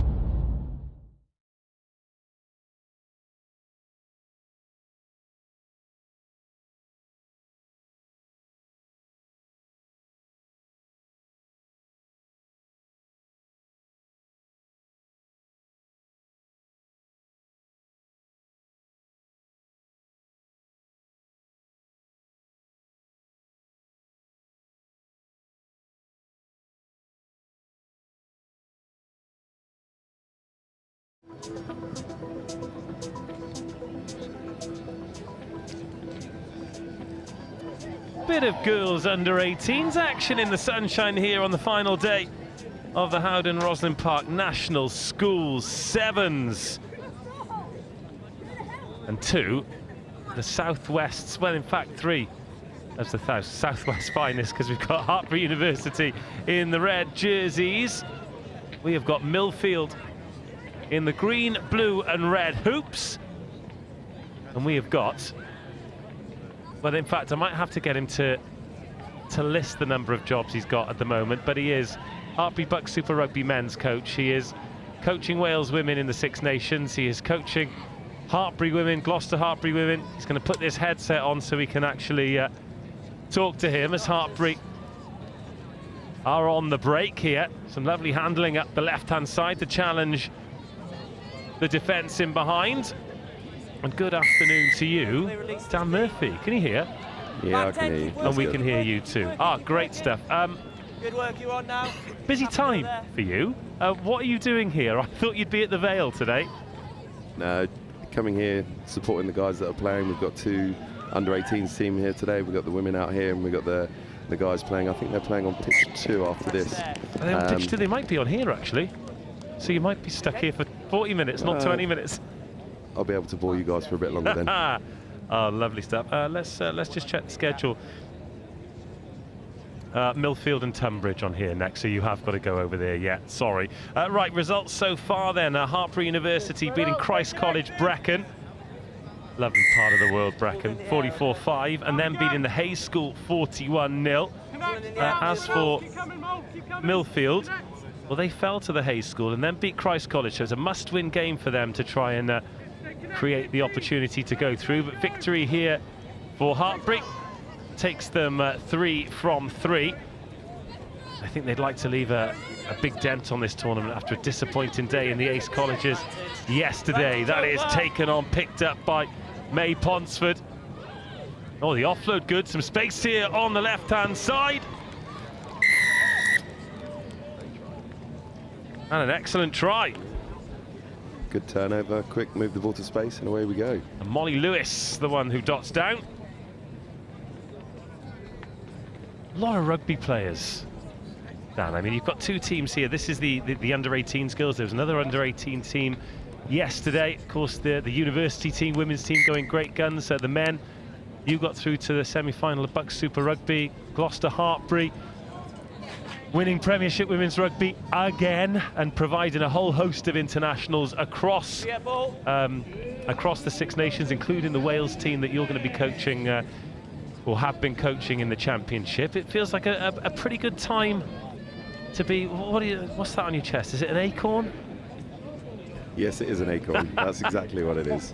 No, it's grown so much over the last 3 years. The obvious 3 wins in the Premiership have really helped and grown our pathway program, and we're seeing that out with girls performing out here today. So how has it been going into the international camp with Lily? So many players that you know so well, so many that you're meeting for the first time. You came second in week 1, but it feels as though there are some seeds being planted there. And oh, what a shot! Oh my! That is Liv Bowen absolutely dishing it in the midfield. But yes, the Wales camp, it just seems like it's in a pretty good place, largely thanks to the Hartpury contingent who are there. Yeah, it's exciting, it's new, there are some familiar faces, like you say, but it's great to meet and see those girls that we've been playing against, those women that we've been playing against in the PWR quite regularly, and putting them into one team is, in such a short space of time, is challenging, but an exciting challenge. If it was easy, it'd be boring. Fiona Chapman chasing back there for Hartpury, little knock on, and that comes to nothing for Millfield. We're still trailing 7-0 here. It's gone down, Millfield ball, watch forward. This is a bit of a derby, isn't it? Millfield not a million miles away from Hartpury. It's not that far. We've had a few games over the years with our under-18s men's team. John Mallett has brought a team up, and we've played some sort of in-house friendlies over the last couple of years that have gone quite well. So hopefully this is something to start here. Show the posh boys some real rugby, is it? We try. Well, we picked up a lad, Eddie Erskine, our second row at the moment, who's from St Joe's. He played for Millfield. Of course. Well, St Joe's, another of the great rugby festivals that we look forward to in the season every year. But when the sun shines at Roslyn Park, there are very few things better. Oh, the offload, so good and so close, but just goes to ground. Imogen Langley can't quite get her hands on it. 5 minutes gone. 5 minutes flies by. Honestly, you look at the schedule at the start of the day, and there could be 22, 24 games, but they just fly by. A lot to like about this. Tell you what else there is to like about this. The Army Engagement Ensemble have just been ripping the tunes out all week. They have. I think, were you getting some sweets over there? Is that how you noticed them? No, I could just hear them very well. Burnsy gets the sweets, but then he brings them back. Sharing is caring. That's been our motto all week. mean, we're going to spend a lot of time between now and the end of this one talking about the women's game and extolling the virtues of Hartpury, which is your right to do. As Millfield come forward here, I'd like to talk to you about the Buck Super Rugby quarter-final the other day as well. It's been a little while since Hartpury were there in the latter stages of the competition. Another good cover tackle, but a little bit high, says the referee. Yeah, after those championship wins when it became Buck Super Rugby, it's been a while, but a second-place finish in the league. Another excellent tackle. Real good defensive pressure here from Hartpury, and it's created the knock-on. We'll go to the scrum. So yeah, it's been a little while. But you're in a semi-final, you finished second in the league, you feel like you've got a really good group of players. What happened Wednesday? It looked pretty comfortable. It was, I said about 3 years ago, I think, that I want to put Hartpury University back where it belongs, and we're not quite there yet. We're in the top two. We've got a home semi-final to look forward to after a good performance on Wednesday, and what a day it's going to be. 4D and the women's Bucks program as well. We've got a home semi against Cardiff Met, so it's going to be a hell of a day. Seeing the guys over there in the corner, Cardiff Met that is, they're here as well, recruiting, doing the same as us, and it's good to see. It's going to be an exciting day. Well, if you're watching this wherever you are around the world, then you obviously got an interest in young people playing rugby, looking to reach their best potential. So I suggest you clear your diaries on Wednesday, because there are 2 double headers. All of them will be live streamed. It is the Cardiff Met versus, or Hartpury versus Cardiff Met double, should I say. Both games will be live streamed. The other semi-finals are Exeter versus Loughborough and Loughborough versus Exeter. So unfortunately can't do the double header in the same place, but both games will be live streamed, and there'll be 4 absolute crackers. Speaking of crackers, how is this for wheels? Absolutely brilliant finish. Half time, okay? Right before half-time, Millfield right back in the game. And this is where we get the unfortunate situation where I'm handed a team sheet without a number 21 on and can't give that finisher her flowers, because that was a stonking score. It was a great try. Hands to the edge, little in and out, and around she went. Half-time, this one in the balance, 7-5 Hartpury lead.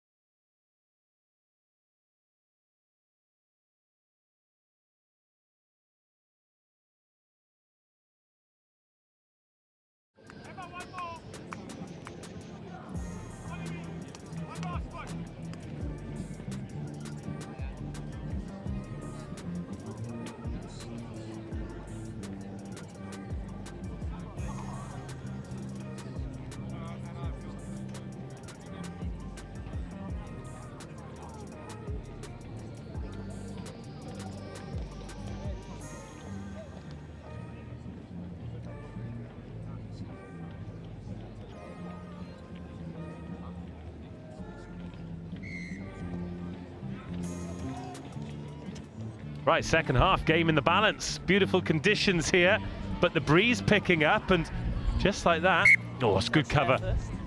And after that sharp start, Hartpury have been pegged back. Right, can we just have a chat about, so 4D's in charge, he's coaching this team, he coaches the Hartpury University women's team as well, and a number of other coats that he wears, as you all tend to with Hartpury. What is going on with his Barnet?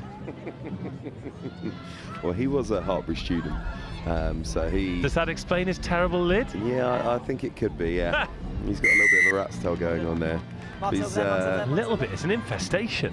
So Andrew Ford, you're rightly so saying he does run the university program, but Lewis Arnold, the slightly taller guy to his left, he runs the under-18s women's program here, and he's been in post since September. But as you said, we all cross over, and that pathway at Hartpury, coaches moving in between teams and levels, it helps us grow and build those players to GH. And everyone always talks about the family, don't they?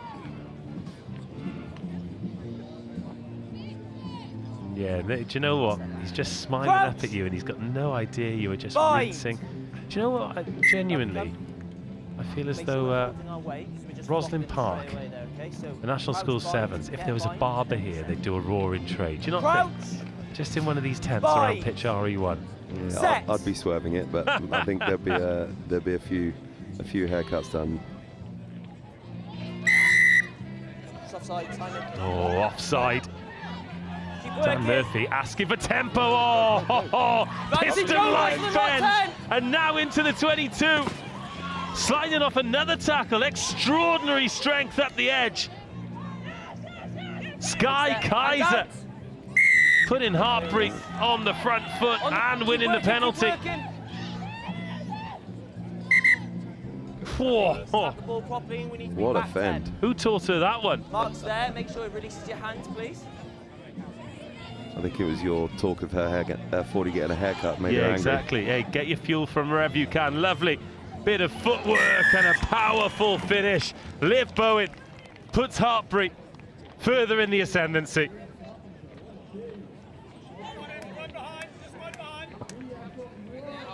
Six.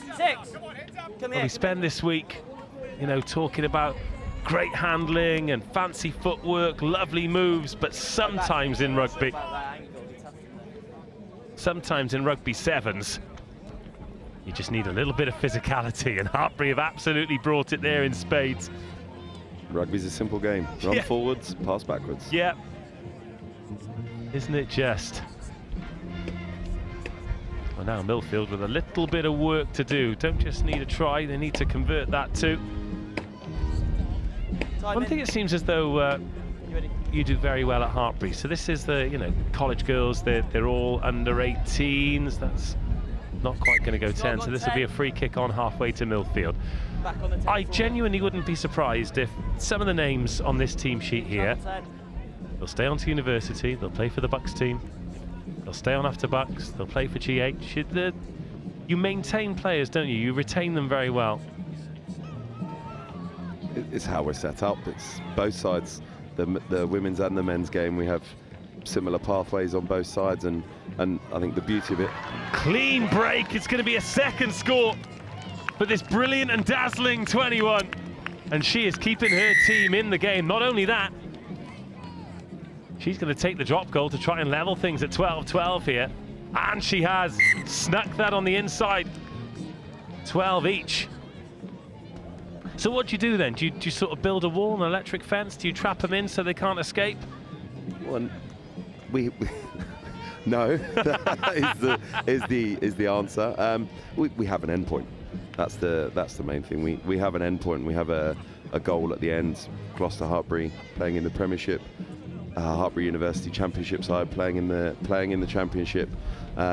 So it's a genuine pathway, and it's a well-trodden one. So players can see that and celebrate that and move forward always.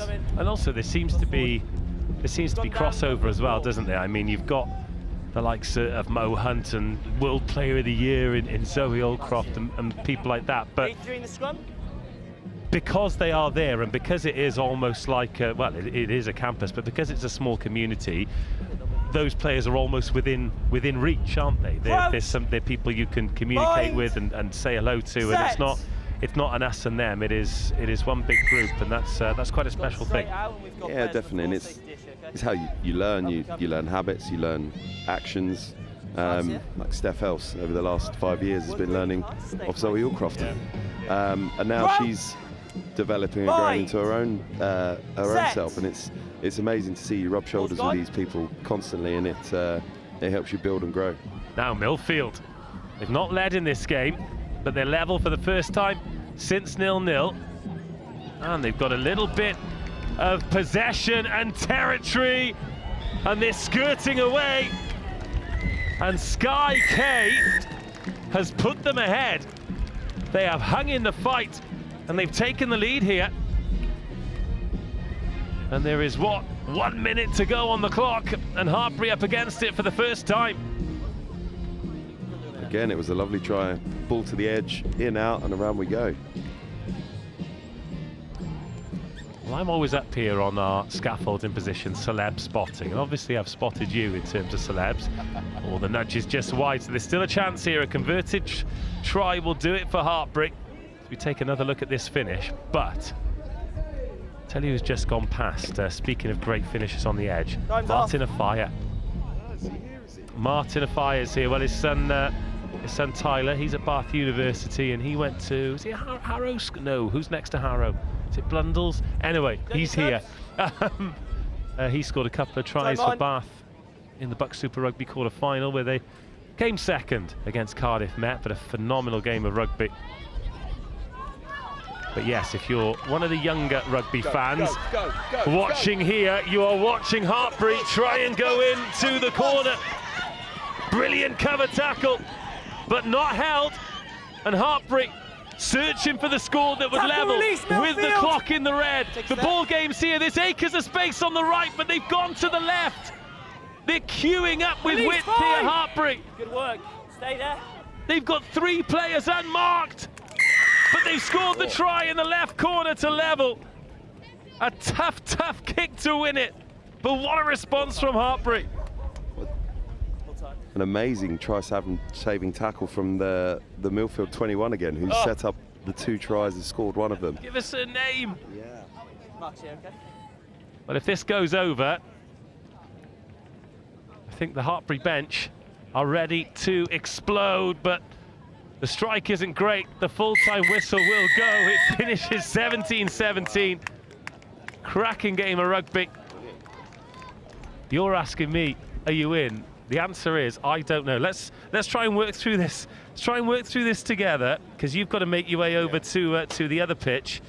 So, Millfield had lost a game, so that won't be enough for them. Hayes School, they had lost to Hartbury, so with 2 wins and a draw, that will be enough for Hartbury. They made a meal of it, but that late try has secured safe passage.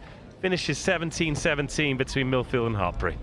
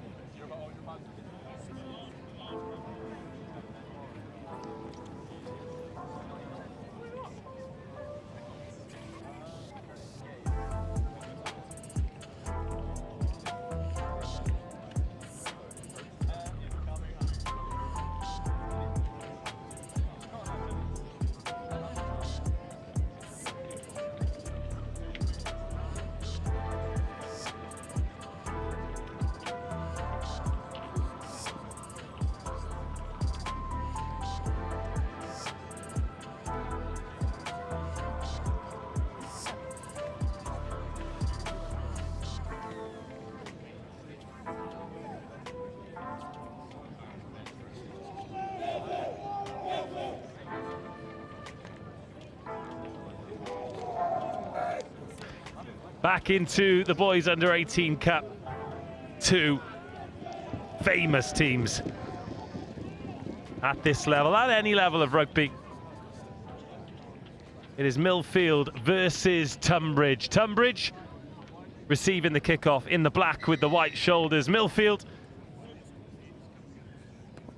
in those red, green and blue hoops. A competitive kickoff to get us underway. But the touchline beats all.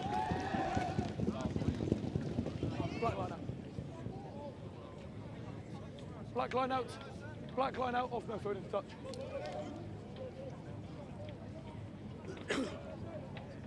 You're good there, you're good there. Black, step in. Millfield, you're on your mark. Black, step up. Thank you.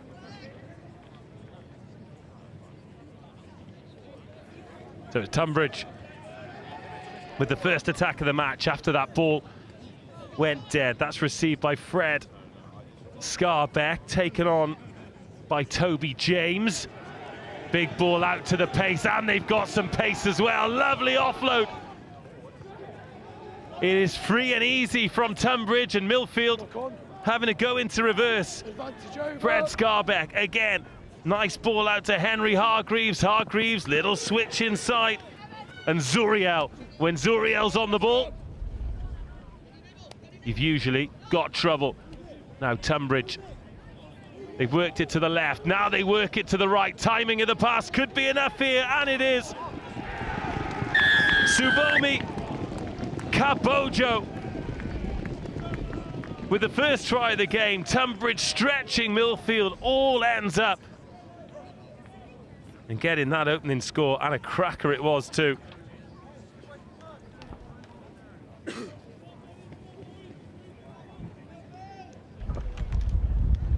What a start as the wind picks up here. Oh, our team sheet's taking a bit of a pasting. This is a gamble. If anyone's got some paperweights.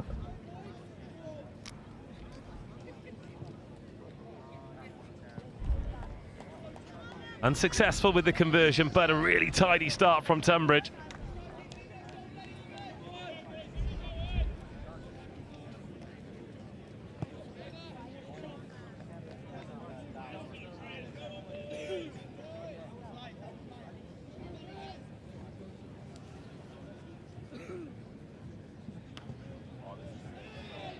Oh, another tantalising restart, but oh, high tackle on the challenge. So bit of possession here for the Millfield boys to try and get something started. Beautiful balance and the strength to get out of the first tackle, but then rumbled to the ground with the second. Millfield, a 2 from 2, wins over RGS Guildford. That was here on pitch RE1. Then they beat Hartbury.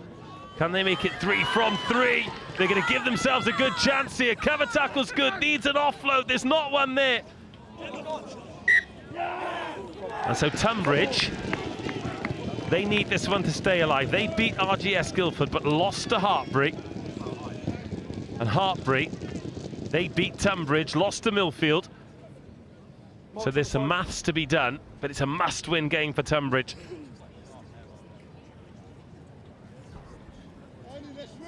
Coach, bind, set.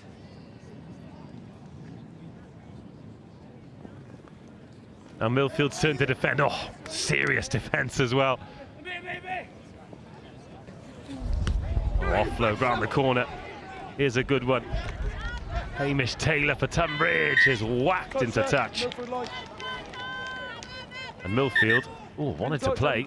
Referee didn't want to let them.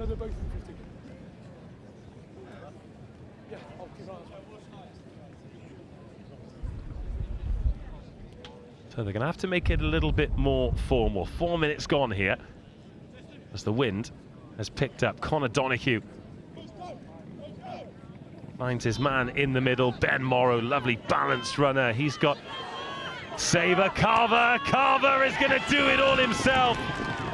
Carving it up, Saber Carver. After 4.5 minutes, that score under the post is going to give him a great chance to take the lead here. Ben Morrow will take his time over this kick. We've seen a few of them missed. but not that one. Ripped into the wind. Millfield lead for the first time.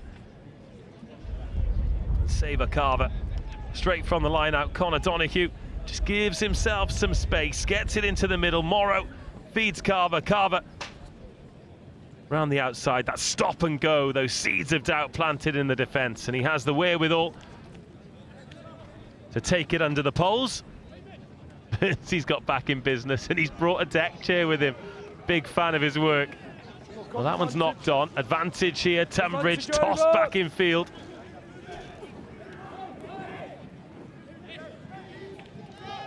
Big clear out, but it doesn't arrive into... Oh, hands on the floor.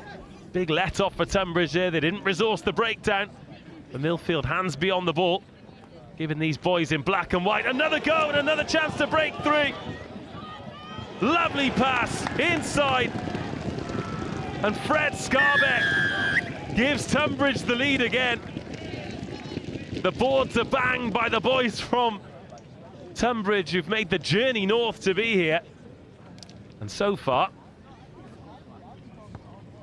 it is a journey that was well worth taking. This to make it 12-7. Nice and easy.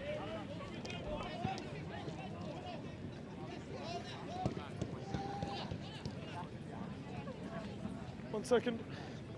Minute.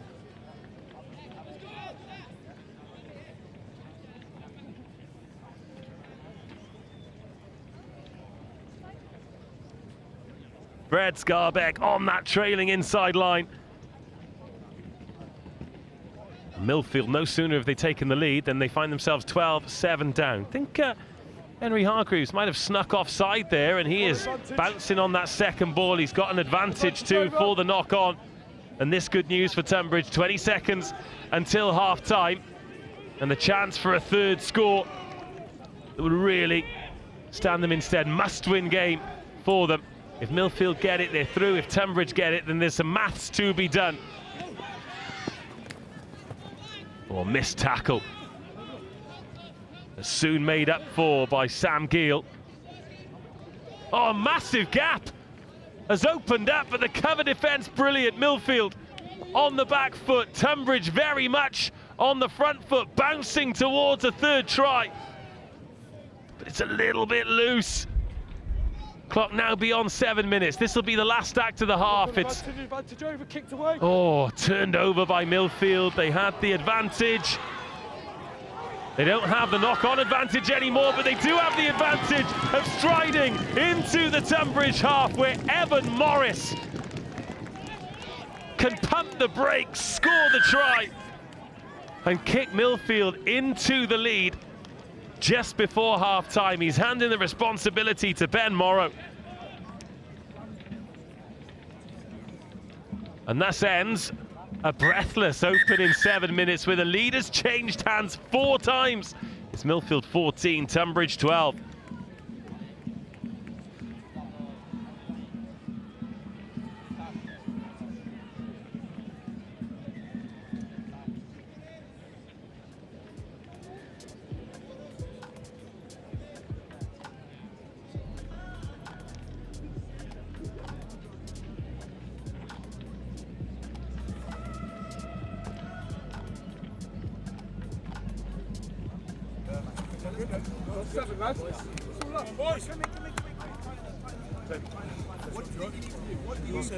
Hold the ball, stay tight and deep. Yes, you're in it. You're in it. Keep possession. Fight hard in the contact like you've been doing. And then in deep, get tight. You're in it.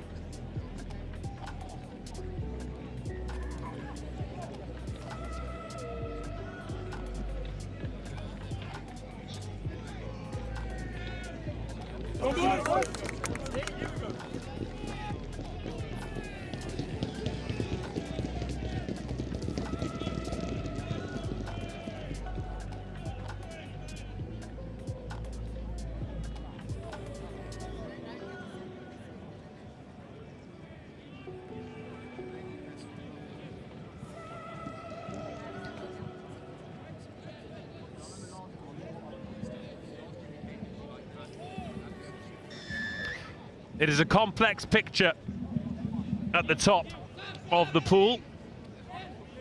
It makes it a lot easier if Millfield win. And at the moment, they're 14-12 up, but I get the feeling that this is not going to be the end of this saga. To go through a group like this, Millfield, Tunbridge, Hartbury, RGS, Guildford, if you can go through 3 from 3, then that is some effort. Then you've got to dust yourself off, recharge the batteries and attack the knockouts. Evan Morris, he's had a really good tournament, the number 11. As has Ben Morrow, and Ben Morrow creates the space on the outside. A little shimmy back in field, Sam Gill. Shot tackle is missed. Big man gallops away. It was Matt Bowler. Still on it here at Millfield. Harry Bunting, beautiful ball in field, and Evan Morris finishes the job. That is some score for Millfield. Started deep in their half on the right, finishes on the left. Once again, it's the deadly inside line that is enough for Evan Morris. Oh, 12-19. The breeze has picked up, the temperature's dropped, and so have Tunbridge's chances of getting through this Cup A group. 21-12, two-score game.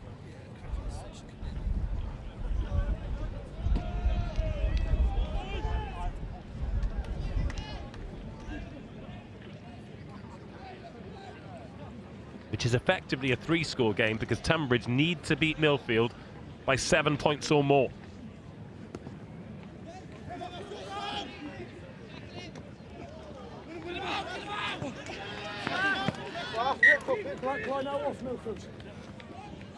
No risk on the restart from Millfield.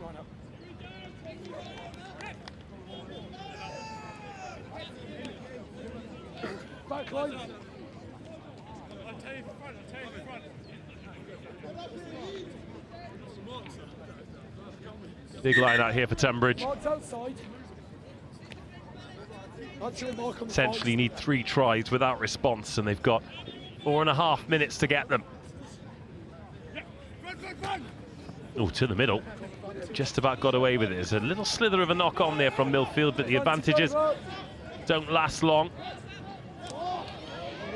In fact, they don't last long at all because they've knocked that ball on. And the referee's playing advantage to Millfield, and a big gap opens up. And if it's not the ball game, then it'll almost certainly be enough to get them through to the latter stages. Alex Yeebsley, blank jersey on his back. Real difference-making try, and Tunbridge just switched off for a second, slightly overplaying. He doesn't have to go far to take his break, does he? So just trying to snipe from there. There was never a gap. Little knock on. And Tunbridge just rushing up there to try and form a defensive line. As a result, slightly overcommit. And Alex Yeebsley.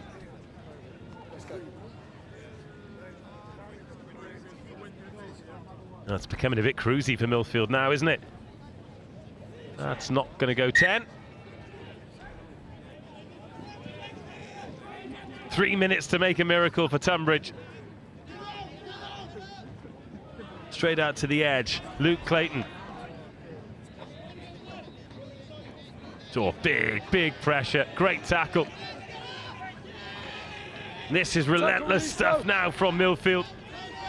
Jamie Gregory was in there. Jamie Gregory diving on that ball and coming up with it. Oh, the backdoor offload, a beauty. The dummy, even better. One more will do it. Oh, it's sensational.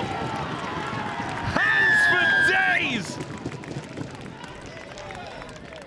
Millfield with an absolute beauty. Absorbing contact, freeing hands. And the finish wasn't bad either. And they are taking Tunbridge to pieces.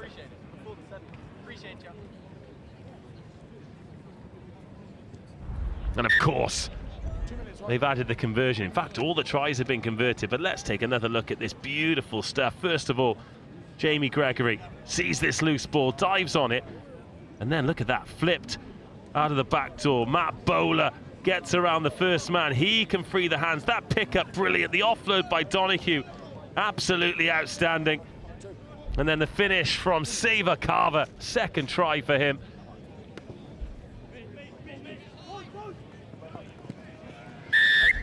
Contact in the air. Taken out, contact in the air, 90 seconds to go. This will be the end of Tunbridge's campaign. High expectations for them at the start of the tournament. They got to day 2, but it was a tough old group.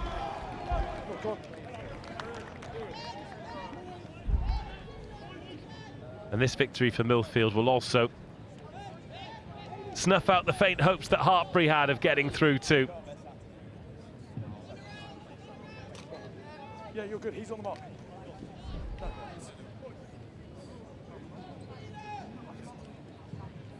Still so much quality rugby Crouch. to come between now and the end of the day. Set. Here at the Howden National School Sevens at Rosslyn Park. Next up, Dulwich versus Epsom. No advantage. Lost forwards by Millfield. It's a scrum. Scrum.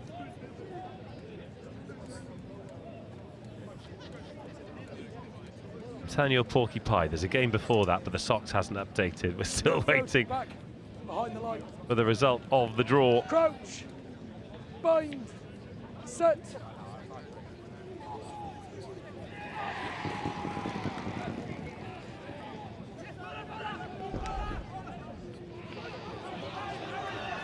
And in fact, I am right in saying that the next game will be Dulwich College versus Epsom College, but there's a little break before that. But before that, Millfield want more, and Carver can't go around the outside, but he can get the ball away. This is absolutely delicious handling from the Millfield boys. Just a couple of passes, they're already out with Evan Morris on the edge, so strong in contact. He puts in big Matt Bowler. And he puts the hat on it for Millfield. They have hit a brilliant Tunbridge team for 40. That's full time. And they are building into the second day beautifully here on RE1. That is a message sent to anyone and everyone left in the cup competition. The full-time whistle goes. Millfield book their place in the latter stages. It finishes Millfield 40, Tunbridge 12. Cheers.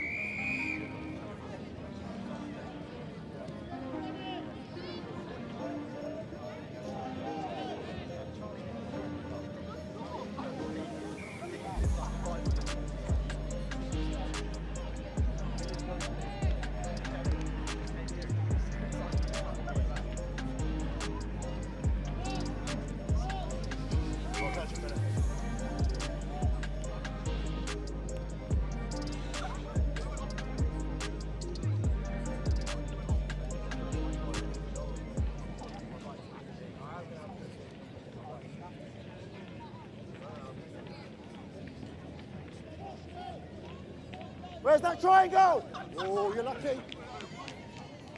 Touch there, come back a bit. Back here, back here. Come here, come here. Come to them. Triangle on. So this is T1 Rugby. There. Bishop Wordsworth No. against Western Burt. As you can see, it's mixed. You go here, one. T1 Rugby, a new RFU initiative over the last 12 months or so. Back there. As you can see, a touch version of the game. No contact, but with adapted rules from the touch you might normally recognise. Touch there. Triangle on it. Well done. To try and make things a little closer to the contact version of the game that we all know so well and have been watching over the last 4.5 days. Backwards, go play on. Wait. Turn. Triangle on. Advantage, break through. Got a quick 3 in. Work hard. 3 5-minute games we're going to be playing here today. You go. Tap and pass. It's really just about showing you what this game is all about. Touch, turn. Well done. No. There. Don't touch pass yet. As you can see, when the player takes it into contact, a sort of mini ruck is formed. Black has. And despite that kick not quite coming off, it does demonstrate that we are allowed to kick the ball too. There. Oh, well done. Black has. What touch there? There's your turn. No. Try in the corner, opening score. No, touch was made. Touch there. Touch was made. Fourth from the white cone. Well done. Right. Left there. Come out to the white cone. Come out. Oh, that's your space you're using. Touch there. No. Fifth is there. Come here. One more. Oh, no, 2 more. Fifth here. Come to me. Come to me. Come to me. Come to me. Come to me. The idea of T1 Rugby is to try and provide a pathway through to contact rugby. So it is a game in its own right, but if people want to use it as that pathway, it's very much the intention to allow it. Tap and pass from here. Similar kind of tactical format in terms of decision making, when to kick, when to play, when to go fast, when to wait. Touch there. Developing similar skills, Very good triangle. run, pass and evade skills that we all know and love. And includes elements such as the hooker throw-in from the touchline. Well done. All building towards that contact form of the game. Fourth there. Work it, work it, work it. Well done. It's a World Rugby sanctioned format of the game. They're trying to roll this out in nations across the globe. Ball pass, scrum down. Mark's here. So just pat a cake. On the outside, yeah, well done. Crouch, bind, set. Hold your space, well done. Western Burt looking to attack. Come back a little bit, well done. As you can see there, 3 players form around the breakdown just to try and create that space out wide. We're seeing Western Burt trying to use it. 1, 2, 3, well done. Third. They're getting close, still no scores. In across the line, but the touch had been made. Will we see a score? Or the game is up. Right, no advantage coming. Knocked on. Scrum here. Ball lost forward. Swap it over. And it looks like that is the end of game 1. We get a rotation on the field. Now I think this is going to be Bishop Wordsworth against Bishop Wordsworth, because Bishop Wordsworth have brought a large squad with them today for this, wanting to get as many people experiencing this RE1 atmosphere and environment at the Howden Rosslyn Park National School 7. So it's an all Bishop Wordsworth affair, I believe. Go! Don't bother waiting for the whistle! I guess we'll go with blue and red, won't we? Final game will be Bishop Wordsworth blue against Western Don't do Burt. touch passing. One touch, turn, present, here. In 5 minutes' Present here. time, 5 minute Triangle games on we're you. playing. That's all right, it was lifted.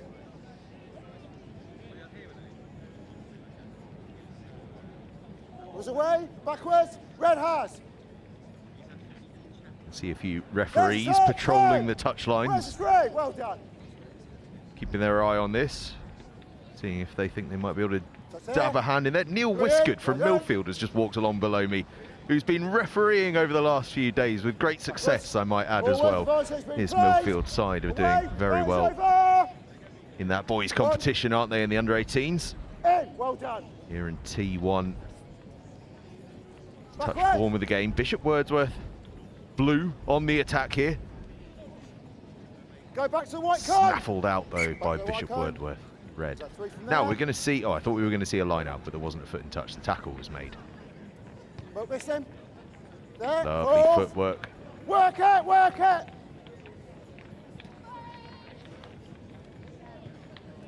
Oh! Knocked on, into touch, choice. Knocked on, into touch, choice. Want a line out? Yeah, let's have a line out. Good afternoon from Control. Are you ready? The 3 o'clock round of fixtures. Pass it? Yeah, well So done. Bishop Wordsworth red looking to go fast from their own try line. We're still yet to see a score, but we're not going to see one there either, are we? On RE1, the boys plate semi-final. Second. Dulwich versus Epsom College. Might be a bit of space here if we can get some fast handling. The boat. Defender drifted. Amazonian Barbarians. Third. Now, we should see 3 tacklers in here, which means if they spread the ball quickly, or we go for the kick in behind, now the chase is on. Oh, how's your bounce? Not quite going to work. Quick turn here, could be some space.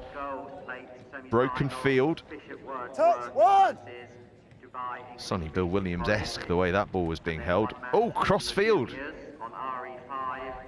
Red ball. Covered in the backfield by Bishop Wordsworth red. Well, we're seeing here some of these elements of the game, aren't we, in this T1 showcase that we're familiar with from the wider game, those kicking elements. Don't touch pass. You felt it. Triangle on. Triangle on, that's what they refer to as the ruck in T1, where you've got to get 3 players from the opposition, the tackler and 2 secondary defenders, secondary and tertiary defenders, I suppose, to cover the breakdown. Now is there some space here? Oh, pass just went forward. Come on, sir, we want to try. Stood in the right position to see it. Come here. Nice pat of cake. I'll call the coach Brian set. Right, we've got about 2 minutes left in this one, and then on to the third and final game. Another little crossfield. How's that one? Just a bit too much on it. Bishop Wordsworth 15 couldn't quite pluck that one into his grasp. Right straight out, right out here.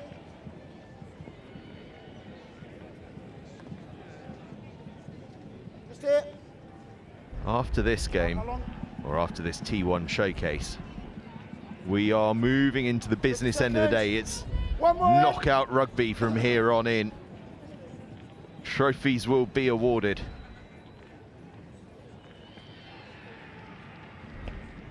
Little grubber through. Just done himself a little bit of a niggle there, just as he stabbed the ball through. Unfortunate there. Now is there some space? They did the first tackler, now we've got a 2-on-1 here. Oh, he's just thrown the dummy. Maybe the pass was on. Still, we play on. Good fast ball here for Bishop Wordsworth Blue. Just lost it backwards, but still the chance goes on. Backwards. They can spread this one. There might be an opportunity. No, tied up. Third.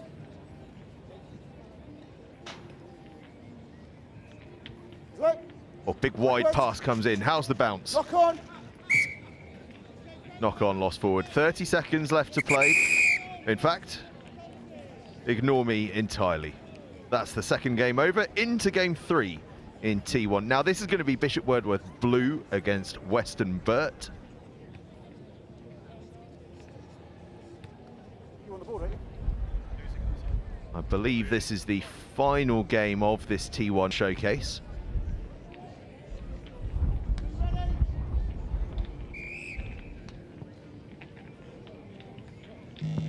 Deep kickoff. Bit of pace here.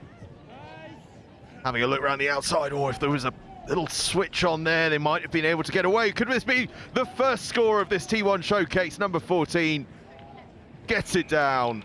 Try time. Oh, we've been waiting, and now we've got one.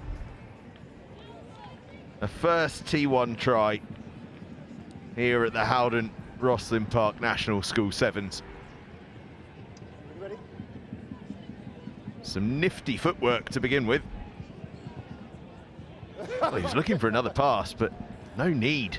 Just get that ball down. First, triangle. Western Well Burt then done. Good drills. have the There's ball. The gap went backwards. He has. Second. Well done. Working hard. Good comms. Third. Get back there to the spot. Get back there to the spot. That's third. When I say get back to there, that's where the touch is made. That's where you got to turn and present. Third. Triangle on him.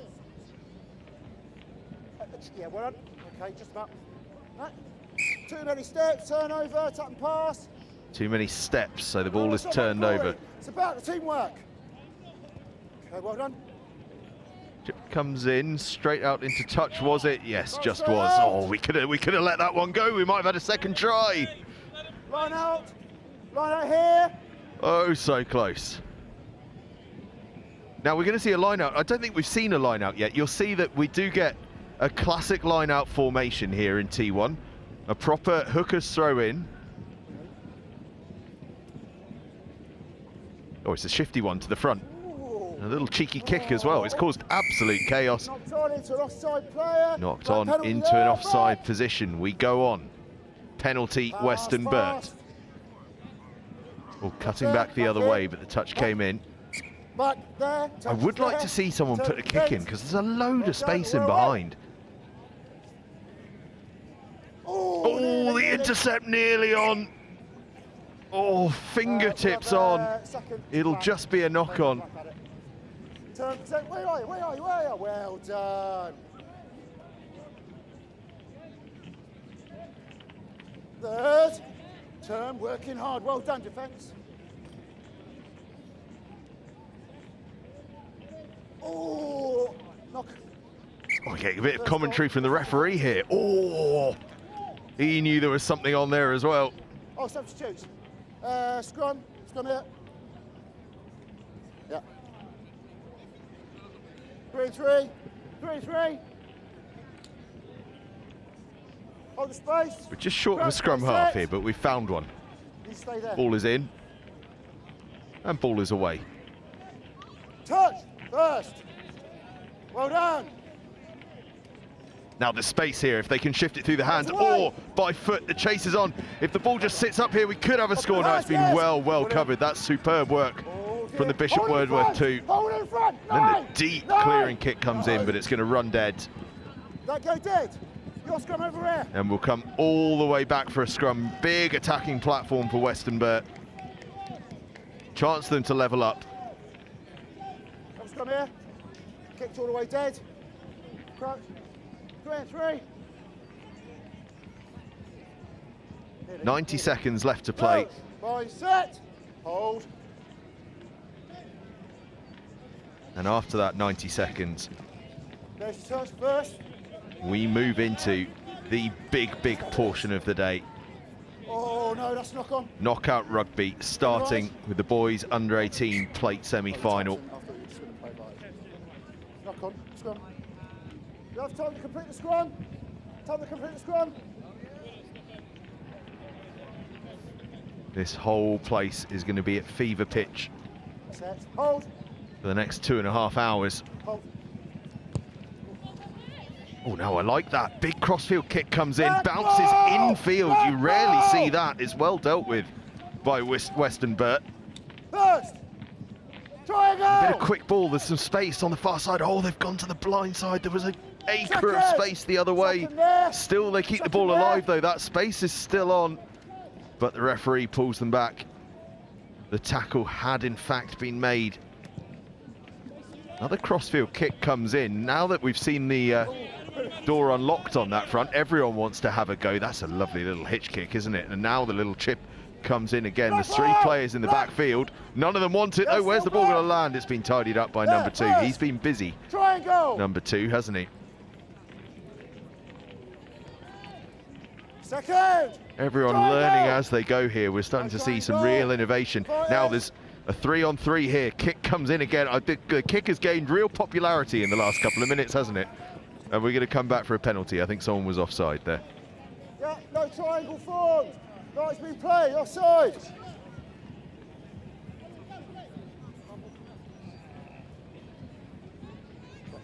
Right, we'll restart with a penalty, Weston Burt.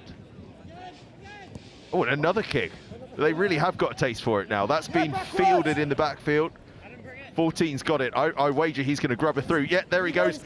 Chases on. Is this going to be 2? No, ball beats it on the outside.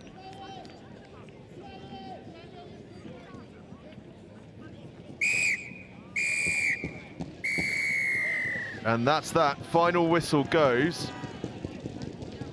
Are we going to squeeze in another game, or are we tidying up cones? Real-time commentary on what's happening out there. We're tidying up cones, that's what we're doing. Which means that we are heading back to the Howden Rosslyn Park National School Sevens competitive element after that fantastic T1 showcase. Well done to everyone at Weston Burt and Bishop Wordsworth School for displaying to all what T1 rugby is all about. Fantastic stuff there. Right, now we move on to the boys under 18 plate. As I say, we're into semi-finals and final stage now. It's just the boys under 18 cup, girls under 18 cup, boys under 18 plate, and girls under 18 plate remaining. 4 trophies on the line. And we've got 4 finals in a row coming up after this semi-final block. It's going to be a big, big afternoon of action here at the Howden Rosslyn Park National School Sevens. And that boys under 18 plate semi-final is coming up any moment now.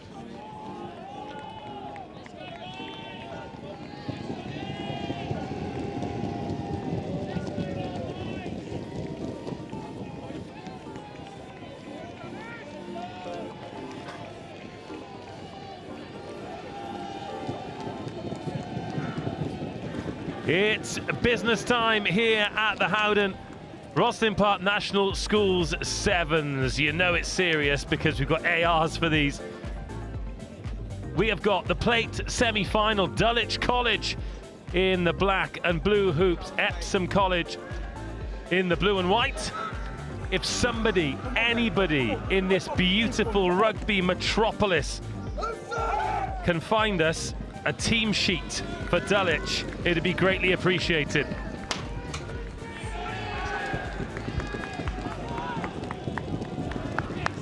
We've got Epsoms, we need Dulwich. These boys have earned the right to be here in the semi-final. We should be saying their names. Alas, this is where it gets serious. 2 wins from glory, 1 defeat from leaving. Heartbroken and empty-handed. Epsom getting us underway. The laws don't change in the knockout. Still 7-minute halves, still a short turnaround, but if we're tied at the end, we go into golden point extra time. And who would write that off? Early committed defence from Epsom, trying to guard that 22 like it was the try line, committing bodies to it. But they've got no sweeper at home, so if Dulwich can get in behind, it is panic stations. They've won the penalty though, picked up the penalty. And they've got a good opportunity to really launch an attack here. It's quick, floated ball over the top. Cover tackle comes in, it's not good enough. The offload is there, and Flynn Roberts finishes well. Dulwich yet to have a touch, and Epsom away and scoring. Beautifully worked by Epsom there. Just a patient broke it down, and Flynn Roberts, fine finisher. Used to teach him actually back in the day when I had a whistle around my neck, and a very good athlete, fierce competitor, and good try. Arthur Garfield, oh, he snuck that one in too. The Cardiff Blues under 18. I can tell a coach from England has written that because they haven't been Cardiff Blues for about half a decade, have they? Alas, he was involved with the youth academy there, and he's got a sweet right peg to add the extras. High-hanging restart and a big chase on it, and a glorious pluck from the apple tree to put Epsom right back on the front foot. They've gone the same way again. Here's the try scorer taking them into the 22. And alarm bells ringing here for Dulwich. They haven't touched the ball, and they find themselves defending their 22 for a second time. Arthur Garfield, he is the playmaker in the middle of the park. Springate coughs it up, and now Dulwich can come forward for the first time. Broken field, frantic defence, and front foot ball here for Dulwich to try and work some points on the board and arm wrestle their way back into this semi-final. Overcommitted at the breakdown, penalty conceded. Dulwich tapping and going. The left side looks the strong side here. Gone for the miss pass, the dummy thrown. They've gone man for man in defence of Epsom, but driven off, not able to contest that breakdown. And Dulwich perhaps guilty of throwing the miss pass when they've got numbers. No. And passing through the hands is the best way to go. 2-on-2 now. Little stamp and a step and a maul called. And Epsom could spoil this and have great defence. Actually love that call from the referee who just went early, and he rewarded the muscular defence. 2 men holding up the runner, called it as it is. No hanging around, and that's real strong D from Epsom. Well, that's the first one I've seen here, and the referees have actually shied away from the maul quite a lot. They've shouted tackle release when there are a few that could have been called maul, but as you say, rewarding the strength. But Epsom are now in coffin corner, and this is not an easy exit. Looking comfortable on the ball though, and these are the kind of passes that would give the coaches kittens in the 15 season. But it is not just encouraged but necessary here at the National School Sevens. Now more space to attack, more pace to burn. Ben Quinton, oh, the ankle tap, the saviour. But he's back and balanced and away. Ben Quinton, the escapologist. And Epsom over for try number 2.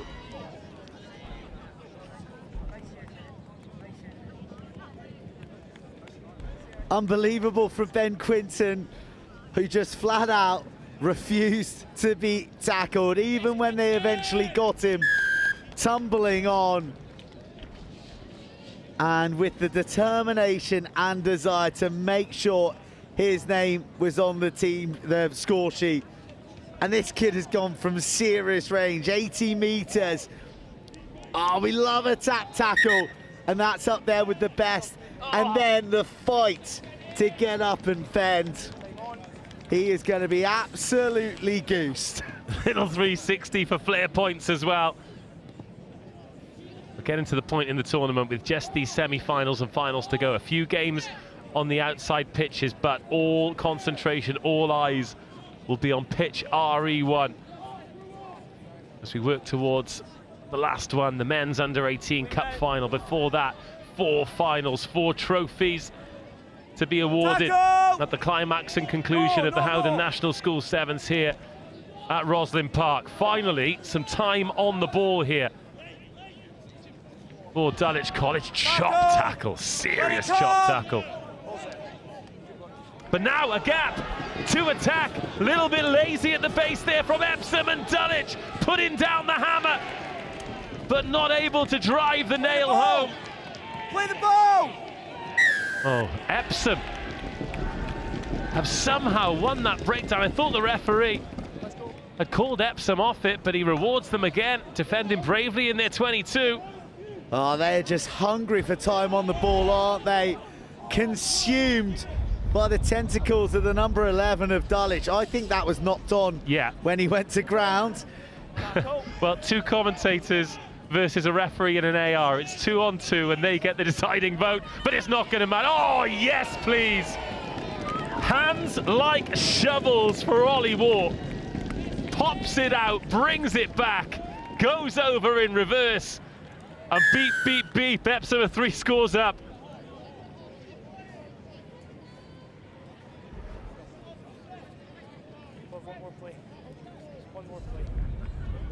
This has been a tough 6.5 minutes for Dulwich.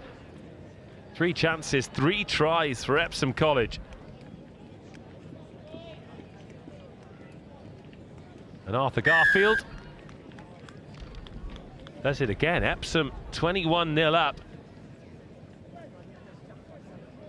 Well, it's a good job they've kept some new rugby balls for Friday here, because if there wasn't much grip on that, Burnsy could have gone slipping and sliding out instead. He's kept the big sticky paw on it and gone in from downtown Ollie Waugh.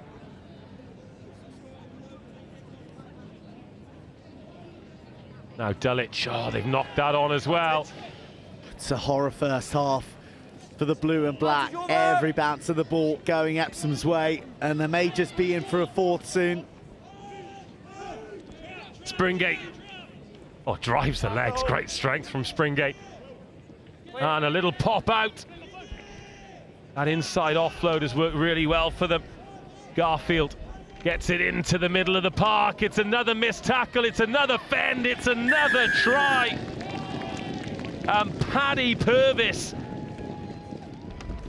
Well, clear your diaries, Epsom fans. I think you've got a final to enjoy.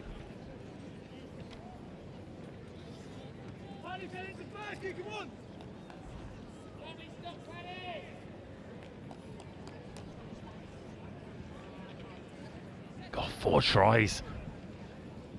And Dulwich have been absolutely rocked here by Epsom. Another good strike. Everyone can take a breather, but Dulwich have got serious work to do. They are 24-0 down here in this plate semi-final.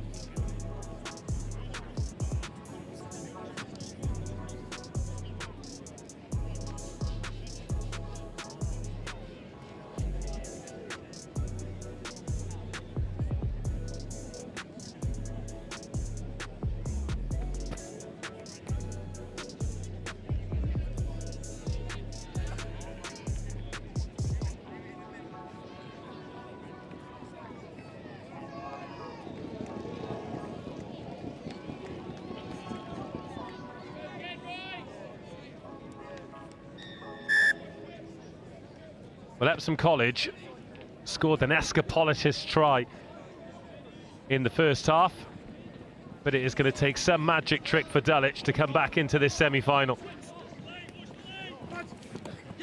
Oh, they forced the knock on there. And if they get the first score and get a bit of wind in their sails, Joe Burns, then maybe, just maybe. You often find that the plates is grittier. Like, yeah. It's a bit more fearsome because they've sort of been down, but they're not out, they're in, and then they're scrapping for that silverware, and it's that highs and lows, the peaks and troughs emotionally.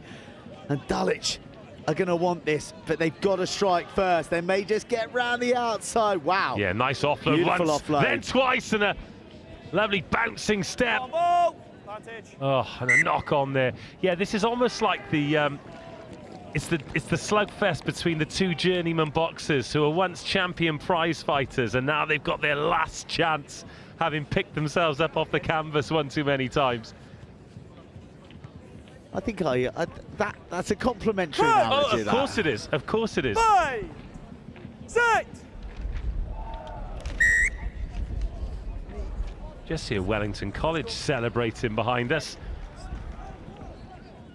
I think they're marking their final days in the jersey, actually, or final moments in the jersey as one. We've got to remember this, that for all these under-18s, many of them, those who aren't going to be at Sedbergh for the 10s at the weekend, this marks the end of not just this competition's journey, but years and years and years of playing together with their mates. Yeah. Pretty special and poignant times.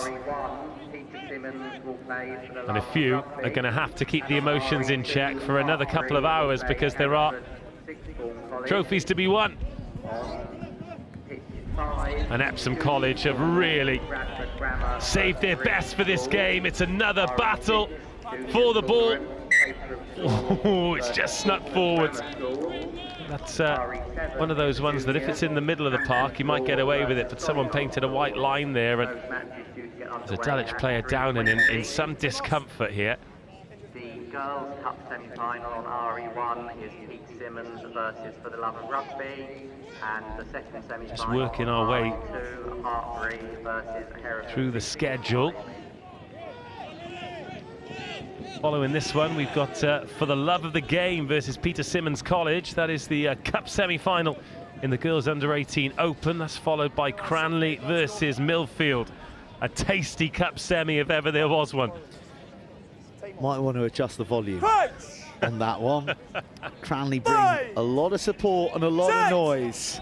Reinforce the boards on the far side, Burnsy. They're going to take a pounding. A nice ball. Bit of width on this, but the clock and the scoreboard very much against Dulwich. They need a try a minute for the next 4 minutes and a couple of conversions to boot. It's a little bit of conflict as to what the actual score is. I always back our scoreboard that says 24-0, but the one in the stadium here says 26. Our lads in the truck never miss a point. Never had a point as well, though. So they're pointless, actually. Go on, tell the story. As Dulwich come forward. Oh, it's just been lost forward again. Oh, we'll have... oh. Now, this is the moment where a little bit of emotion boils over there for Dulwich, and the Epsom player there who's been dumped down, that was Ben Temperley, has done well to keep his Temperley in check. Now I reckon that he is Kit Temperley's brother, who is the Dutch under-20s captain, who is playing at Loughborough University and will be in a Buck Super Rugby semi-final next week. There is a Dutch connection all across Buck Super Rugby because they're starting outside half. Vicas Meyer is at Cardiff Met. They have also got a Buck Super Rugby semi-final on Wednesday. Tough trip to Hartbury. Well, Dulwich are having a tough semi-final against Epsom College here. And so far, they have got a big fat egg on the scoreboard. Largely down to very resolute defence and razor-sharp attack from these Epsom boys who, with no sweeper home, probe the 22 with a kick in behind. Swept up. And dealt with. Down, away.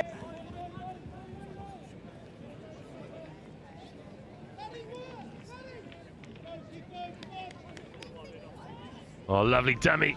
Where's the offload? There it is. Where's the gap? There it is. Oh, great tackle. Body on the line stuff. It's Temperley again. And he's been given approximately 0.01 seconds to roll away there by the referee. And Dulwich College on the move, 24-0 down, just over 2 minutes to go.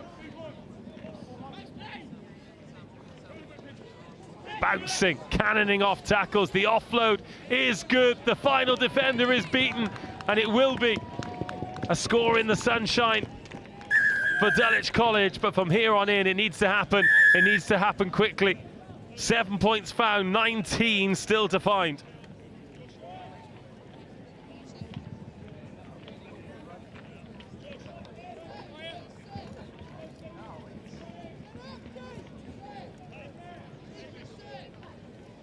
Just wait for your guy to get back behind. Yeah. Oh, they're going short here. Needs to go. Does go. Oh, forward. So close, but so far. Stop.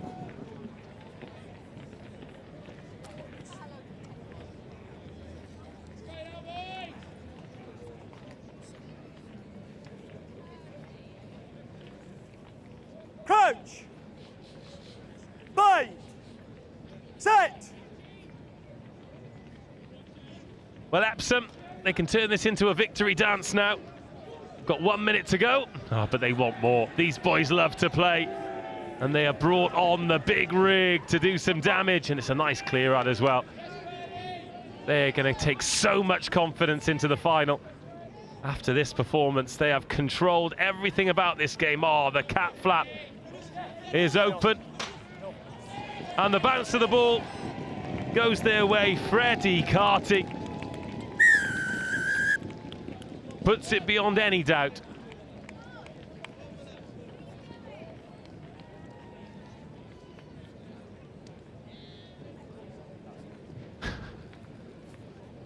Well, you've got to move the coat, haven't you?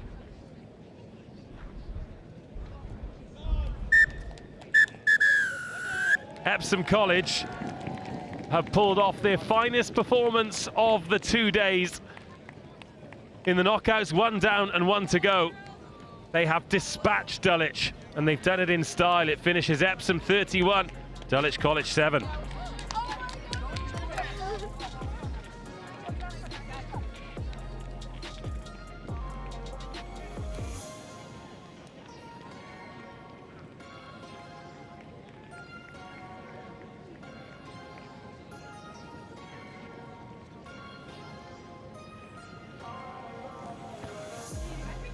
Good afternoon from control. This is a call, please, for Peter Simmons and for the love of rugby to make your way to RE1 pitch for your cup semi-final match at 3:20. That's Peter Simmons and for the love of rugby. Please make your way to RE1 now for your cup semi-final match.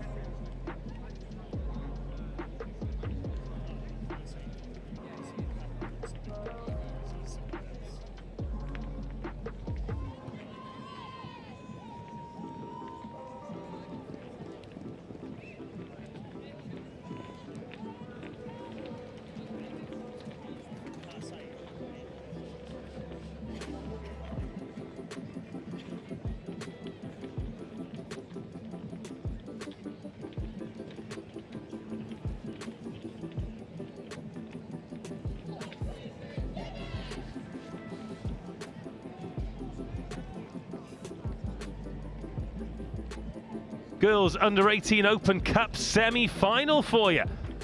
For the love of the game against Peter Simmons. For the love of the game, our friends from Canada in the red jerseys. Peter Simmons College, we've had them here on pitch RE1 already.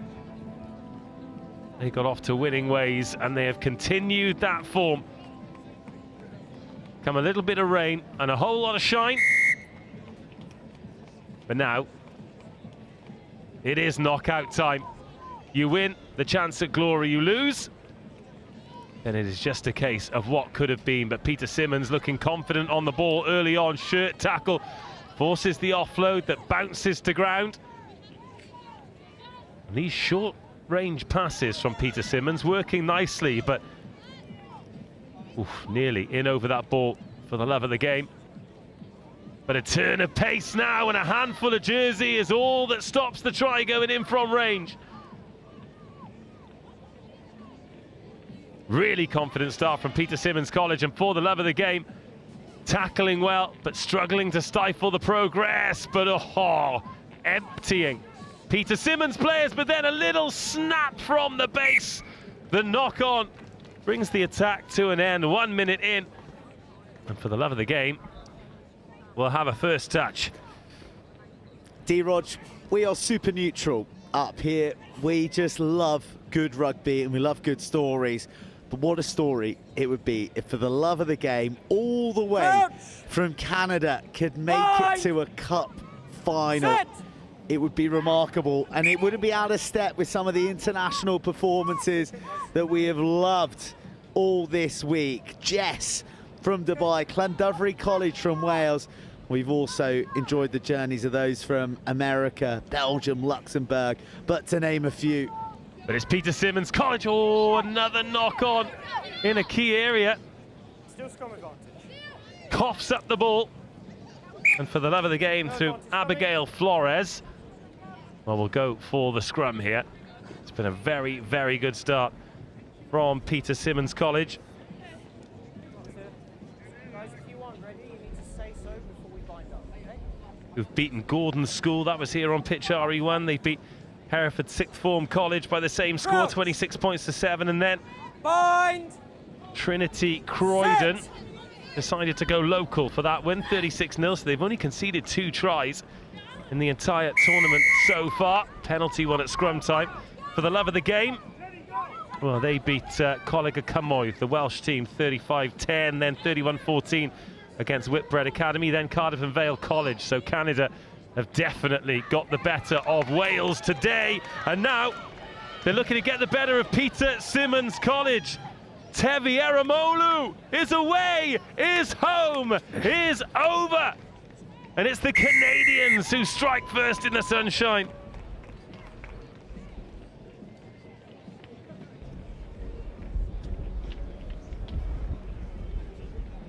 Well, no one's in a rush to take this conversion. It's Alex Dewar who is strolling there. She needs to be careful here because she's on the clock. Different time zone. Yeah. For Canada, isn't it?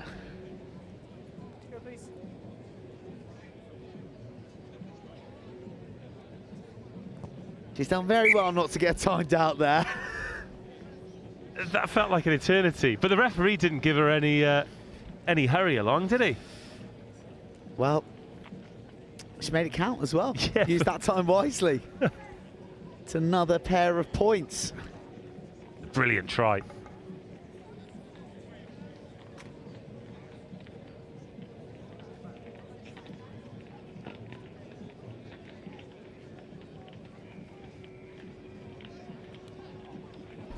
Well, the restart, hadn't quite gone 10, but they played at it, Peter Simmons College. And thought the offload was away then, but Drew Spencer driven into touch. Red. Red.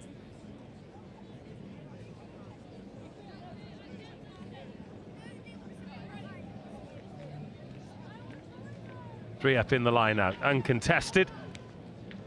Peter Simmons, well, they're always trying to work these passes All backwards. in short proximity. I think they might have just got away with an offside there, but they haven't got away with a knock-on, and they've coughed up possession here, and for the love of the game, have some space to attack. That's the last pass. It looks good, and Abigail Flores touches down out wide. Well, that great story you talked about, Joe, is one score closer. Abigail Flores, who on the team sheet is described as a crazy cat lady. It's amazing, isn't it? Because you could write anything nice about your teammate, your friend, your try scorer in a semi-final. But that is the useful information for commentators that we have been given about Abigail Flores.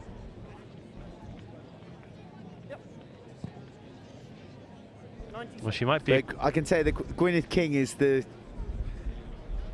key cog of the operation, though, because she is the team hair braider.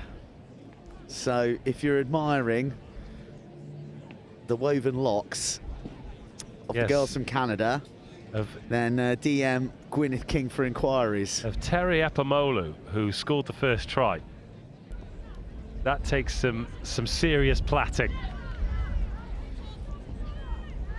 Good, solid contact on the tackle.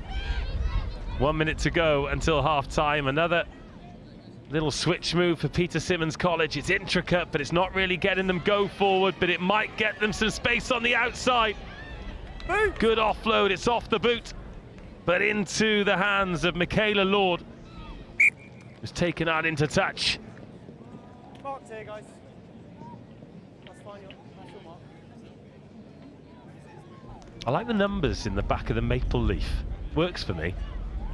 I like the jerseys as well. Yeah. I like that old school feel. Clear, like tall jerseys as well. I think they've got the nicknames on their backs. I tell you what, Peter Simmons. Wow, they've got a penalty. This is handy. Like really, really important to make the most of this. Taking some points into those half-time huddles. It's just going to be the boost that they need when they're geeing each other up at the half-time. Yeah, they're all offside in midfield. That one's gone backwards. It's a little bit lackadaisical from Peter Simmons College at the end of a long day of rugby. But a big direct carry, another decent offload. Oh, and all of a sudden, the defence parts like the sea. And Peter Simmons College are over. There are some shrugging shoulders here from the For the Love of Rugby coaches who think there might have been a knock-on missed. Play to the whistle. Play to the whistle. Rule number 1 when you're learning the game. And Peter Simmons, the beneficiary of adhering by that, a late score, and now things are interesting here. Well, let's have a look here ourselves. Was there a little tickle forward on this? No, I think that's a great spot by the referee. And a little bump, a little gap, and an excellent finish. 5-12 at half-time.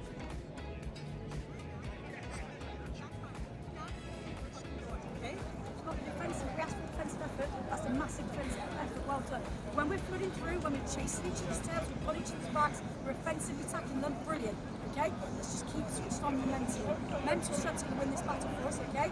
Yeah, get off onto your feet, get off the line and make those tackles. Attack was after itself, it's all about defence, yeah? Stay connected, push up, mental strength, really good. Yeah, let's go. Whoever's willing to work harder is going to come out with the win, okay? Let's dig deep here, okay? For each other. Let's go. Dig deep, look around the circle. Nice and tight, girls. For the love of the world! For the love of the game! Let's go, girls. Come on. Let's go. Last 7.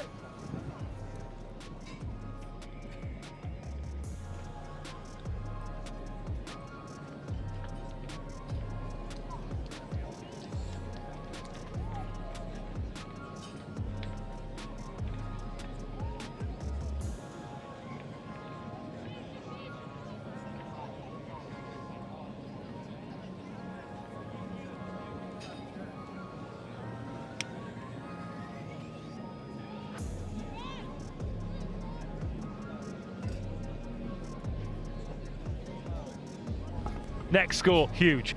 Dig deep and play for each other. Simple, clear messaging. Messaging that they'll just have to hold in their thoughts a little longer because we don't have a ball right now. Few key ingredients you need for a game of rugby. And that very much the cornflour that holds it all together. The cornflour that holds it all together? Yeah. The flour arranging analogy. No, cornflour. Have you never made like curry or anything? Backwards. Gravy. Literally anything that needs thickening. Gravy comes the northern voice from within our truck in our ears. Piping hot onion gravy. Anyway, great semi-final here. And Peter Simmons College just before half-time, capping off for 7 minutes that they started the brighter of the two teams. A little bit of confidence coming back into the blue and golds, and they've got a scrum here in a great position. And the opportunity to close the gap even further. They missed the conversion from under the posts. That's a great scrum, and move it early. And the referee not happy All good, ladies. with how it came in, how it came out again. Here, big push. Yep. Same again. There are a few battered and bruised bodies down there on the touchline as well for the love of the game. Set. Guys,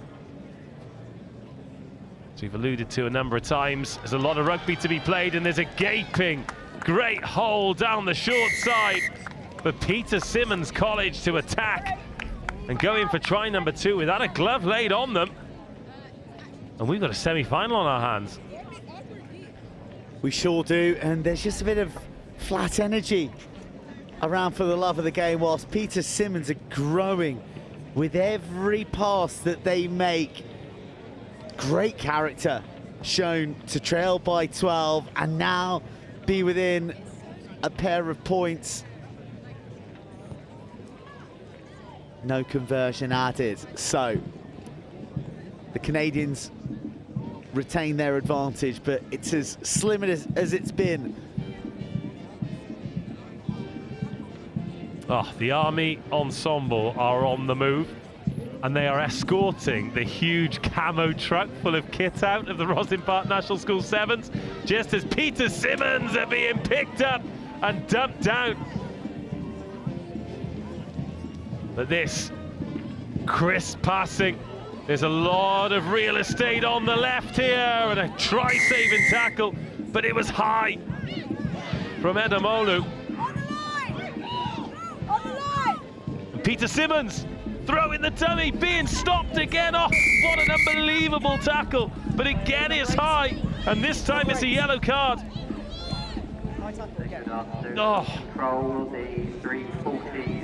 How long can they hold out for? Not much longer. 3 unanswered tries for Peter Simmons College. They lead in the semi-final for the first time. And now down to 6 behind on the scoreboard. 3 minutes into the second half. And for the love of the game, need to dig deep or the tournament's over. And on RE7, St Albans School versus Stamford School. Those matches should get underway at 3:40. Again, no conversion. So we take a look at this. It was a long time coming. It was a slow death here, wasn't it? But a lovely, deft offload for Peter Simmons College. Abigail Flores is off the bench and back onto the field of play, and they need a bit of Flores magic. Backwards. She has a number of goes at that, but has it in her hands, and there's some room to work with. Hurried passing, gap opening up. Oh, it's a brilliant pass almost. I thought she could have backed herself then. She'd got in behind the Peter Simmons defence, but she knew she had the pace out wide. Resolute defending here from Peter Simmons College, but they are narrow and they are committing 2 or 3 to every tackle. Just going past the halfway line, Burnsy, is this the coolest vehicle that has ever been in the National School Sevens? What, the enormous Army truck? Serious bit of kit. I hope that the brass band are receiving a standing ovation on their way through. They have been awesome all week. Yeah. We've loved having the British Army here. Oh, and Peter Simmons will just love that gift that has travelled transatlantic and into their grip. Oh, a penalty try awarded. High tackle, the call. Well, this will be another yellow card. Oh, it will. And it's Flores as well. Just as they're reinstated, I think, to what they thought would be their full complement. They're back down to 6. Or will it be 5? No, that'll be 5. Oh, well, tough for us to see. Yeah, it was. She was trying to get on the ball, but it was just a hand that slipped up. Yellow is back. Well, the first yellow's back on, so they will be 6, but the referee's taking a look at it. He was just checking to see if the ball was grounded. If it was grounded, he probably wouldn't have given the yellow card, but that is a tough one. The laws are the laws. But she was almost immediately on the ball, but it was kind of on the face and came down. If it hadn't have been given, I don't think anyone would have complained too much, but the referee in a great spot. It was a high tackle. Only 6 players.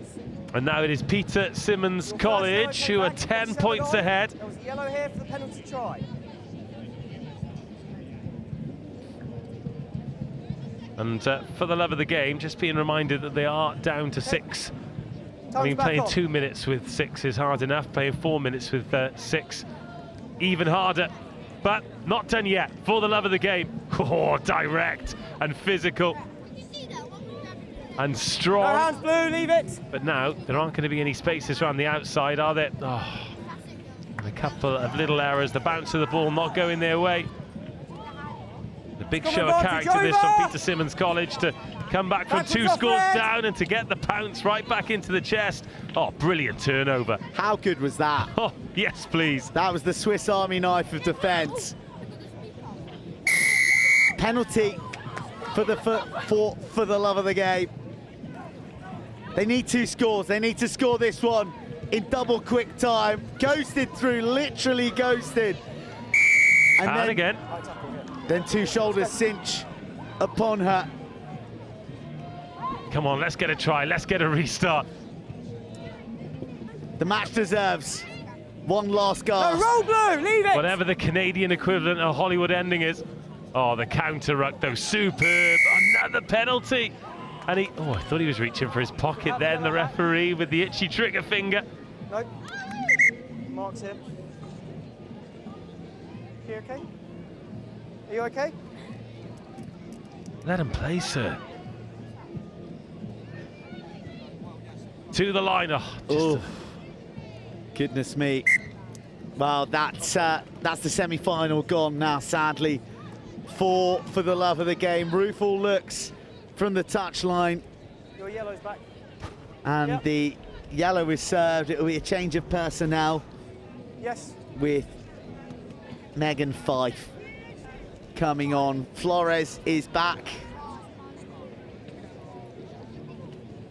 Crouch. But I think that the time is up.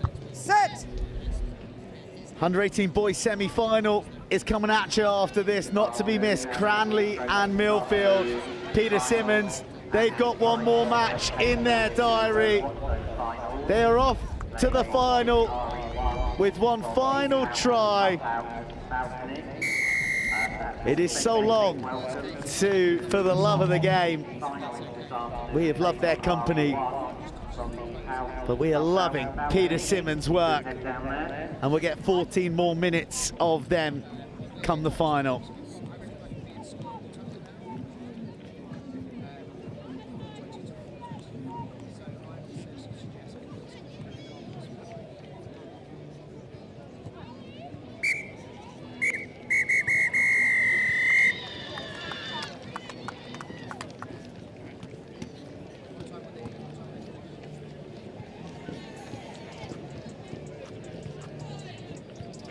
Good afternoon. The call please for Millfield and Cranley. That's Millfield and Cranley. You should be at RE1 now for your cup semi-final match. Thank you.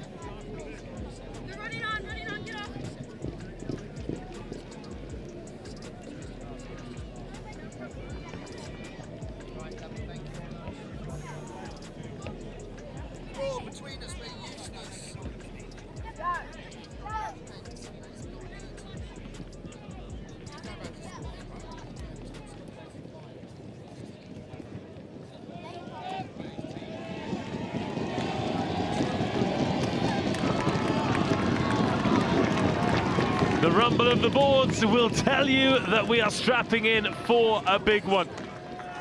2 hooped rugby dynasties locking horns for a shot at glory here at the Howden National School Sevens at Rosslyn Park. It is the boys under 18 Cup semi-finals.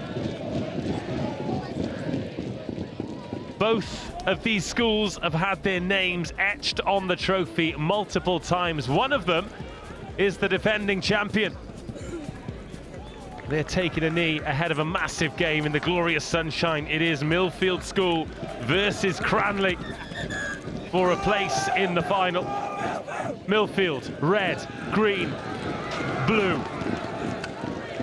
Cranley, white, navy, gold. Untouchable up to this point. For one, the sweet pill of finals rugby. For the other, the bitter pill of defeat. It's 7 minutes each way. The Howden Rosslyn Park National School Sevens Boys Under 18 Cup semi-final is underway. Cranley receiving the ball, receiving it safely. And Joe Burns, if you can't get up for a game like this, then maybe rugby isn't for you. The Howden hoardings have been reinforced for the crowds that are amassed on the far side, and they'll give them a rattle for everything that Cranley do right here. They've not been to a final in some years, but they have the imperious Millfield ahead of them, and look at the hunger from the no-named jersey of Alex Yeasby racing across. Somehow the ball isn't out of play, and even more alarmingly now for Cranley, it's in the hands of Morrow, and already it's to Carver. Back inside, Morrow, all the good stuff goes through him so often. The captain Heffron tackle away now, heaving his way.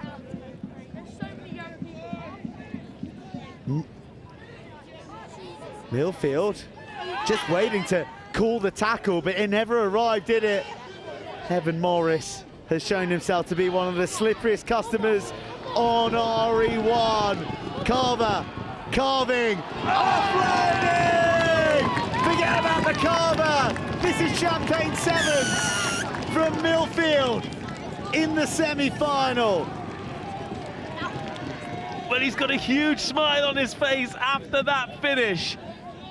But he knows it was gift wrapped by Carver.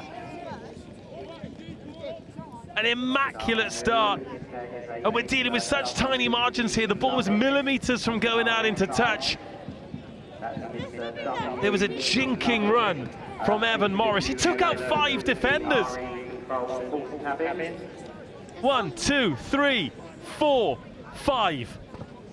And then creates the space for a 3-on-2, but Cranley's defense did well, but Carver inside, that offload, unbelievable. And all you have to do is catch the ball, time the run, and dot it down. Advantage Millfield. 10. Oh, that is a beautiful touch. Volleyed back like the finest setter, and Carver is off again. Carver a menace down the right edge, but look at the Jacqueline instincts of Cranley. Running on. Tooth and nail semi-finals is what we love on day 5 of the best school sevens competition on the planet. Oh, don't give it to him. Evan Morris wrapped up in the tentacles of the Cranley scramble. Oh, he's been adjudged to have taken high.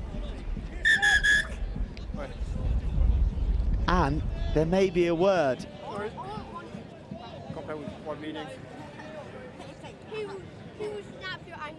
It's for blood replacement here. I thought the referee had seen something we hadn't seen there. Which wouldn't be extraordinary.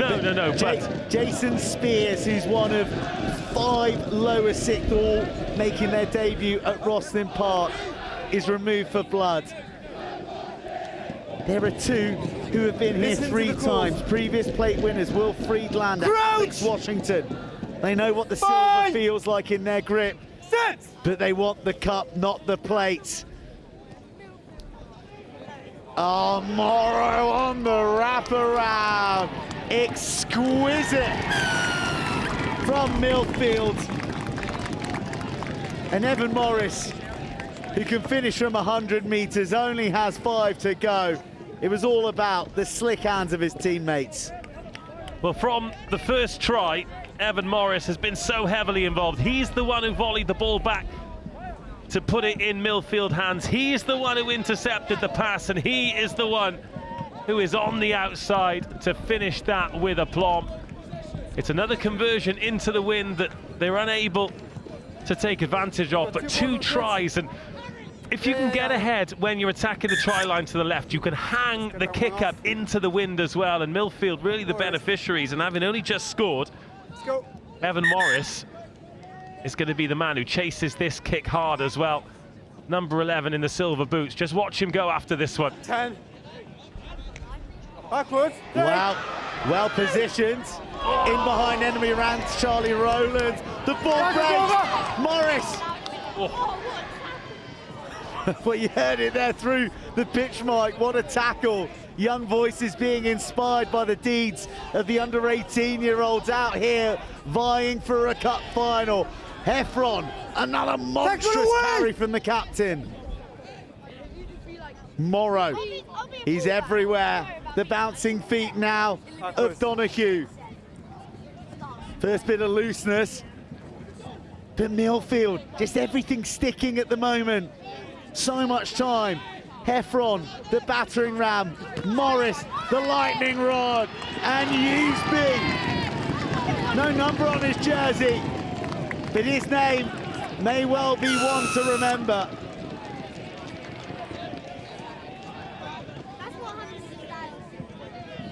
Well, Cranley just being suffocated at the moment. They can't get a touch. And this is where it can be a really cruel game, but it's only a cruel game because Millfield are executing so well. They got the first score, and Cranley haven't had a touch since. Highly contestable restarts. They get the ball on it, they get their hands on the ball, but it's all too brief. And then Millfield just turned the screw. They've been so accurate. 3 tries, 1 conversion. Another restart that is going to be charged with nightmare fuel to come, but that one a slight miss hit and a bit of relief here for Cranley, and they need to get something before half-time. They've been bouncing all day on RE1 to the delight of their travelling support, but now it is the sternest examination of their character. That was forward, and the referee agrees. Even their partisan supporters who were bang in line couldn't rouse an argument. I think you've got to boo there. If you're Cranley, you have to boo. The game's gone. I think there's a few teachers dotted in this year round, so I think they're on best behaviour. Speaking of, though, Joe, just take a look around here. Crouch! 2, 3, sometimes 4 deep. Every side, every line, every corner of this RE1 pitch. All eyes on this brilliant game. Morrow receives a bit of a bullet, but that'll be all right because Harry Bunting is blasting round the edge.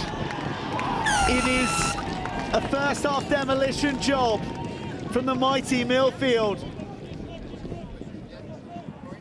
Not just beating Cranley, but blowing them away. Think about the bigger picture as well. If you can win a game like this in this style, I mean, that kick's not going to make the highlights reel, but at half-time, as you take another look at this, it's a great finish, but they're not having to put a huge amount into this. It's not a massive physical battle. There aren't huge hits. And at this point, you're living on the edge anyway. You've played so much rugby, but if they can keep a little bit into the tank going into the final, then could that be the edge they need? 24-0 at half-time. Cranley's tilt at the title is slipping away.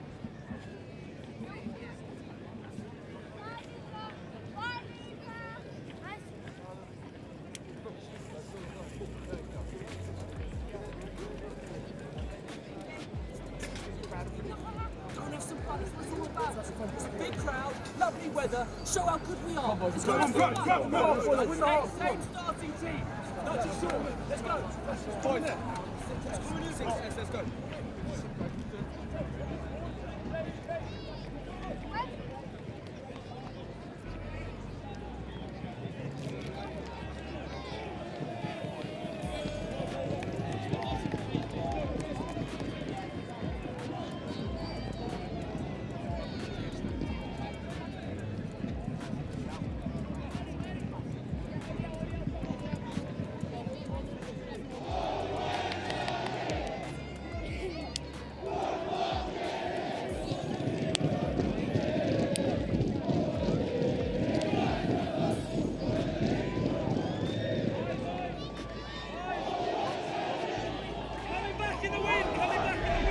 They may be second best on the scoreboard, but they are top of the log when it comes to getting behind their boys.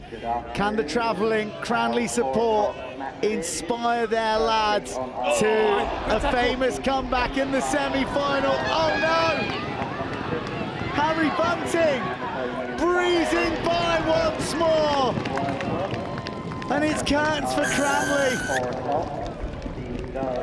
2 touches either side of half-time to put it beyond any doubt.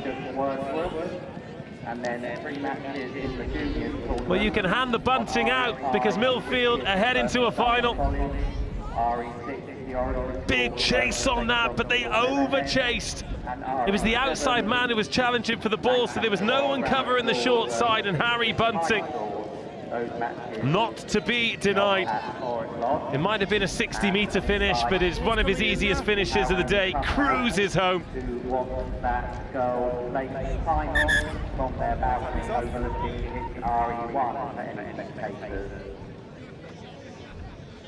Let's go now. And Millfield, well, I think they like the idea of winning it back-to-back.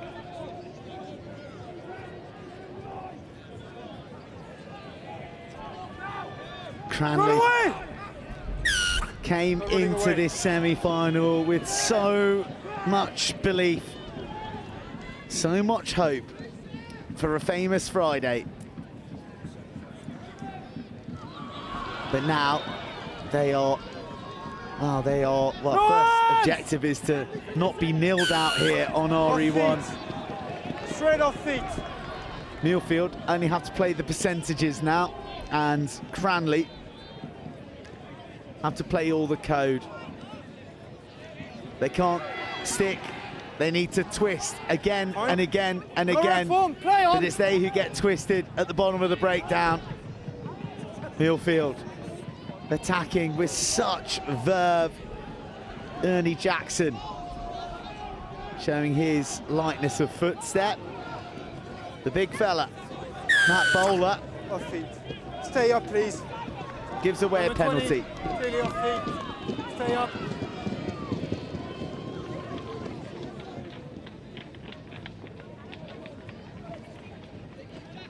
Cranley back on the ball, weaving around Henry Pryor, engaging the shoulders of the Hoops Millfield.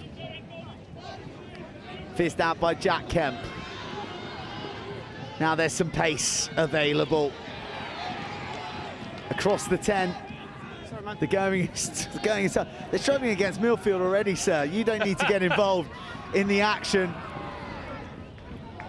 Great example of getting in the passing lane there and making playmaking impossible. But look at this pressure Millfield are putting on. You talked about them playing the percentages. Tackle now! They're just giving Cranley enough rope. Locked on.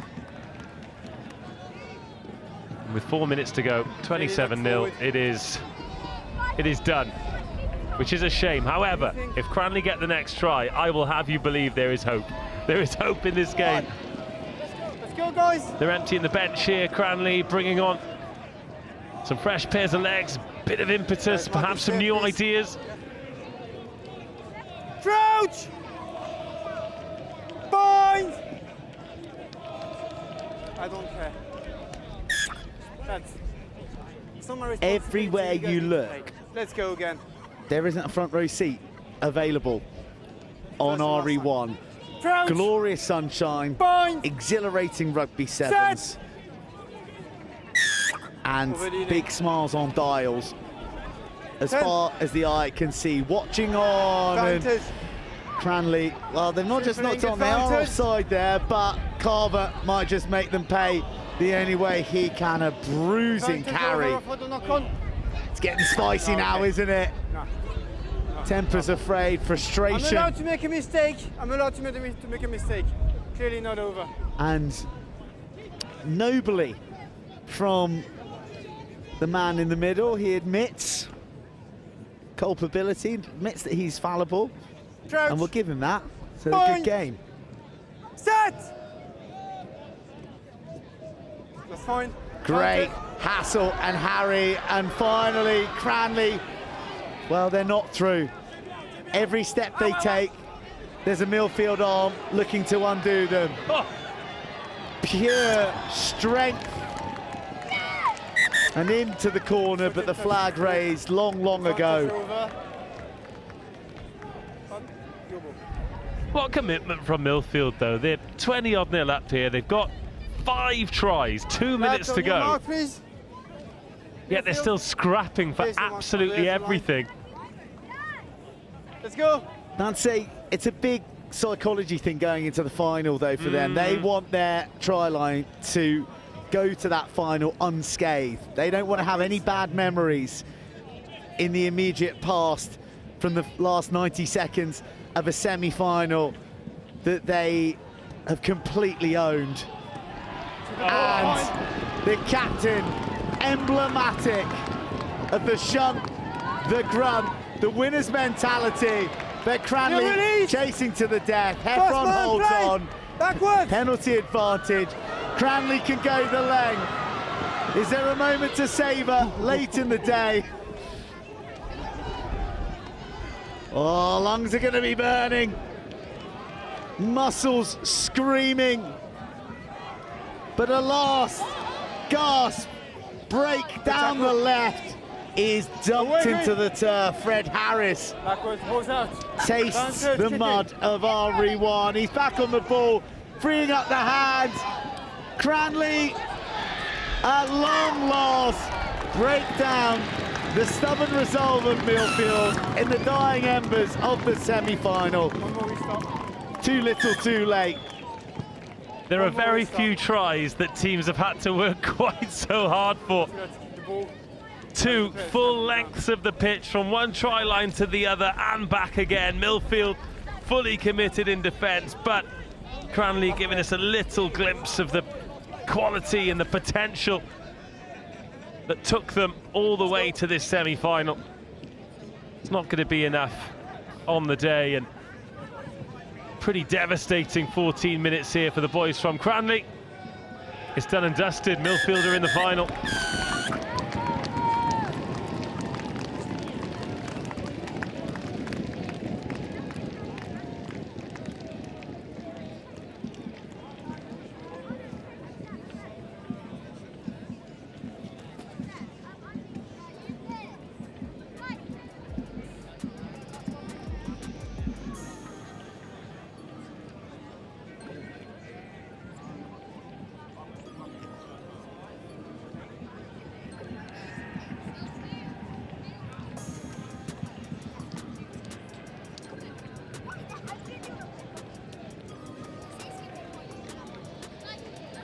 Skibbity toilet.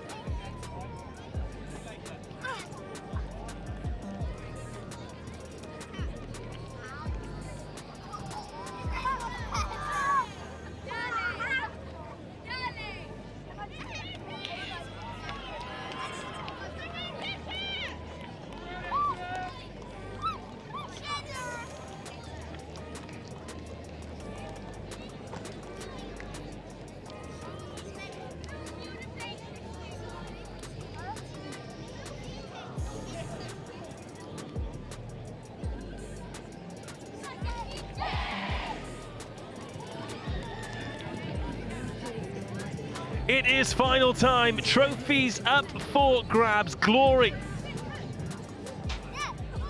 on the sun-kissed sanctuary that is the Howden Roslyn Park National Schools Sevens. It's the Amazonian Barbarians against Bishop Wordsworth School.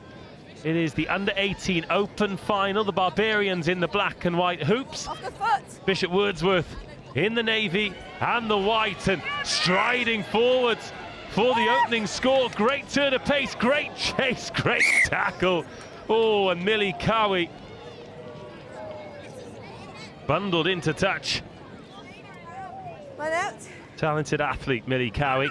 Oh, okay. Captain of both the rugby and the netball teams. Blue. Here. Yeah, stay there. So Bishop Wordsworth School, Back. they have got here No, that's fine. Nick, I have left. with victories over Blundell's, RGS Worcester, Canford and Des College, the Dubai English-speaking school. Double throw. Just 3 tries Free kick. been conceded the entire tournament. The Amazonian Barbarians, we've already had them on RE1. They have defeated Newhall School, Des College and Sir Joseph Williamson's. They too have conceded just 3 tries. But it's Wordsworth who are on the front foot immediately here. Yashvi Patel brought to ground, and a excellent tackle, excellent turnover. And the Amazonian Barbarians can launch an attack for the first time. Those of you who've been watching all day will have seen the physicality that they brought, particularly on the defensive side of the ball. That's a little bit loose though. No knock on, says the referee. And another opportunity here for Millie Cowie. What a tackle. Oh, the offload has just gone forward. Scrum. Barbas. Let's go. And Eva Baird Mark's here. can't finish. And the Amazonians Rugby Academy will have a scrum to attempt to relieve the pressure. Ouch. Oh, what a breathless start. Fine. Amazonians in the final here. Set. Just need to calm down a little bit because it's Bishop Wordsworth who Not driving straight. started the brighter and looked a little bit more composed, but for the final pass. Oh, the kick was mishit. That was meant to be in behind, and interestingly, Amazonians happy to watch that go out into touch. Black, this is your mark. See exactly what they were trying to do. There was no sweeper in for Bishop Wordsworth, and with that, You need one in the channel. you can test the players at the back. You can test the pace. Girls, you need to drop. They only got 2. You need to drop. Yep, let's go. So Bishop Wordsworth can come forward again. Let go now. Can they take some points away from this early territorial dominance? They've got it out to the width. It's Millie Cowie again. She's snaffled again, and Amazonians can intercept. That's going to stay in. And it's hacked forward. Defence into attack. Will it sit up? No! Knocked on. And the opportunity goes. Oh, she was home and hosed. No Bishop Wordsworth players in sight.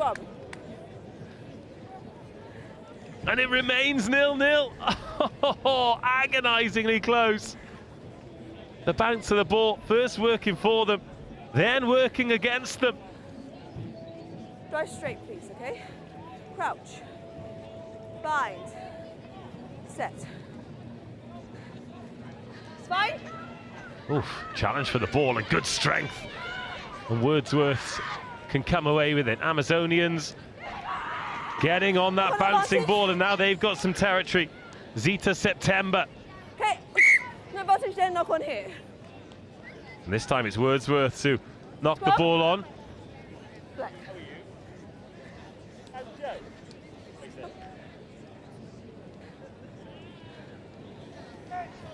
Crouch. Bind. Set. In it comes then. Amazonians, oh, forcing the knock on. The advantage is over. It's picked up well by Marnie Vaughan. But knock-ons just stifling the progress of this opening half. It is a tense one. You're right.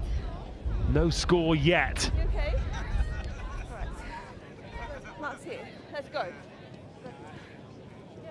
Crouch. Bind. Set. Barbarians ball. Early hook. Well, the early hook means it's a free kick to this Barbarians team. Danrika Jahoma gets them on the way. Endinako Umbunye. She's gone forward all day. It's been ripped. The referee's lost the footing, and it's back with the Barbars. Lovely pickup on the half volley. Gemma Thomas wrestled to the ground. Bishop Wordsworth going after the ball, winning the turnover. And a tap and a go. And Eva Baird. Oh, ball into touch, and once again, no luck. And the longer the scoreboard continues to tick, the more stressful it gets for both teams, the more one score could make the world of difference.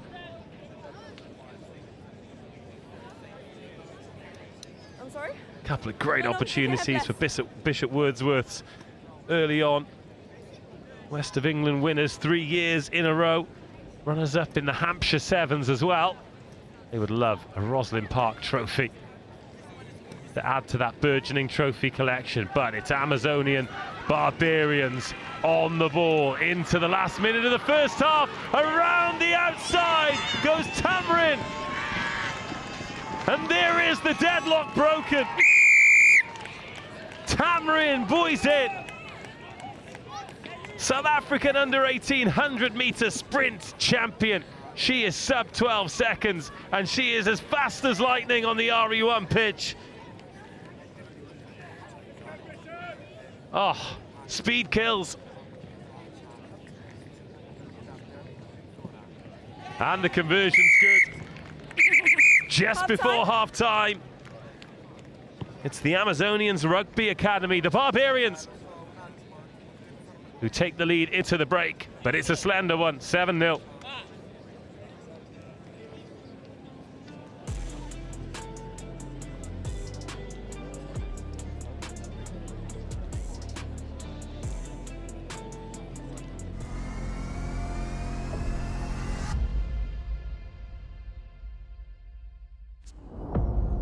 Get ready for the ultimate international showdown.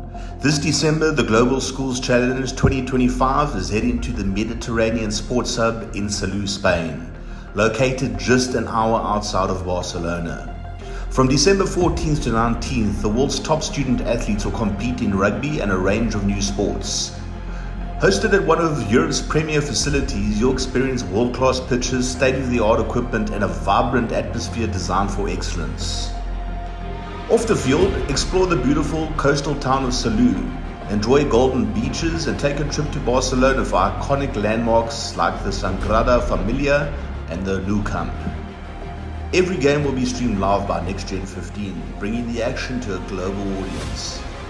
Don't miss your chance to be part of this incredible event. Register now at globalschoolschallenge.com and rise to the challenge.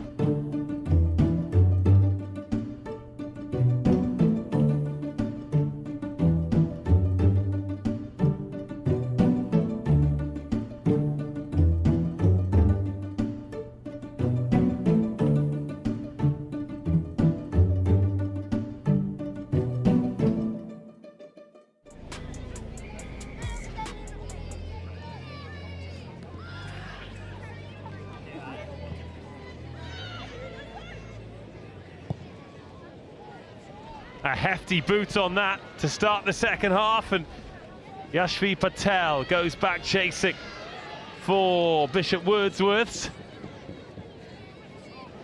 who hit the gap and hit the burners. Oh, the try saver outstanding, the knock on is forced, and oh, what an opportunity. Bishop Wordsworths again. Isabella Keys, the Dorset and Wilts County player. Well, she's taken a bit of a wallop there. No, restart for scrum to you guys. But the ball went forward. Are you all right? Okay. And therefore, it is Amazonian Rugby Academy. Okay. Okay. Scrum? Or a knock on? Who will have the put in at the scrum.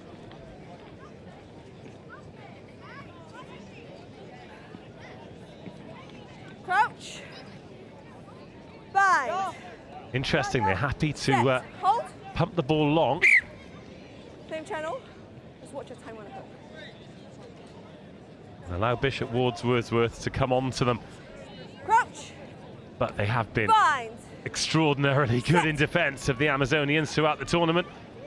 And that is a nice pick up and pass into space, because they know they've got Zita September there, the silent assassin who's slung down by her jersey. Roll away! Big effort from her. Not rolling. And look at the tempo here on the Amazonians Rugby Academy. Oh, the step back inside. And that's the reason why Endinako Mbunye, the Terminator, doubles the lead.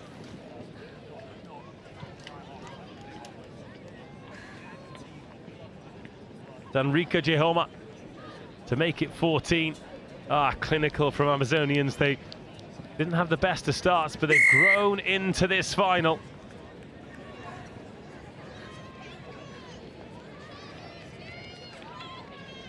Wouldn't it be incredible for one of the touring teams, another of our international teams, if they could go home with a trophy? This is the plate final. Still the boys plate final, the girls cup final, and the boys under 18 cup final to come.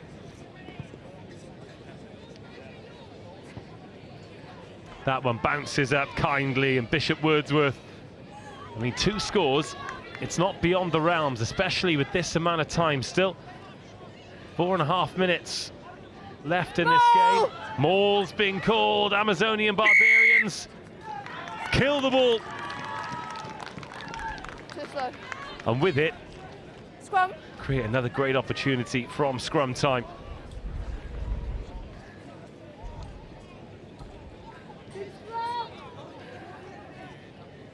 Sorry, dear. Crouch, bind, set, go. In comes the ball. Oh, there's pressure Okay, there you go. on the scrum half, but Gemma Thomas drops that one off for Tamrin Buizen. Oh, intercepted though. And Yafshi Patel is quick. Oh, she is stopped though. And can she find an offload? No, Lily Cowie was there. But they couldn't get the ball into her hands. Offside. Amazonians Number 5, offside. Offside. Okay.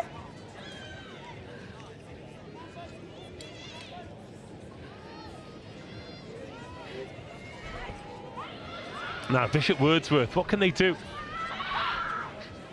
to swing the tide back in their favour? That pass just in behind, but the ball has gone backwards. And now they've got a 2-on-1 here. Oh, just needed to look outside. Lily Patience was there. 14, not rolling. And they need patience, but unless they score soon, they will run out of time. Still 3 minutes to go. Don't just need the 2 scores, they need the conversions that go with them as well. Ball needs to move, give it a tap, go on, but nice and quick. Fast game's a good game, especially when you're chasing. Good carry. Oh. Knock on advantage. No advantage there. Knock on by blue. Scrum.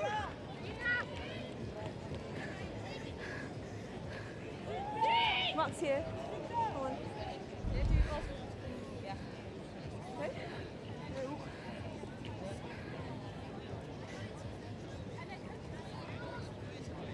Crouch. Bind. Set. It's fine. Oh, it's a lovely little goosey.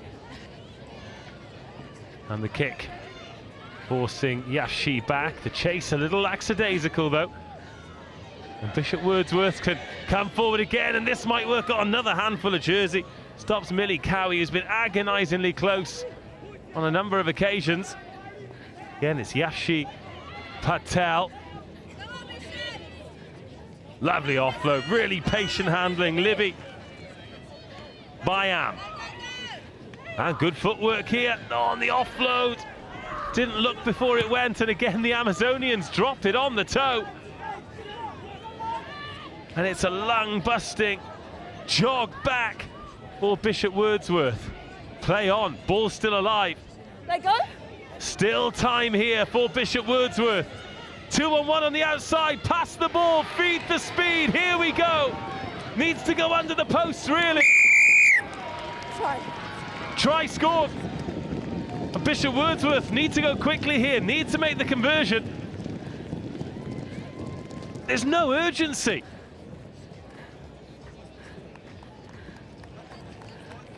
Let's go, girls.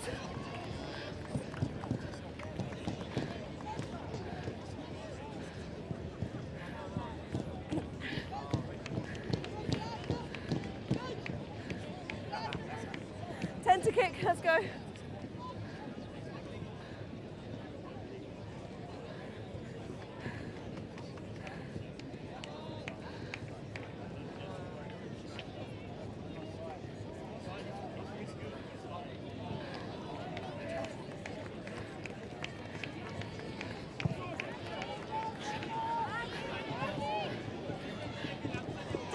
restart. Well, there's just enough time for the restart. And therefore, we already know the result. The Amazonian Barbarians have done enough to win. Well, they've restarted long. That's going to bounce out. Time over. And that brings an end to an enthralling final. The Amazonian Barbarians, coaches, players, flood onto the pitch. A special moment for this young and talented group. They are leaving the Howden Roslyn Park National School Sevens as under-18 plate champions. It finishes the Amazonian Barbarians 14, Bishop Wordsworth 5.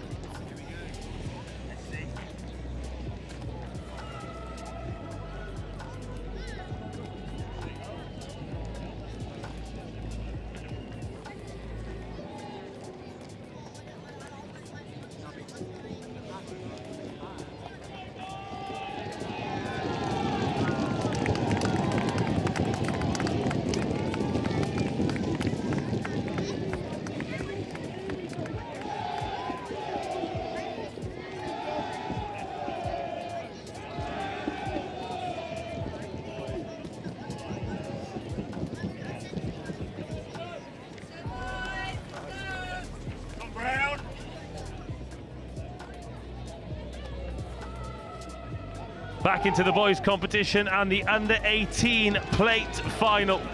Two teams who would probably have thought at the start of yesterday that they might well be in the cup final. They do, however, have one final shot at glory. It is Epsom College versus Sedbergh School. It is the under-18 plate final. Incredible conditions, capacity crowd here around pitch RE1. Two of the most recognisable jerseys in the competition too. Sedbergh in the brown with the gold numbers. Epsom College, it barely seems like 5 minutes since they were here before to book their place in the final. But now it is winner takes all. Sedbergh are at the races. And Burnsy's back. Hello.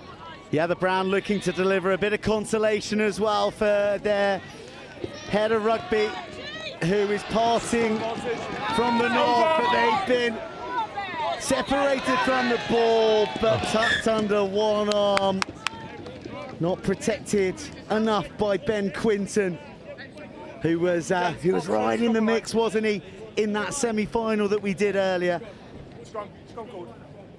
Lost forwards by White, scrum down, Bramble.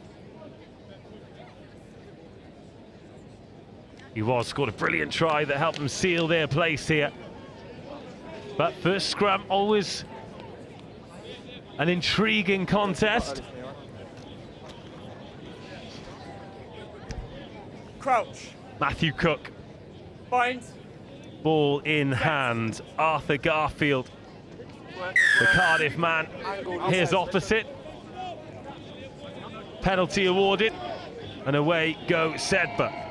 Wow, fizzing forward, aren't they? There's real intent to the way in which they're attacking, attracting the interest of defenders, freeing up the space, releasing the speed. Elliot Marshall. Oh, a little bit of afters there from Epsom as they're trying to disrupt the ball. But Elliot Marshall on the end Intent is a word that you used there, Joe. And everything is just so deliberate. And something they do so well is the speed of ball out of the hands. No pass in an attack like that is ever floated. It is drilled into the hands. No option for the defender to drift across. They just have to get there and get there quickly. And if you don't get there quickly, then you're going to be behind on the scoreboard. That was a very, very close conversion attempt. But it is advantage to the boys from the north. They, like many, many teams in the play, came here dreaming of so much more and are so capable of being in a cup final. The quality of the play is extraordinary. And we see an explosive return from Paddy Purvis.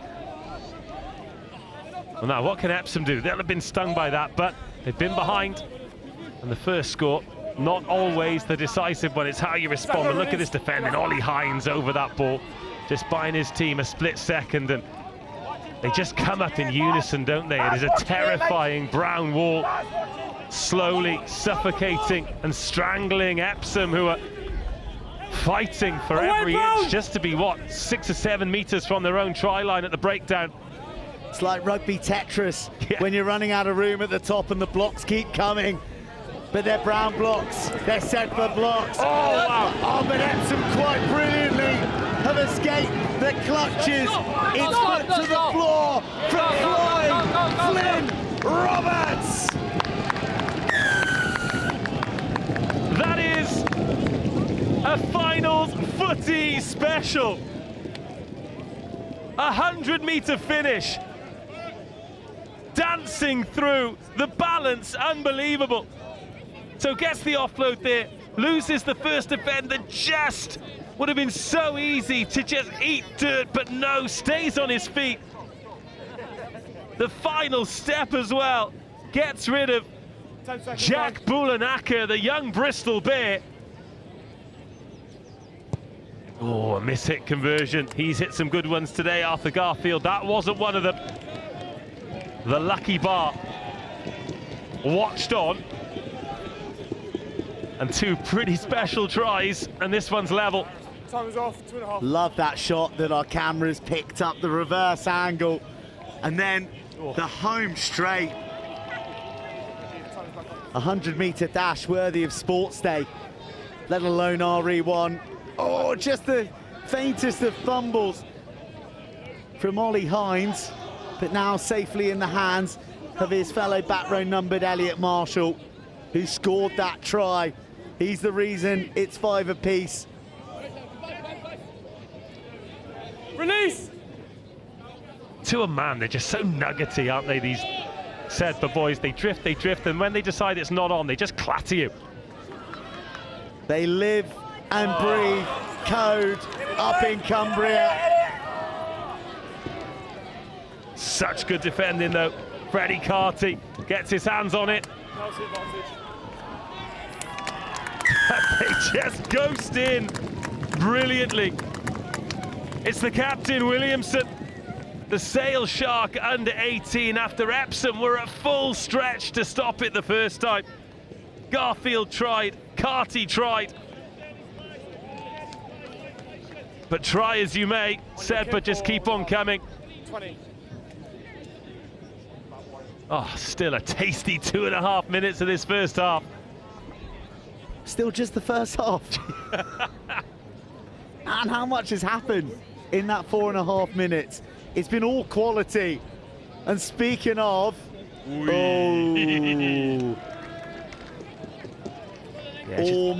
almost a pair of points to add to the ledger. But the key bit was here. He goes to the deck, and it's the swift decision making, the identification, the pickup, and the dash blind, soaks in that defender, then snappy hands. I mean, it's good rugby, isn't it? It is top draw. This, the second of 4 finals on the schedule as well. Still the girls and boys under 18s finals to come. Who will be joining the Amazonian Barbarians on the top step? Oh, Sedbergh won that ball back. That is huge. They are very clinical, very decisive. They've got a 2-on-1 on the outside here. Bulanaka's waiting, but the ball doesn't find him. Epsom scrambling, they're called off it. And now the full width for Sedba to work with. Space in the sunshine, but it's power down the middle. Epsom stretched, Sedba over. And Will Barrett gives them a 2-score lead, and how decisive will that be?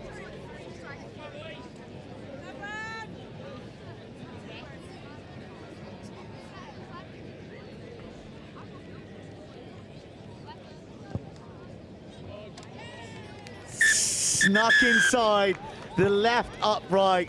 A bit of Sedba salt rubbed into Epsom wounds. Late in the day in the first half, 17-5. Tall task ahead for Epsom in the second half.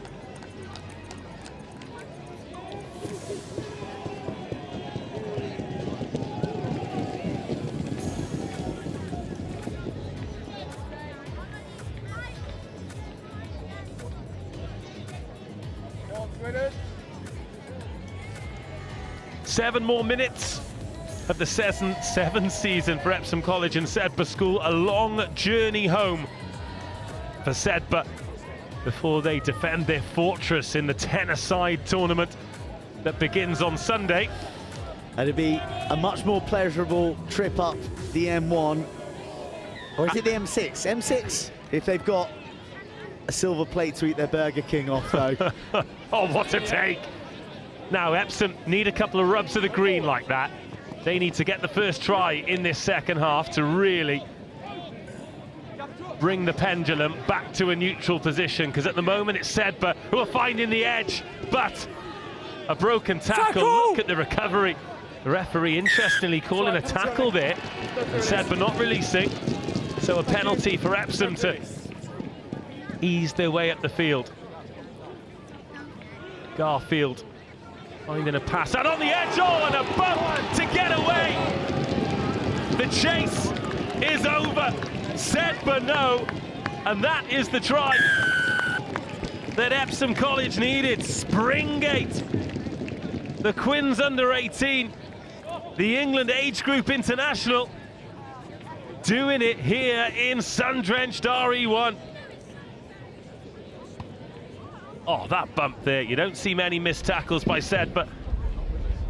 But also, realising early you're not winning that chase and just keeping a little bit of extra gas in the tank. You don't want to burn your matches. 12-7, game on.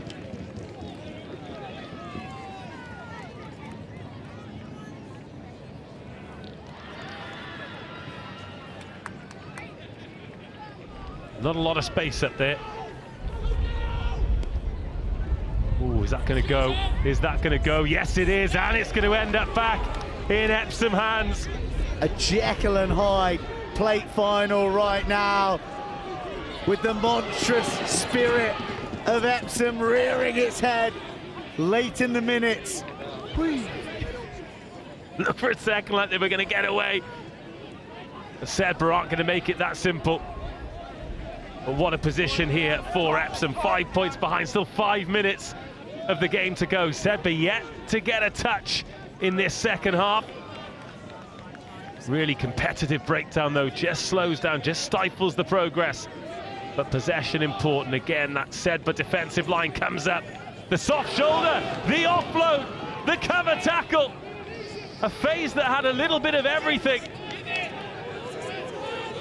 And Epsom really got the bit between their teeth here. A lovely check back and forth, and oh, one offload away from being in again, but Sedba survived.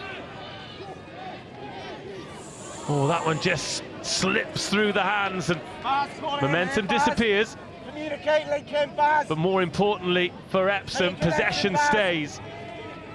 Leave it. Garfield waits. Let's connect, Baz. Ball goes straight to the middle. Then over the top, or someone comes rushing out of the line, makes a good tackle. And Sedba getting closer and closer to the offload. That was in at the side though, had to leave it alone. Oh, lovely stop and go. Oh, a handful of jersey released and gathered. Oh, the ball in play time here. Lungs raging. Smart play from Garfield, doesn't put the hands on it, doesn't risk the knock on. Watching here, Baz. Watch the reload here, Baz. Impressive from both teams. Discipline, so important. And eventually when this phase does end, there'll be a huge sigh of relief. Ooh, not rolling away, killing the ball. And a yellow card. Huge moment. Sedba down to 6 for 2/3 of the remaining minutes. And Epsom straight for it. Garfield gets away! And Epsom from 2 scores down have levelled. Sedba down to 6. And now reeling.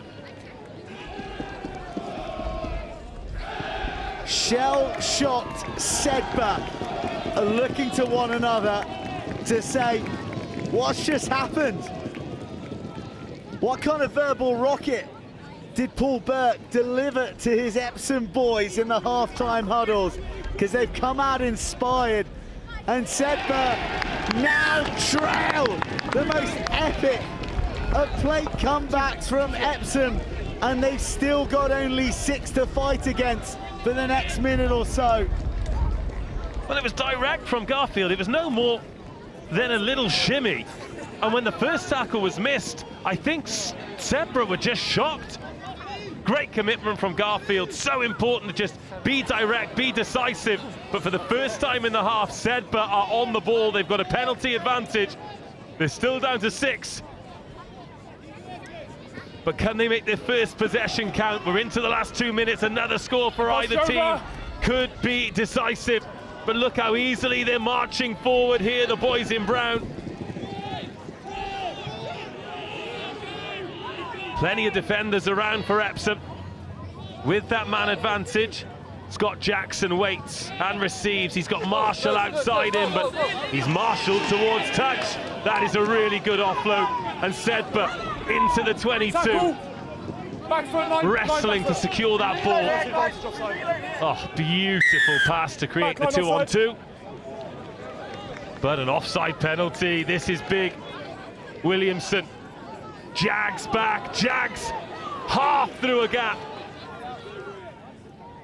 And with backs to the wall, trailing by 2, down 1 player, Sedba on the brink. Pretty physical there by Adam Jakes. Marshall, first receiver. 2-on-2 on the outside. Oh, proper alpha test over there. Manages to stay in field too. Scott Jackson does so well. But up come Epsom.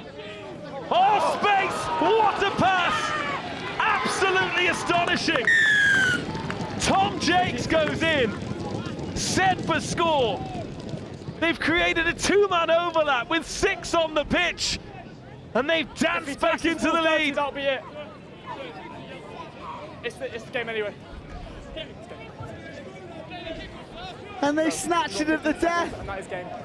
Bullenutha saw a pass that no one in the city of London had seen. Give me 1 second.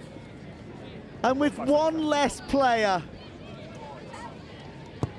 Sedba have dug deep. They have gone to the well. And at the bottom of it is a plate. An extraordinary final. Epsom College gutted. They thought they'd done enough, but they just didn't legislate for the 6 hearts of Sedba and Bulanutha's brilliance. Sedba, take it at the death. Jack's the hero.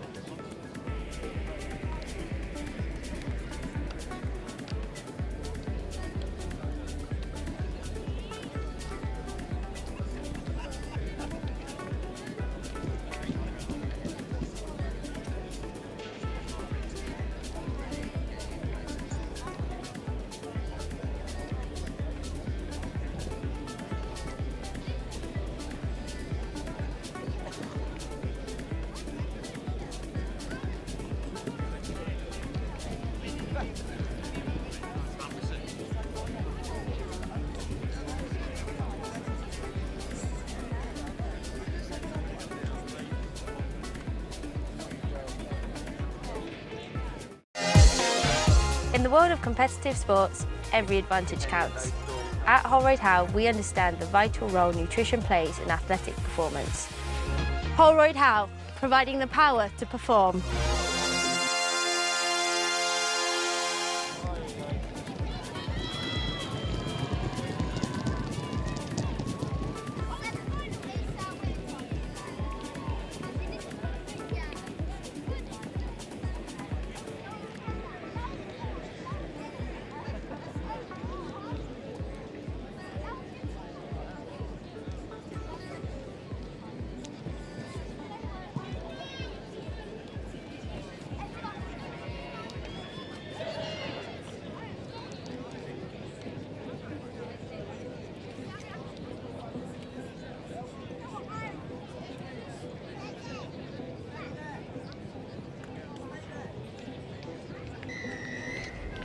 A record-breaking women's tournament here at the Howden National School Sevens at Rosslyn Park, and this is the epic conclusion, the under-18 girls final between Hereford Sixth Form College and Peter Symonds College, and Peter Symonds grafted all the way here, and they have flown out of the blocks. A phenomenal start, a first touch and a first score. Right. And his dream starts to a final go. No, that is right up there. Well, Peter Symonds College asking if there'll be any further action after that challenge behind the line by Hereford. Alas, it is 7-0. Great crowd here for the 2 under-18 Cup Finals. What a brilliant fen too. And then just as she's about to place it down, watch this Hereford defender have a sneaky nibble. Go on.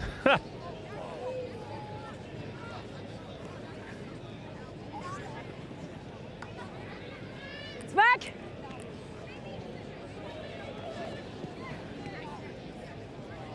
Advantage, no gone.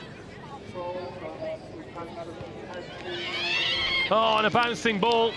This is nightmare fuel for Hereford. Peter Symonds. Right. 2 touches, 2 tries, 90 seconds. Not even camped in the Hereford Sixth Form College 22. They haven't had to be.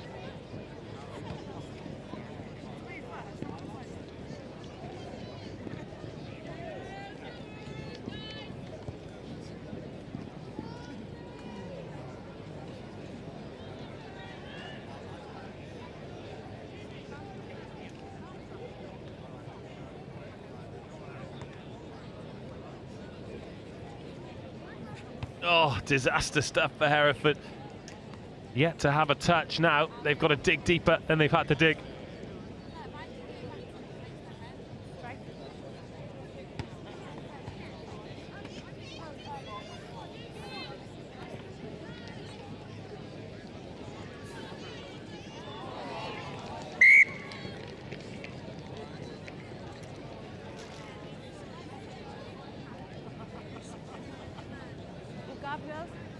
Thank you.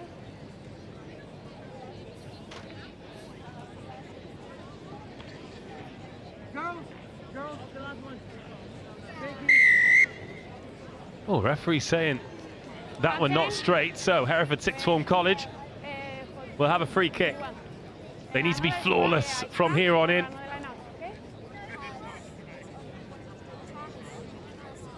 Need to get themselves on the board, a little foothold in the game. They don't have to score immediately, but they need to give themselves some belief. Crouch! Burn! Set! Ball firing out of the back, more pressure from Peter Simmons College, and everything going their way! An opportunist score of the highest order. Pressure at scrum time, loose ball, a delicious, perfectly weighted kick to chase.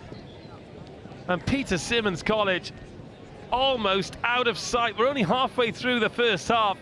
Peter Simmons College 17, Hereford Sixth Form College 0. You can add a conversion to that too. 19 points in less than 4 minutes. And this was nigh on perfect. So the scrum, it's always a little bit scrappy in 7. The ball goes in, ball pops out, and there, just a little toe on it, and then this touch here, that is perfect. Just need to watch it, 'cause it's not rolling end over end. Chase it, dot it down, try time. Right. Hereford Sixth Form College are going to have a bit of a lucky break as that one bounces long.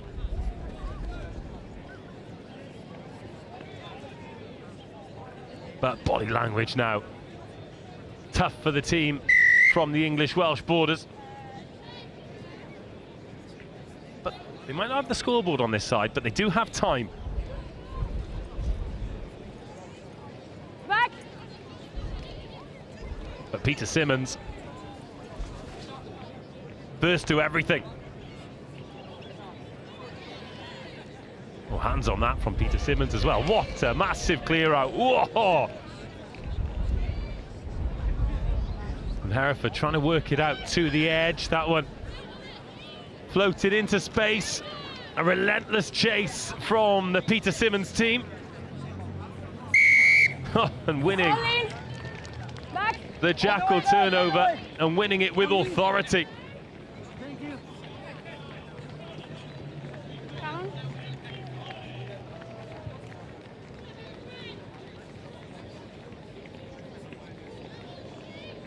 Now, can they get a fourth try here? Attempting to dance through. Lovely ball over the top. Oh, doesn't quite go to hand. Knocked on.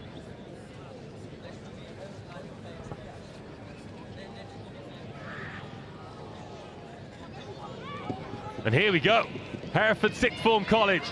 Big chase coming on here from Peter Simmons. They might need a little bit of support. The tackle made well. Bundled towards the touchline, over the touchline, and Peter Simmons. Oh, they look like a cup final team, don't they? It is vicious, it is relentless, and they have got one hand on the trophy.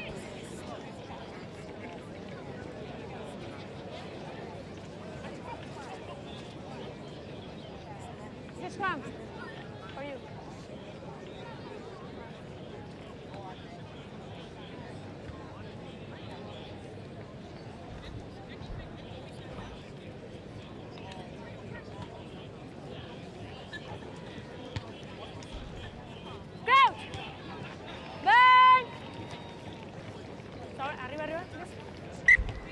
Up. Yeah. Thank you.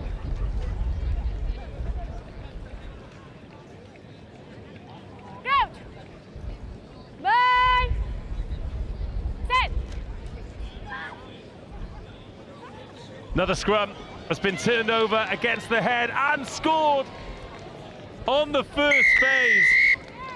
Strike. Hereford Sixth Form College cannot catch a break because Peter Simmons College are putting them to the sword. Relentless and brilliant. And that should be the last act of a one-sided first half. The kick drifts wide, but the scoreboard well and truly on the side of Peter Simmons College. It is 24-0 in the Under-18 Cup Final.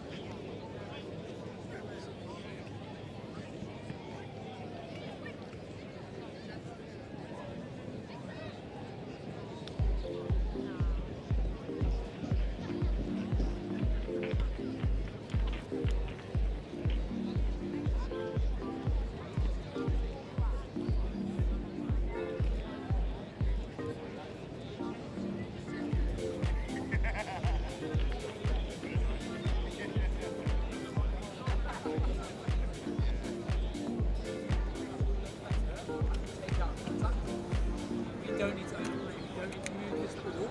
Okay, you don't need to move a million miles away from us. Slow it down. Let's get one over the break down. Let's play that simple game. Okay, we're making breaks. We're an opportunity to stop. How do we do that, Riz? Take a beat. And let's get ourselves up. Get one try, confidence comes back up again, and we're back in this game. Okay? Don't look down. Look up. Okay? Pick yourselves up. Let's go. Big energy, guys. Let's go. Happen on 3. 1, 2, 3, happen! Whoa! Let's go, go, high energy!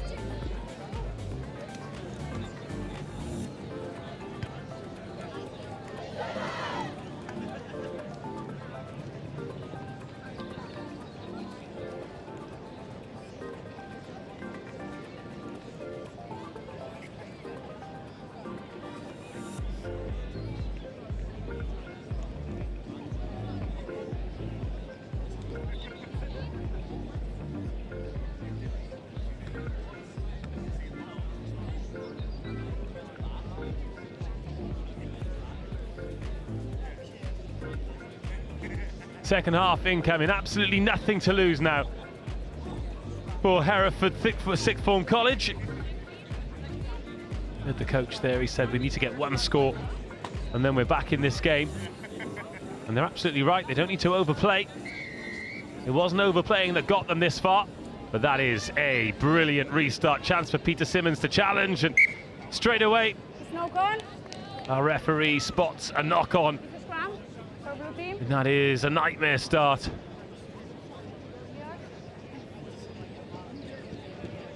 And making a difficult task even more difficult. Go! 1, 7.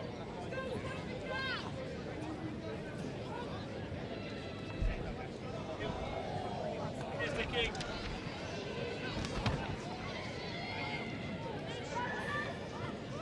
Tackle away!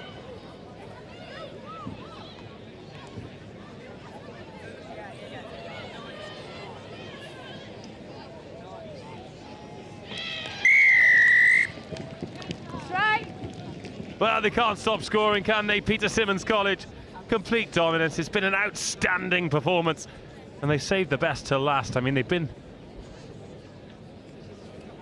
the best team in the tournament throughout, but to do this on the showpiece pitch in a final, remarkable.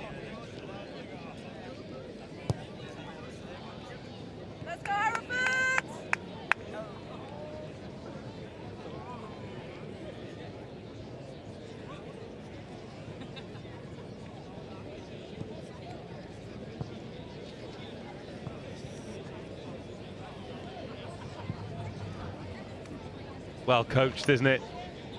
Pass, ball, please. move, The second ball. score. Time.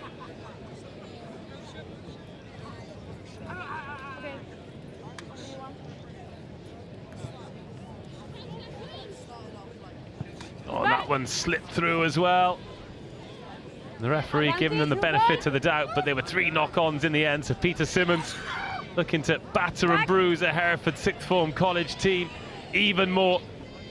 Grabbing a handful of jersey, but they're spending most of this time chasing shadows of Hereford.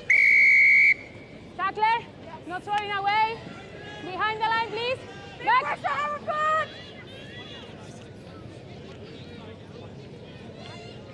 Tap and go.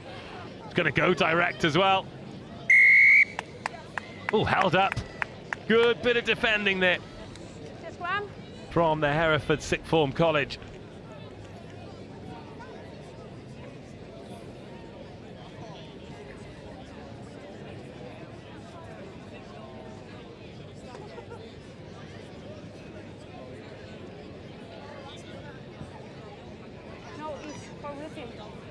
scrum. Ground. But a scrum in a brilliant position. Not a goal line dropout like in 15s. It is a scrum 5 for a held up ball. Ground. Burn. Set. And Peter Simmons thirsty for more. Still nearly 4 minutes of this game to go. Little wraparound play to create the 2-on-1, but they back themselves in contact and score try number 6. 34-0, a one-sided affair. And Peter Simmons College can start the victory dance because they're going to be cup champions.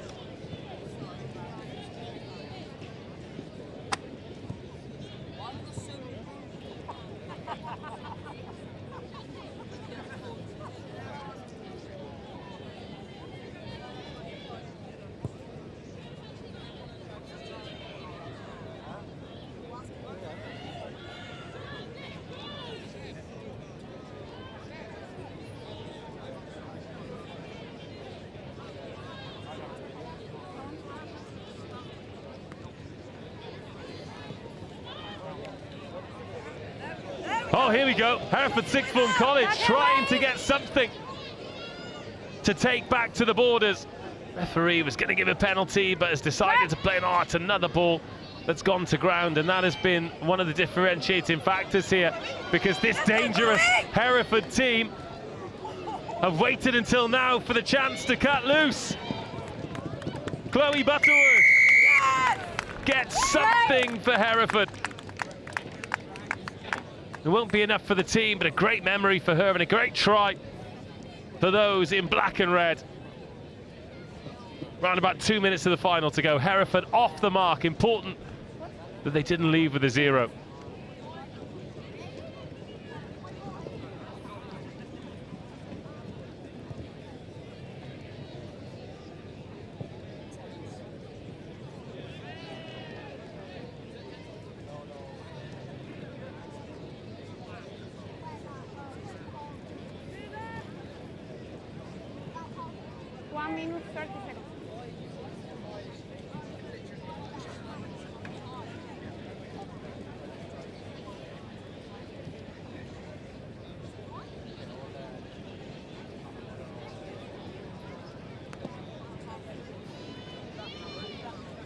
Advantage, no goal.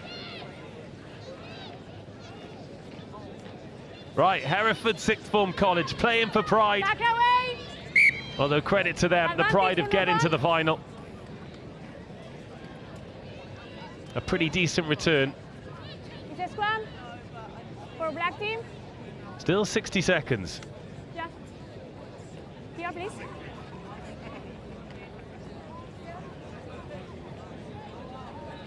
One step back, please. Look. Go. Burn. Set.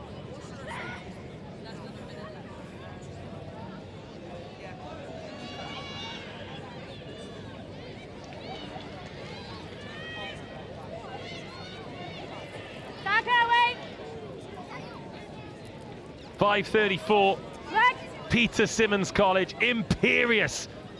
Largely because of their defence, which has been breached with Nikki Davenhall's magic feet. Oh, and this last 90 seconds, 2 minutes for Hereford Sixth Form College have just given us a glimpse of what they've been all about in this tournament. Talented team, great players, great finishers. But doesn't it just tell you exactly how good this Peter Simmons College team are? A dominant performance and a moment to remember for these young players. They are the under-18 girls Cup champions. They haven't just done it, they have done it in style. It finishes Peter Simmons College 34, Hereford Sixth Form College 12.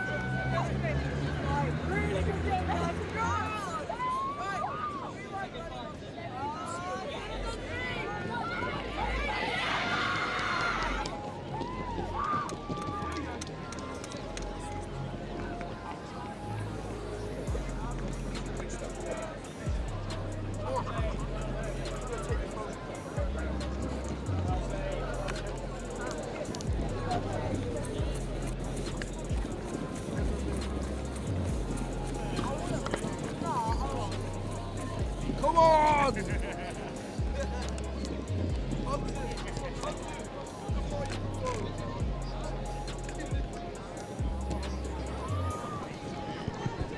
Mr. Marchant, could I grab a quick word? Could I grab a quick word? What a fantastic achievement from these girls. Yeah, really good. Yeah, really good achievement. So I'm very proud of the girls. Come to three finals on the bounce. Some adversity on the journey, but they showed up today. It was really good. They look like they are eagerly waiting your words of congratulations, so I won't keep you from them. Peter Symonds College, champions here at the Howden Rosslyn Park National School Sevens, and I'll tell you what, we've got to get shimmy on because the boys are coming out in just a second. Millfield against Brighton College. Will it be back-to-back for Millfield? Will Brighton College do what they couldn't do a couple of years ago against Harrow and get the victory? We will find out in just a couple of moments' time. Millfield have already created a tunnel waiting to come onto this field. The girls team have stayed to support. The touchlines are absolutely packed. Who are we backing, Millfield or Brighton? Millfield. Millfield is the sign here. Millfield very popular on this bit of the touchline. I can see a Millfield hat here. She doesn't look like she wants to talk to me though, so I'm not going to force her into it.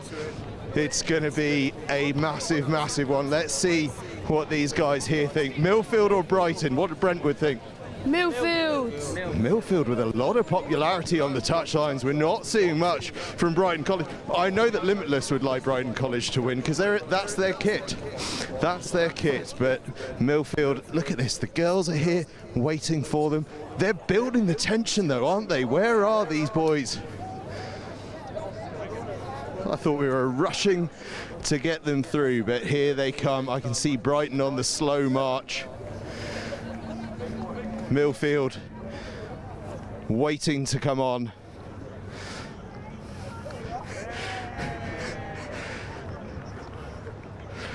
The tension is building. Let's see if we can get one more little touchline reaction before I throw things up to Dave Rogers and Joe Burns in commentary. I've spotted the perfect man to ask the question, so I'm going to ask it here of this lad from Whitchurch High School. Who's winning, Millfield or Brighton College? Millfield. Everyone fancies Millfield. I'm going to try a lad from Monmouth. Millfield or Brighton? Millfield. I'll tell you what, I can't buy a Brighton fan for love nor money. It's up to Dave Rogers and Joe Burns to talk us through this final. Millfield against Brighton College. Brighton the underdogs unanimously, but that's just how they like it. Everyone on the sidelines thinks it's going to be back-to-back hoops in blue, green and red. But boy, do this Brighton side have some talent. Do they have some grit? And they've been to this final in recent times. They went to the well against Harrow in the mud and the sludge 2 years ago, a game where you couldn't even determine who was who come the conclusion, and they fell agonisingly short. They've been the nearly men over so many of the last few years, but will destiny deliver on day 5 of the greatest schools rugby sevens competition on the planet?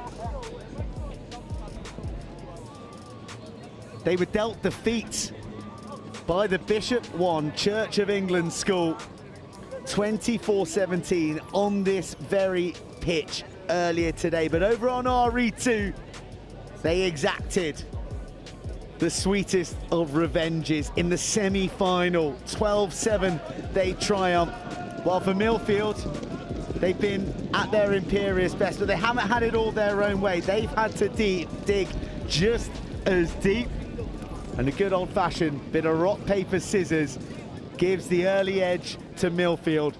For Dave Rogers, we've seen so many incredible finals, not just this week, but over the years, and this one has just as much promise. Oh, doesn't it just? Listen to that noise echoing off the billboards here around the RE1 pitch. Over 100 games, over 5 days. Everyone an epic, but this one, the jewel in the crown that everyone looks forward to. Come the end of the week, but it is the Ruby Sapphire Emeralds who take a knee, looking to go back-to-back. They've been pretty comfortable, dare I say. I mean, they've had two relatively close games, a 19-7 against RGS Guildford, a 26-14, but it was a 40-12 against Tunbridge, and Tunbridge a very good side, and then 29-7, an imperious message against Cranley. Couple of 50s, a 40 and a 38 yesterday. I think the key for Brighton College here is to try and make it a dogfight, stay in the fight, stay close. Their last 3 games have been decided by 1 score. They've been there. They've been in the arm wrestle. They've exacted that revenge that you talked about with Bishop Wand. And they've got 2 phenomenal schools coaches behind them. Mr. John Mallett for Millfield. It's the Nick Boy of Brighton, 2 of the brightest schools rugby brains, but which has written a master plan for greatness today. On day 5, the final game of the Howden Rosslyn Park National School Sevens 2025. Millfield kicking into the arms of Brighton College. The Cup Final is underway. Scrum advantage.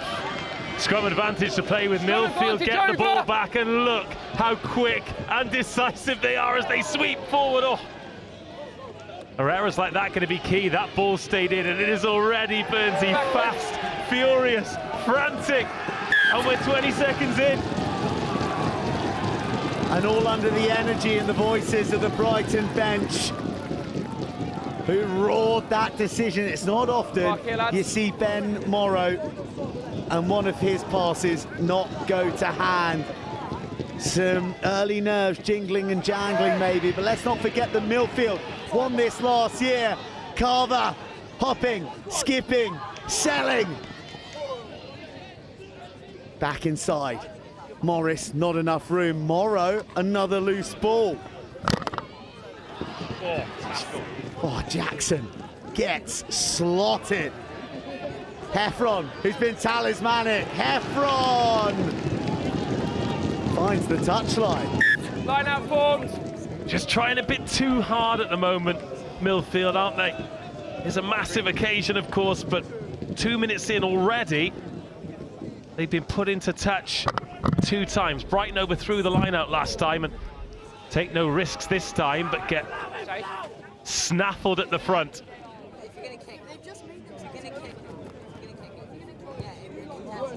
Off the outside of the boot, I think Brighton wanted that to stay in play, but they'll settle for clearing the decks. Cagey stuff.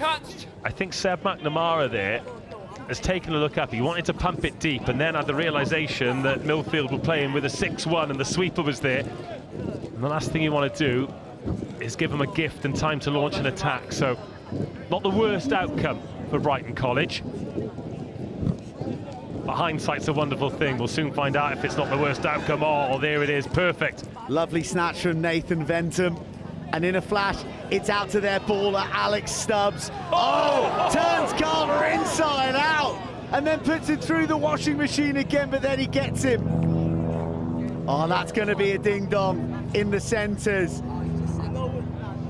That's going to take a bounce, and it's going to be so unkind for Ben Saunders, the captain. Play on. Millfield, they want to play with tempo, but are the rest of the team wise to the ambition? Morrow. Brighton looking for that intercept off the offload. They know that Millfield like to avoid contact and breakdown work. Carver, who is a mountainous man. Oh! Dismisses Seb McNamara. And then McNamara can't quite get his mitts on the man, Evan Morris. Step back. Freakishly powerful. Evan Morris, he's won so many collisions. And look at the position he's created. The bouncing feet of Millfield's Mega Man Morrow splits the Brighton defence. And they make their way underneath the uprights for a doddle of a conversion. 7 points to the good, Millfield with the early initiative. But it was a lovely piece of individual brilliance, just bouncing in and then bouncing off the left, leaving the tackler off balance. But no surprise in the build-up, Morris and Carver both involved in that field position. Ben Morrow, the recipient of their hard work, and did the decent thing and finished it off right. Brighton College, this is where they need to hang in there. They can't let Millfield get momentum because they have hit the gas and disappeared over the hill with everybody so far. RGS Guildford arguably have given Millfield their biggest fright in the tournament. Have Brighton been studying that blueprint? Bind! Harry Eastman surfing the shoulder of Ben Morrow. Set! Oh, it pops out like a gift. How on earth did Dylan Bettle hold on to that offload? Rifled into his chin, played to the whistle. Ooh. That was close for Brighton, who are living by their wits in their half at the moment. Well, just a word for the conditioning of these lads. It is no surprise that we're seeing the odd knock on when it's on the bootstraps, because this is game 9 of the tournament for these young men. So the backs and the hamstrings will be raging. Riley Marshall, who's just come on, wearing number 15 for Brighton College. Watch on. Crouch. He's moving into the Bind. scrum as Millfield. Set. Go again. Morrow manipulating Brighton, mesmerising Morrow. Without a shred of defensive DNA from Brighton College upon him.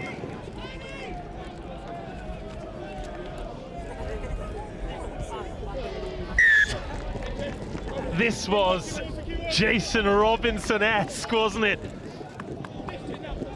But he's been here this week, but I think maybe he's wearing the hoops of Millfield now. Oh my goodness, he was in at first receiver. This should have been dealt with, but how can you deal with that? That there, looks like he's going off the left, bangs off the right. Incredible footwork, and that is the difference so far. Backwards. Another really well-placed kickoff. Riley Marshall is a match to it this time, flings it out at velocity, where Eastman stumbles back almost in his attempt. Heffron has just eaten that Brighton man. Stars, lets it race by. Maybe that was the right call, because Marshall is stretching his legs. The captain, abrasive. But Oscar De Lacy, a match to the biff. Oh, that's a nice bounce. Offers the switch. Oh, wanted him to cut inside a little sooner. Too pacey. Spilt forward. It could have been worse. Our clock has ticked through 7. We might just get one last duel. Well, this period of play massive, isn't it? If Brighton College can get through to half-time and it's a 2-score game, then there's a glimmer of hope. If there's some more Morrow magic, Crouch. then Millfield could be marching on. They've got Carver waiting here at second receiver as well. That is... Oh, Brighton have managed to pinch the scrum again. 2 against the head. Stubbs. Moss. Dylan Moss loses his footing. High tackle. Well, that's tough on Millfield, let it run, isn't it? Let it run! Stubbs asked the question. Heffron's all alone. Brighton fizz one ball long, and they're in the 5-metre channel. A big man too. Oh my goodness, where did the pace come from? From Ryan Marshall, galloping his way to underneath the uprights. A half-time huddle conversation turning try. Yes. For a big Riley Marshall. It is an inspired substitution, because he's come in, he's added that extra height to help them receive the kickoff. He was involved in building and getting that ball back to a position where they could attack. And then when they did attack, this took some finishing. It was a great ball into the hands of Fergus Lamb. He knew he had the big man outside him and then offered a trailing line as well. The option was there, fixed the last defender, and Riley Marshall gallops in.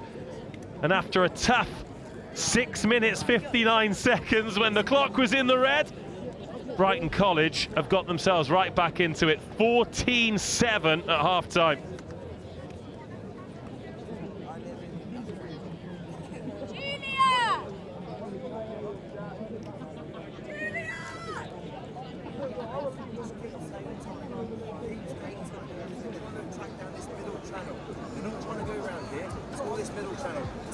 Tuck in tight. Last thing, get in tight. Let's really believe. I fucking believe, boys! I believe!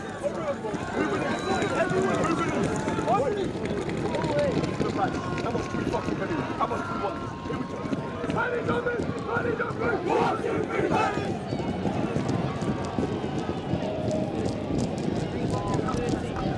Well, fittingly, being so close to the fictional home of Richmond AFC, how much do you believe, Brighton?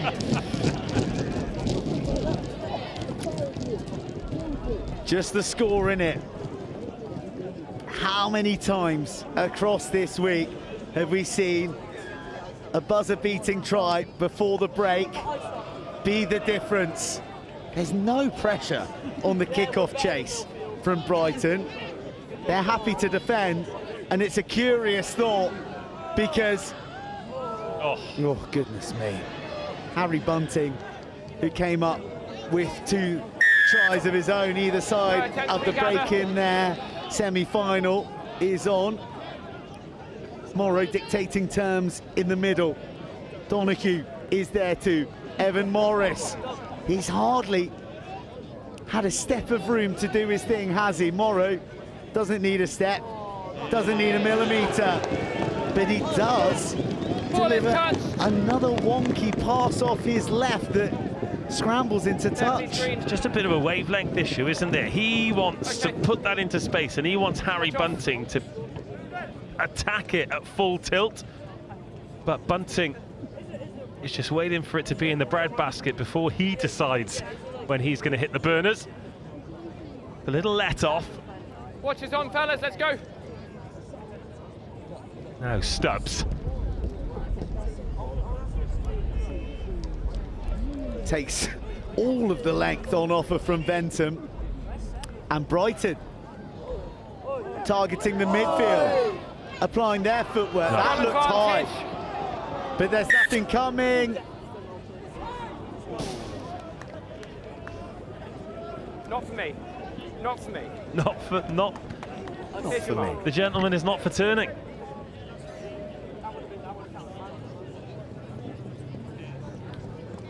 Midfield scrum.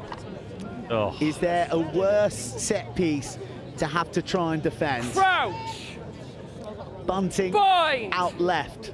Morris on the right. Morrow orchestrating proceedings in the middle. And Brighton don't steal this one, but they will have to defend immediately as Jackson gets things going. Oh!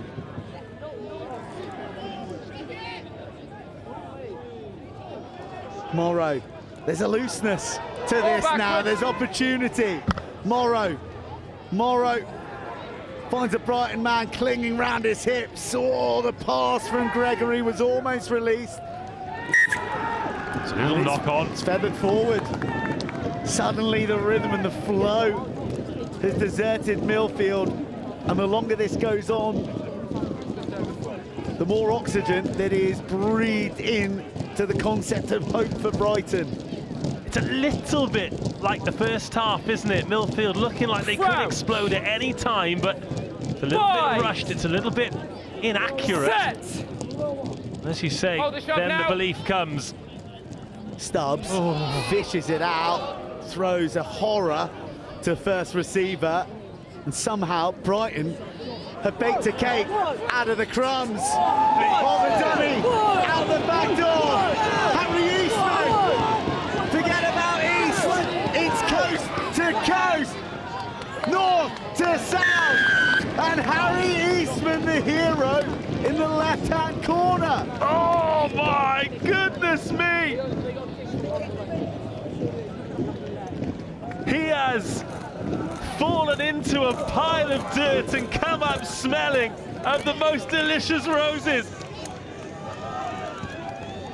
Harry Eastman, look at the mess he's in. That little insider there.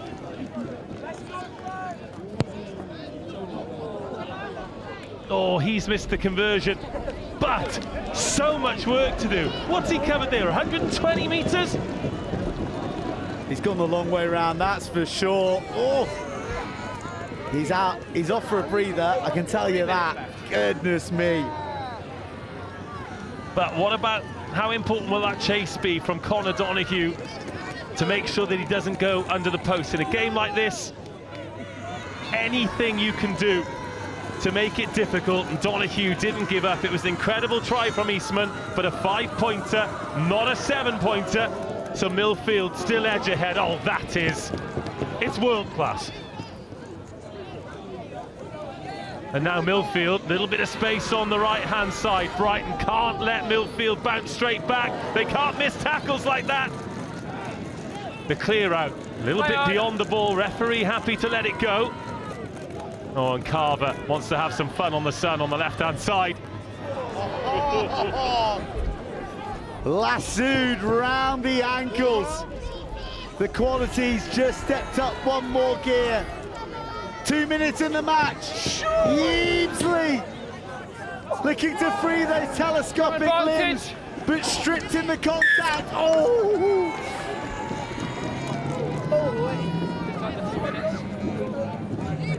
Harry Bunting. He was almost home and hosed. Well, Millfield making the change here, and they're all behind the sticks to our left. So just to get on the pitch here, big Matt Bowler has got to run 80 meters. He's been a difference maker as well.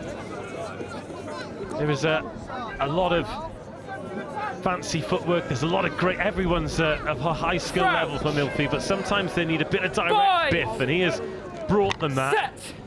And just in time for scrum time, Stubbs is going to have to reach deep into that one. It is an absolute hold the shove. mess. I told you to hold the shove, you kept pushing through. Free kick here for Brighton. This will work for Millfield though, because the clock keeps ticking. They've got 1 minute. It's a free kick. It's a free kick. Next try wins. Love it. It's boiled down to that. Oh, that is so high risk on first play. Planets colliding and sparks flying on RE1 in the dying embers of the final. The culmination of a week's work. It's brilliant from Brighton. It's magic from Marshall. And it's Dylan Moss to maybe, just maybe, snatch the crown at the death. Absolutely outstanding. And what about that man, Riley Marshall? He wrestled them back into the game with a bit of brilliance just before half-time. And he was imperative to creating that tiny bit of space. And it's done!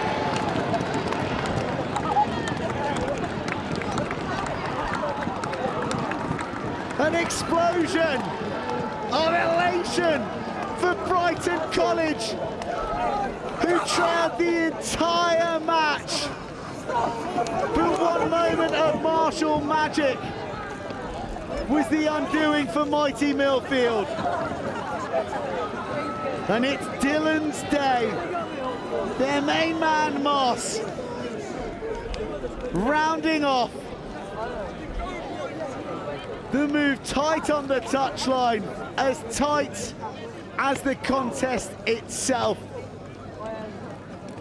The final that this incredible week's Schools Rugby Sevens action deserved. Marshall engaged both Millfield men, and it just sat sweetly in the grip of Dylan Morris.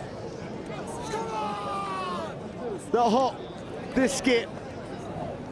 He took on Carver. He seduced the attentions of Bunting.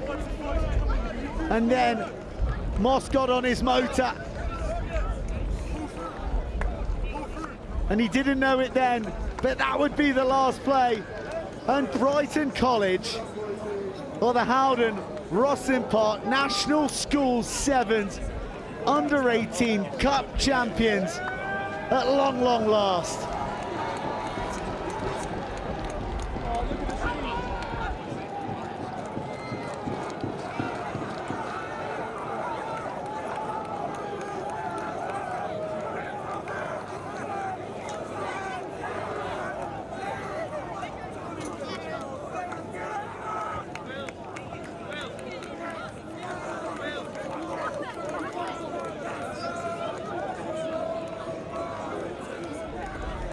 Core memories made.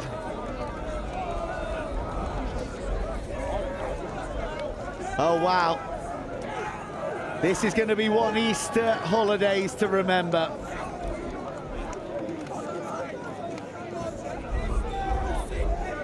Let's get some hot reaction right down from the thick of it from Angus and the winning coach, Nick Boy. Well, I did have the winning coach, Nick Boy, but he's in tears at the moment. He's got his head in his hands, but I've got 40 instead. 40, wow, the emotion is pretty clear here for everyone at Brighton College. Yeah, I think that's our 5th final. 2 years ago we lost in the last play to Harrow in the mud. Lost the Semper 10s final last year in the last play to Sedbergh. So that means a huge amount to the boys. They've worked so hard. They've been, you know, credit to the school. We're just so proud of them. 2 tries down. Looking like you were stretched.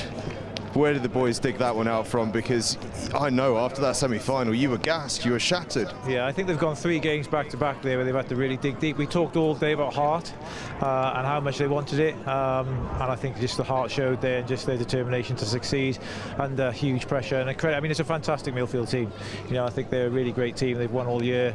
I think we just managed to, you know, a little bit of luck went our way in the end and managed to run one in from deep.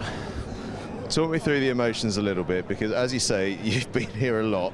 I remember Marcus Smith here well before COVID, going down to Cranley. You had battles at St Joseph's as well, trying to get that one over the line. You had Harrow a couple of years ago in the dark. You couldn't tell each other apart. What a journey it's been to get to this point. Yeah, I mean, the philosophy is the same every year. We try and use rugby to make better people.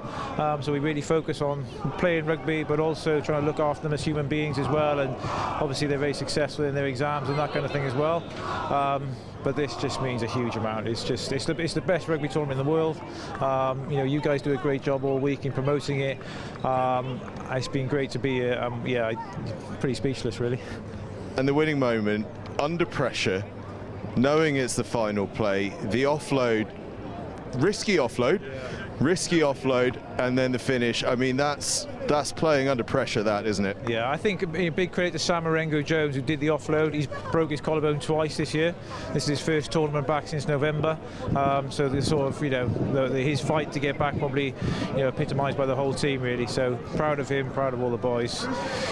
Yeah, I think we'll celebrate tonight. Certainly will. Cheers, mate. Yeah, no. Congratulations. Let's see if we can have a word with some of the boys, because what an achievement this is from Brighton College. Let's see if we can grab someone from the Brighton College ranks. We're going to get a bit of a skip on and see if we can catch up with a few of them. We'll see if we can find Dylan Moss, the try scorer. I think I can see Dylan Moss. If I speak loudly enough, he might come towards me.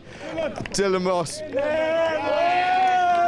Talk to me about that. What were the emotions going through the head as you were running that one in? Just, I wanted to know how long was left, to be honest, but when I heard it was 15 seconds, unbelievable, it's magical. The comeback, the comeback, we've done it so many times, we've had so many knockouts, like in quarterfinals and under 16s, it's just great to get it done. Unbelievable. Yeah, unbelievable. And we spoke to 40 there. There's a huge amount of history for you boys. You've been in these scenarios as a school time and time again. Did you feel the weight of expectation there? Yeah, definitely. We just had the momentum. We going through, beat Bishop Wand after they'd already beaten us. We just took it through and it was amazing. Unbelievable. And a word on your teammates, because boy, did you guys have to dig deep, not just in the semi-final, but in this final as well. You've had to go to the well a couple of times, haven't you? Yeah, no, we just keep working at it. Trust each other all the time. We're all so like homegrown. We've all been here for so long. We just trust each other and we make it happen, make the magic happen. make the magic happen. Go and get yourself a trophy, my friend. Well done. What a stunning comeback that was. Absolutely fantastic. Brighton College, a wonderful, wonderful side. They have had to dig so deep. I think I find myself, I don't think we want me getting a round of applause, but here I come through this tunnel anyway. Well done, everyone. We'll see these celebrations in just a couple of moments' time. Tournament director Andy Higgins just on the side here as we get ready for these celebrations. The girls are going to be up on stage in just a couple of moments' time. Peter Simmons College with that fantastic victory. So it is almost time for the presentations.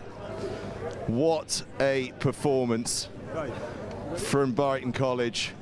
And I believe we are going to hear from the esteemed Dave Rogers, who talked us through those two finals, to lead us through the presentations.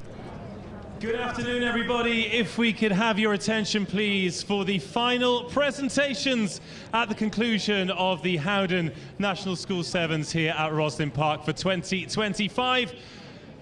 An epic tournament over 5 days has come to a conclusion with two brilliant finals at the end of two brilliant competitions. As always, the tournament has been bigger and better than ever, particularly on the women's side of the game, where we have had more competitors than ever. Two under-18s competitions, and the under-18 final today, the Open, was quite remarkable. Can we please have a round of applause before we get the teams up here for everyone who has participated? Players, coaches, the referees, the tournament organisers, all of the partners.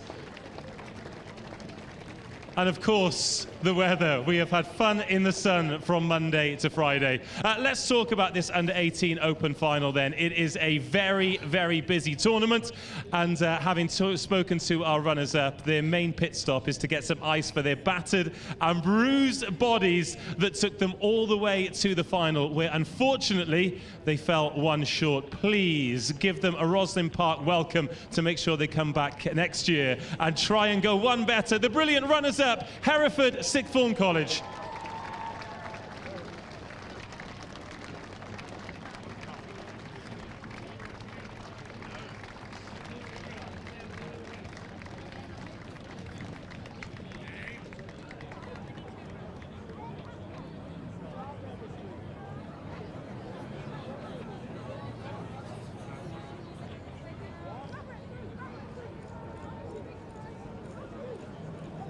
Congratulations once again to our under-18 runners-up, Hereford Sixth Form College.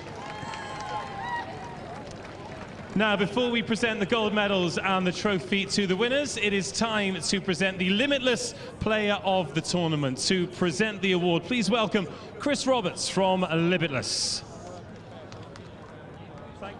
Thank you for being the one person who applauded, yes. A brilliant tournament full of talent. Our winner, though, of the Limitless Player of the Tournament is from Peter Simmons College.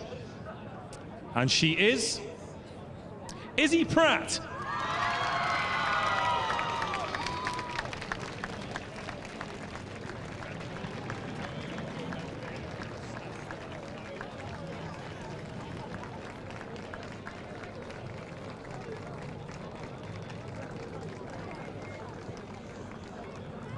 And now it is time to welcome the winners to receive their medals and trophy. A high-level tournament with some of the best under-18 players in the country. To go through a tournament like this undefeated, absolutely remarkable, and to win that final in the manner that they did, saving their best performance until last, even more remarkable. An incredible team, and our champions for 2025, Peter Simmons College.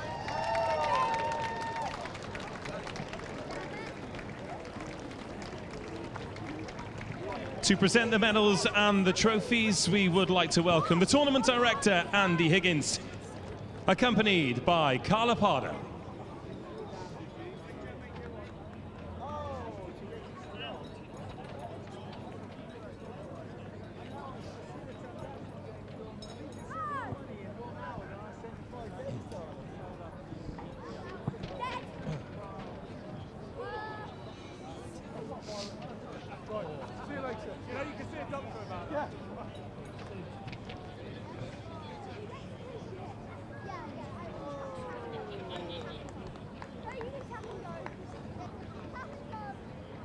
Ladies and gentlemen, your Howden National Schools Sevens here at Roslyn Park. Under 18 Girls Open champions are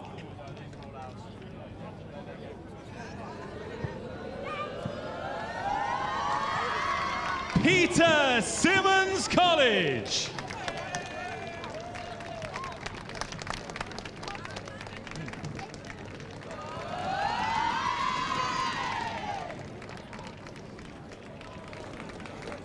Huge congratulations to Peter Simmons College. We do have a couple more presentations before we bring the boys forward in the under-18s. We've already thanked our partners, of course, Limitless, the official kit supplier. Thank you again for your support.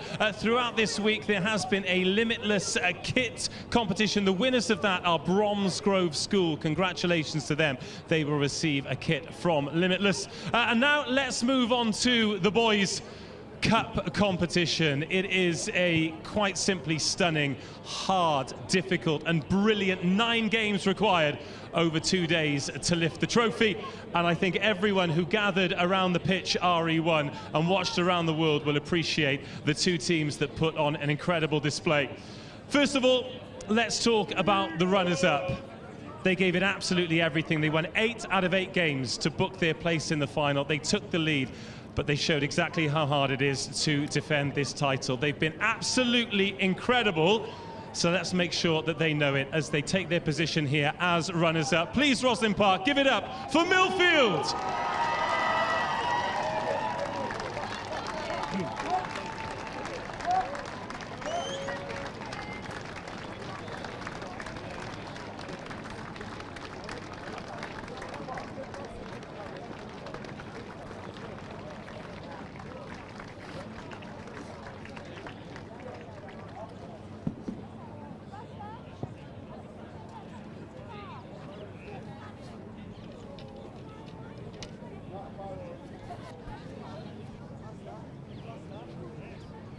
Once again, please, for the runners-up in the Under-18s Cup, Millfield.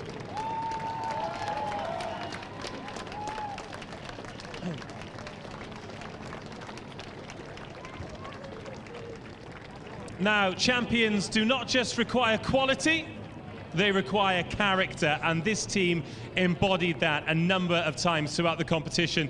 On day 2, they bounced back from defeat against Bishop 1 to avenge that in a hard-fought 1-score semi-final. Then they get to the final in the sunshine. They're 12-0 down. A remarkable score just before half-time to drag them back in, only to snatch victory with the final touch of the tournament. The champions of the Under-18s Cup for the very first time, Roslyn Park. It's Brighton College.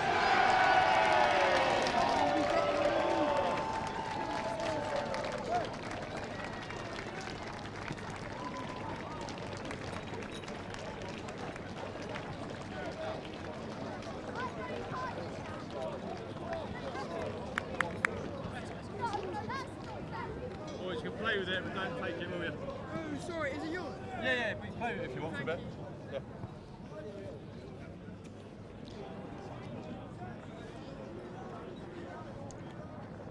Now, before the presentation of the cup, it is time for the Limitless Player of the Tournament.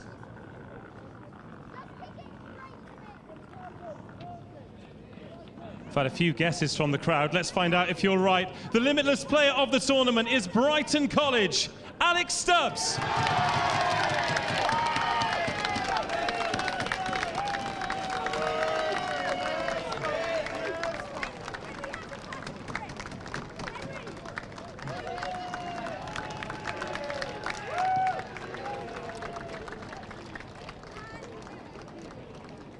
And now the trophy presented by Tournament Director Andy Higgins, accompanied by Carla Pardo, to your Howden Roslyn Park National School Sevens Under-18 Cup champions, Brighton College!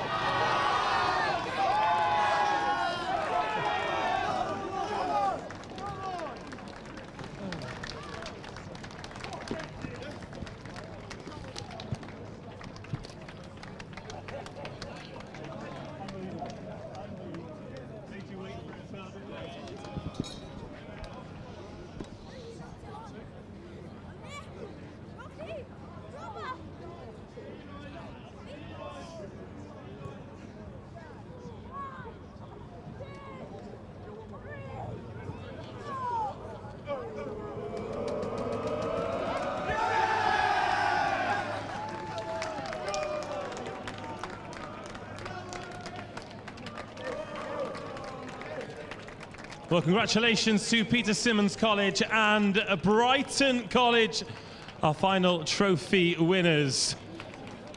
Andy Higgins and Nick Boy there discussing a fine vintage at the end of what has been another record-breaking, brilliant, bigger than ever Howden National School Sevens at Roslyn Park. For all of you here who've joined us, whether it's been for this Friday afternoon or throughout the week, thank you very much. Have a safe journey home and keep supporting this brilliant competition and these brilliant young players who continue to impress us, and whatever they do next, whether they're leaving or whether they'll be back next year, huge congratulations. We will continue the debrief on the live stream. In fact, Angus, I'm going to hand over to you because you've got an interview to do right now. Everyone else, have a safe journey home, and we'll see you next year. Thank you very much, Dave. Nick Boy, emotional one, that one? Yeah, really emotional. First time the school's ever won this tournament. Personally, 19 years at Brighton College and been runner-up twice, semi-final twice. I think it's about 10, 11 quarterfinals, and finally we've got one over the line. And you've had to work seriously hard today. I mean, I watched that semi-final against Bishop Wand, who you'd had in the groups as well. It was a big old performance that you had to dig deep. Had to dig deep again in the final. The boys showed not just quality, but a hell of a lot of character. Yeah, we sort of came up with a phrase earlier in the day that we just believed that we were prepared to go to a place that no one else was prepared to go to, and they sort of made that decision early doors, and then that phrase just stuck with us before every game. And I think we went to that place against St Michael's at St Joe's, if you remember that fixture, and we were just prepared to go to that really dark place, and they like going there, and they believe in each other and themselves, and phenomenal. The composure of the lads, I mean, it would have been very, very easy in that last play to panic, but they took the risk with the offload, paid off in style. Yeah, again, we just made a decision this morning as a squad that we were going to win the tournament, and we said there's 5 games to go, there's 4 games to go, there's 3 games to go, and we just sort of believed the whole way through. And they were that was sort of what they'd agreed to do, and they made that decision early doors, and they just knew, it's just one of those things where you can just feel it in the camp, feel it in the way they played. And I think we were last play win on the game before, maybe penultimate play was it, and again there was never any worry, it was not going to happen, it was always going to happen, and sometimes you just get in that zone, and I'm really proud of them. Double on, Sedbergh this weekend? Well, I mean, they've just been given 2 bottles of champagne. I might be struggling to make the bus at 10 o'clock in the morning, I know that. But yeah, we'll go up there, and as you know, we love going there. We'll bring the energy to the tournament. We'll have fun for the last time together, and we'll make each other proud again. Just a word on that, because really this is what this tournament really is all about. This is pretty much, bar the weekend, the last time these boys will ever play together, last time you'll ever get to coach them. That's what this is all about. Yeah, our measure of success is always spending quality time with each other for the last weekend, looking after each other, having fun with each other, enjoying every moment, every minute. Because some of these boys have been playing for the school for like 4, 5, 6 years old, and this will be their last ever weekend. It's pretty big when you think of it like that. And they've been together for a long, long time. And we'll make the most of every minute, as we always do. And as I say, whether we win or lose, we will always win, because our measures of success are just in looking after each other, having fun and enjoying ourselves, and that will always be our measure of success. Right, go and get that open. You've got some celebrating to do. Thanks for all your support as well. Thanks. Thank you. Absolute pleasure. Right, we're going to go and do the wrap-up. I'm going to collect some of our commentary team as we go. In fact, look, I can spot 3 of them here. Wilf comes, he's got a microphone in his hand, so we'll speak to him first. Wilf, reflections on that? Sorry. Reflections on that. What a spectacular end to the day. Well, look, we watched the semi-final over on RE2, and Brighton gave everything. And I had a quick conversation with Saunders, the captain, Ben, after the game, and he just said, look, we're just going to collect ourselves, we're going to give everything, and that's what that kind of level of side does. And he said, they're a tight-knit group. Those guys have been playing together for a long time. And you know, a lot of those guys have been playing senior rugby for 3 years, and this is finally the end of the road for them. McNamara, Stubbs, Orengo Jones, they've played a lot of rugby for Brighton College. They've come so close, you know, sort of, they had Sedbergh 10 stolen away from them. You know, 2 years ago they were again in the semi-final here at Roslyn Park when the weather was nothing like this. They've been an Ely side so many times, and for them to take that victory today, it was emotional, me and Sam watching it from the Howden VIP tent, which was pretty nice, wasn't it? I'm so sorry. Oh yeah, snuck in there, but it was emotional in there, and everyone was on Brighton's side. I've got to be honest with you, by the time that last offload went away from Orengo Jones, the whole place lit up. And that's what Roslyn's about. There are people in that tent from all walks of life, from South Africa, from Canada, referees and officials from Roslyn Park, and every single one of us were on our feet when that offload was thrown. And to get that level of engagement, commitment, passion from an under-18 side is remarkable. And that highlights exactly why this is probably, in my opinion, the best tournament, maybe in sport, maybe in rugby, maybe in the world. It was fantastic. And Sam, your thoughts on what's been, as you say, an emotional day. The rugby continues here on RE1. We've got Buster Burns out there with the ball in hand. We've got all sorts going on. What a stunning day. Well, I tell you what, Angus. I watched Brighton on Thursday. One of the first games of the day. Sun was shining on RE2. And I said, that is a team who have got heart and togetherness, and they're so compact as a unit. I'm going to do it again, and I'm going to highlight Alex Stubbs.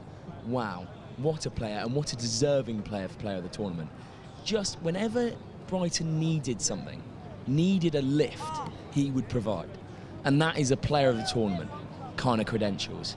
And it is quite emotional for me, because one of my first tournaments for Next Gen was actually at Gordon's Sevens, and I watched a young Brighton College team, and they were really, really good, but they just fell short at that crucial hurdle in that tournament.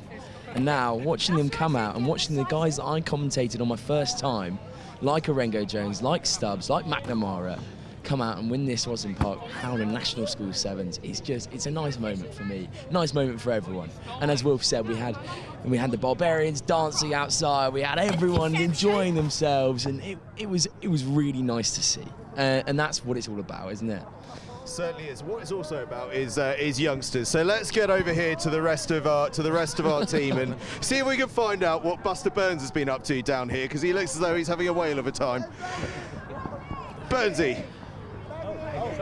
Yeah, we're in. The whole gang's in. Oh wow! Oh wow! It's here we go. Right. It turns out that the entire presentation team is having a little celebration as well. Burnsy, the next generation coming through. It's fantastic to see.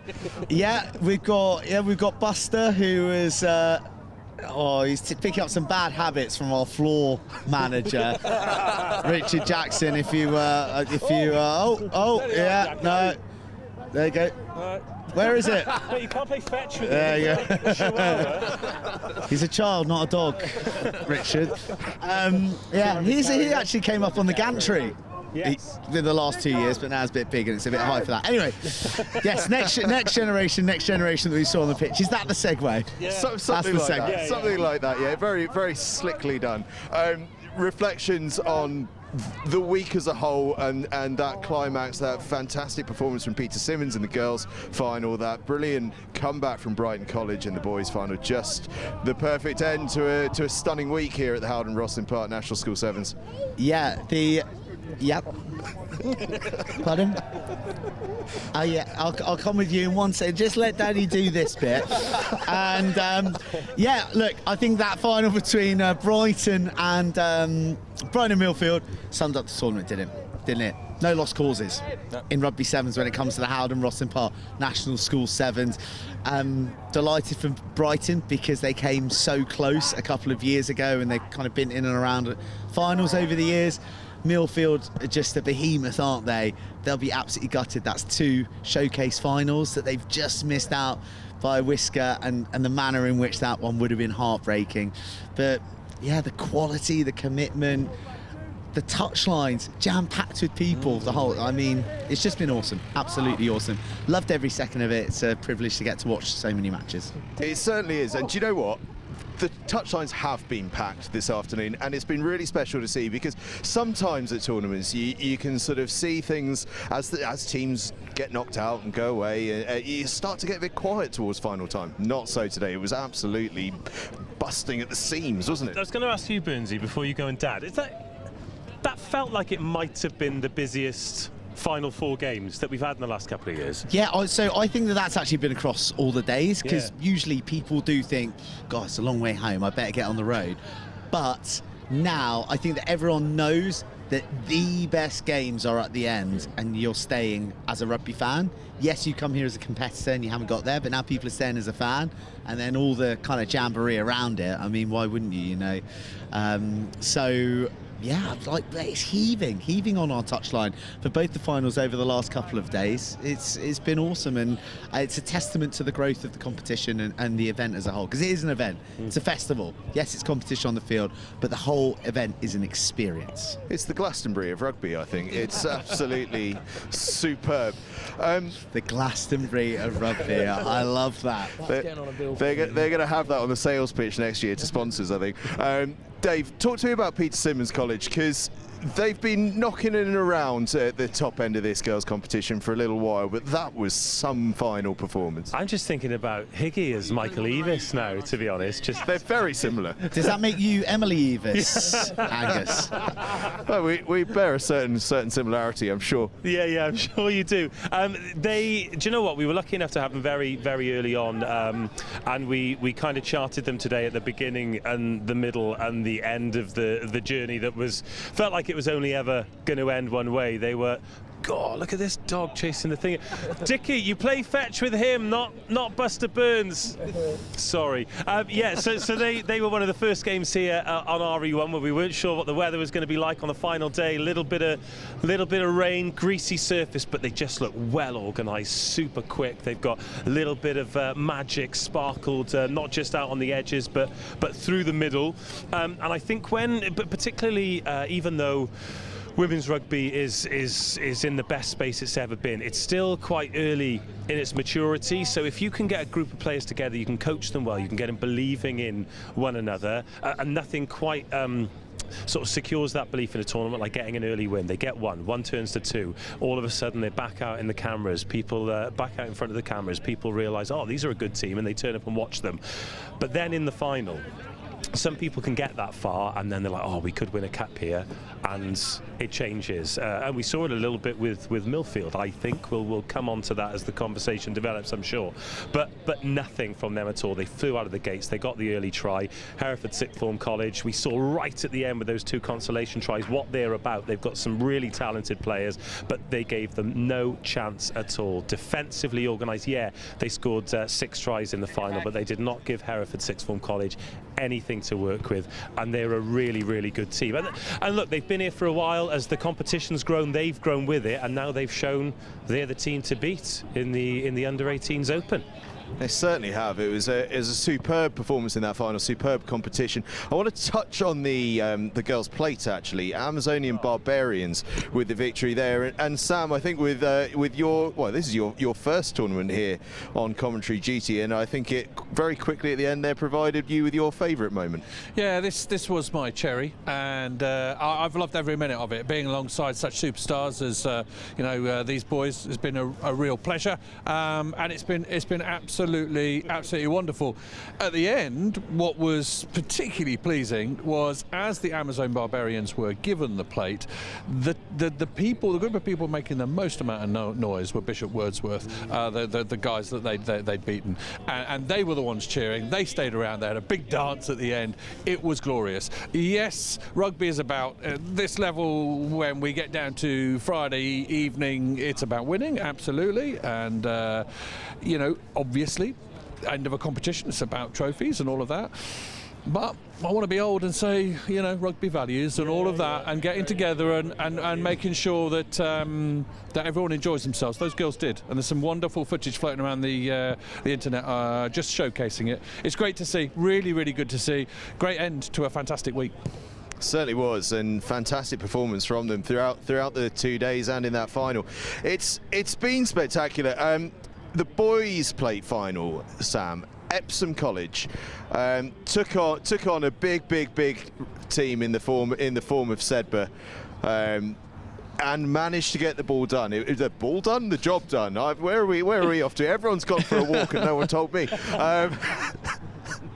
This is what happens all the time to me, on and off screen. Epsom College getting that plate victory. They've been in the Vars for a really long time. They've come up to this cup competition amidst a bit of pressure, come up trumps against a really big team there in the form of Sedbergh. Yeah, we were lucky enough to watch Sedbergh throughout the tournament on RE2, and my God, they were fantastic. At that, obviously not reaching the cup competition that they wanted to, but Epsom, we didn't get to see much of them on over the way there, but wow, impressive in the final. Just to be able to stay in the fight and beat out that Sedbergh team, it is a massive feat. And no slouches of Sedbergh, but at the end of the day, Epsom just held themselves well, sucked up all of that pressure and took their chances. This is what I said for the whole of the week. If you can take your chances in sevens rugby, it is so important. But yeah. It certainly is, although Sedbergh are going to be picking you up on your pronunciation of Sedbergh. They don't like that when you get it wrong. They don't like that at all. I'm done now. That's my career. Down the drain. Right. Sedbergh.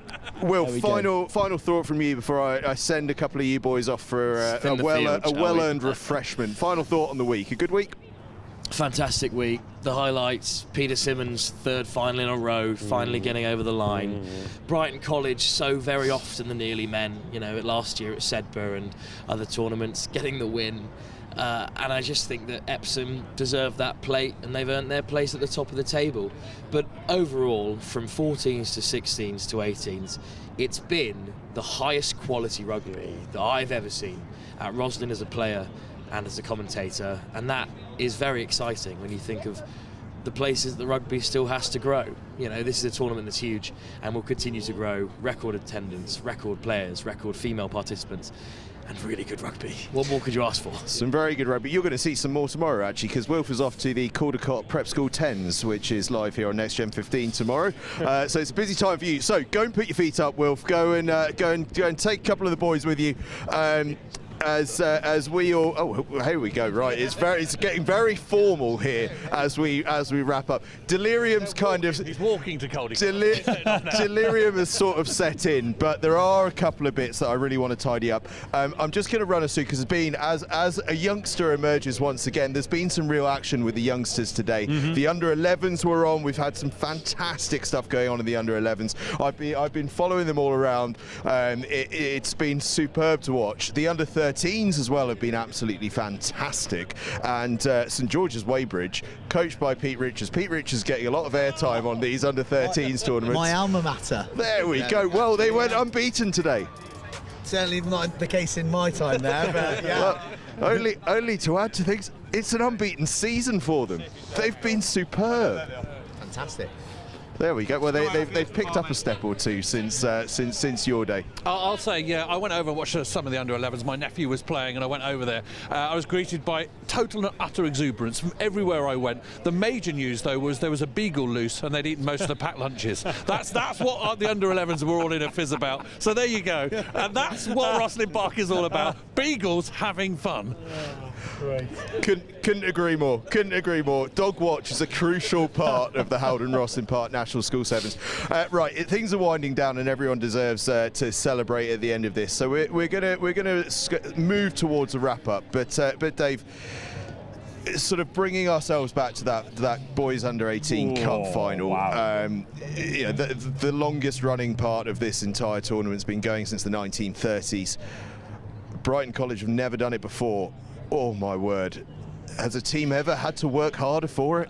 Do you know what? At the start of the week, and we'll do this, hopefully we all get the opportunity to come back next year as the tournament gets even bigger and better again somehow, but they always find a way. And we get excited about every tournament, and I know we shouldn't, but we do still really look forward to the Under 18 Boys Cup the most. And when you do hold something in such high esteem, you just hope it delivers, and it delivered in spades. Some of the finals throughout the week were one-sided. That happens, and sometimes it just happens in sevens anyway because of the nature of the game. But Burnsy and I, we were setting up the final beforehand, and we looked at the results, and we saw that Millfield had wiped the floor with everyone, and Brighton had been in 3 dogfights in a row. Yeah. And they lost the first to Bishop 1 by a score, then they won the next game, then they avenged in the semi-final against Bishop 1 by a score. And we said, didn't we, if they can stay in the fight, then they've got a really good chance. I mean, they left it late, right? They left it late, and they had to score 2 brilliant tries with the clock in the red, first in the first half and then in the second half to win it. But the scoreboard doesn't lie, and you get what you deserve, and it is an incredible show, not just of skill but of character and belief, and sometimes you've still got to toss the coin, call heads and tails, and get a little bit lucky, and they did, and it was brilliant, and it was well deserved, and it was a fitting way to end the tournament. Dave, question to you and to you, Joe, how good is Alex Stott? Sorry, say that again. How good is Alex Stubbs? Stubbs, sorry. Oh, Stubbsy. Yeah. Stubbsy. Oh, right, yeah, you should have said number 7. Yeah. Yeah. He's pretty decent, isn't he? I thought that was a really nice battle of the playmakers, the bouncing feet of him against Ben Morrow. Obviously, Morrow had a dream first 7, a couple of passes going astray, but individual brilliance and footwork. And then Stubbs, like, really, I guess, sort of like dictated things for Brighton. He was sort of the beating heart, but Riley Marshall, he was the main man, wasn't he? Yeah. He got the score. He sort of just kept on. I thought he was going to get caught 7 times on that break down the left, and he just kept on going. Then he galloped through the last tackle, and then the backdoor boogie to release Dylan Voss, and it's all she wrote. It was a fabulous ending, and really one that the whole week deserved. Yeah. We talk about Morrow there. He scored 1 try. We thought it was Jason Robinson. Yeah. Oh, he's sensational. The feet were absolutely sensational. Feel for Millfield. Feel for Millfield. You know, they're looking to go back to back, and every player, every coach will always say, oh, you know, we take it one game at a time, but they took it 1 game at a time, then they won it, then they won the next one, and the next one, and the next one, and it's 8 in a row, and all of a sudden you're talking about back-to-back championships, and in between games they'll be getting downtime, but they'll be hearing people talk, and they'll also, oh, can Millfield go back-to-back, and these are, you know, 17, 18, sometimes 16-year-old lads who are playing up, and they'll be absolutely gutted. But who can begrudge Brighton? You can't take anything away from that Brighton performance, can you? It was just the guts on it, above all else, was just incredible. And they've worked a long. They've worked very, very hard for a long time. Is what I was getting at there. With regards to the final, though, because we did talk about with Peter Simmons, sometimes you're a bit rabbit in the headlights. And would it be unfair of me to say maybe Millfield tried a little bit too hard in the first couple of minutes, firstly from kick-off, and when they were bailed out into touch twice, and then perhaps overplaying a bit in the second half? Or am I looking too much into it? I mean, they were 14 up, weren't they? So they weren't playing that badly, you know? I think he's a tough taskmaster, is Dave Rogers. Well, no, it was the score right at the death of the first half. That was the difference, wasn't it? That gave Brighton hope, and they went on to win it. So I don't think it's like anything that Millfield did wrong. Don't think it's anything that anyone does wrong in a final. I think that it was just 2 fabulous sides, tenacious to the end, and Brighton and just edging them. Right, Sam, first tournament here at Rosslyn Park on duty. Thoughts? How was it for you? Well, as I've said, it was truly extraordinary in a number of different ways. Just the length and breadth of it. You know, the amount of people here. You think you know until you get down here, and there is just so many kids, young people involved, girls and boys nowadays. It's absolutely wonderful across the wide spectrum of the sport. Absolutely brilliant. Played in exactly the right way. Yes, sometimes the parents get a little bit het up by things, but generally speaking, credit to the referees as well, all of those officials. My goodness, what a good job they do. A stunning week. Brilliant to be here. Can I come back next year? Oh, you're in. Dave, your final reflections on just an amazing week. I can't remember if it's my 7th or 8th one of these, but everyone gets better and better, and we're all lucky enough to be around rugby a lot and all levels of rugby, from the under-11 mix that happens over there right up to the top of the international and professional game. And with all the cynicism around it, which is very rarely us because we love the sport, but I leave this week feeling completely recharged and completely happy about the state of rugby. And you know, from now until the end of the season, I'll be waxing lyrical about these youngsters, and in the under-18 boys, these youngsters, and yeah, I feel that rugby's in great hands. So yeah, see you next year. Certainly. Bertie, before you get fully dragged off for I've got a dad request duty. to go kicking here. What do you want to do? Kicking? I tell you what, if the kick Howden it. Rosslyn Park National School Sevens is about anything, it's about exactly that. That is what we call a child-inspired. Yeah. Child-inspired, very much so. Your thoughts on the final week? On the final week? On the final week, as not a the whole. final week. You know what I mean. Hey, record-breaking across the board, isn't it? And this season's gone really seamlessly. It's amazing what no rain does, doesn't it? It's unbelievable. So just general morale and functionality of it all. And look, across the board, there's new things happening. There's more players, which we've spoken about at length. There's the international flavour, and it's no longer just international schools coming to make up the numbers or be a story or like something that's interesting that we're chatting about. They're actually in the mix. You know, they're getting to finals, they're getting to semi-finals. For the love of rugby, they came here I love 'em. They came here, you know, for the tour, for the experience, for the evolution last year. They're in a semi-final that they were pretty close to winning. It kind of unraveled for them, right? So it's just changing, it's evolving the whole time, and I think its best years are still to come. They certainly are. 2025 Howden Rosslyn Park National School Sevens has been an absolute joy. One of the greats. As you say, a bit of sunny weather and a nice firm pitch always helps, but it's been sensational. There's loads and loads of rugby coming up soon, by the way, as I say. Caldecott 10s tomorrow, Sedbergh 10s Sunday and Monday, England Colleges finals on Wednesday. It's all live on NextGen 15. You can catch it all throughout the week. But from the Howden Rosslyn Park National School Sevens here on the Richardson Evans Memorial Fields, it is goodbye for another year. I can't believe it's already gone. It's been a hell of a week. Thanks for watching.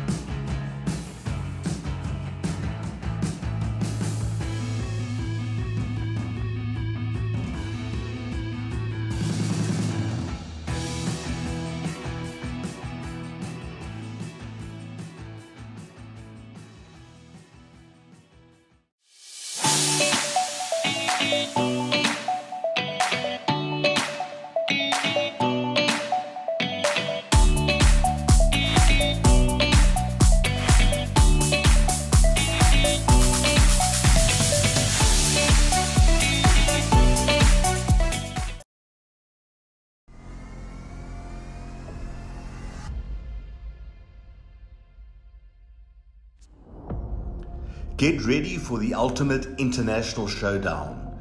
This December, the Global Schools Challenge 2025 is heading to the Mediterranean Sports Hub in Salou, Spain, located just an hour outside of Barcelona. From December 14th to 19th, the world's top student athletes will compete in rugby and a range of new sports. Hosted at one of Europe's premier facilities, you'll experience world-class pitches, state-of-the-art equipment, and a vibrant atmosphere designed for excellence. Off the field, explore the beautiful coastal town of Salou, enjoy golden beaches, and take a trip to Barcelona for iconic landmarks like the Sagrada Familia and the Nou Camp. Every game will be streamed live by NextGen 15, bringing the action to a global audience. Don't miss your chance to be part of this incredible event. Register now at globalschoolschallenge.com and rise to the challenge.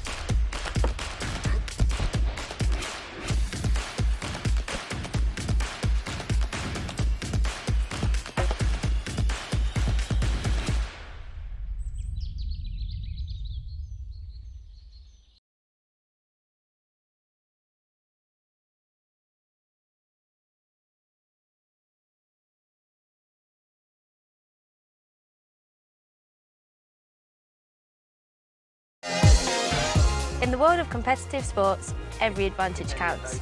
At Holroyd Howe, we understand the vital role nutrition plays in athletic performance. Holroyd Howe, providing the power to perform.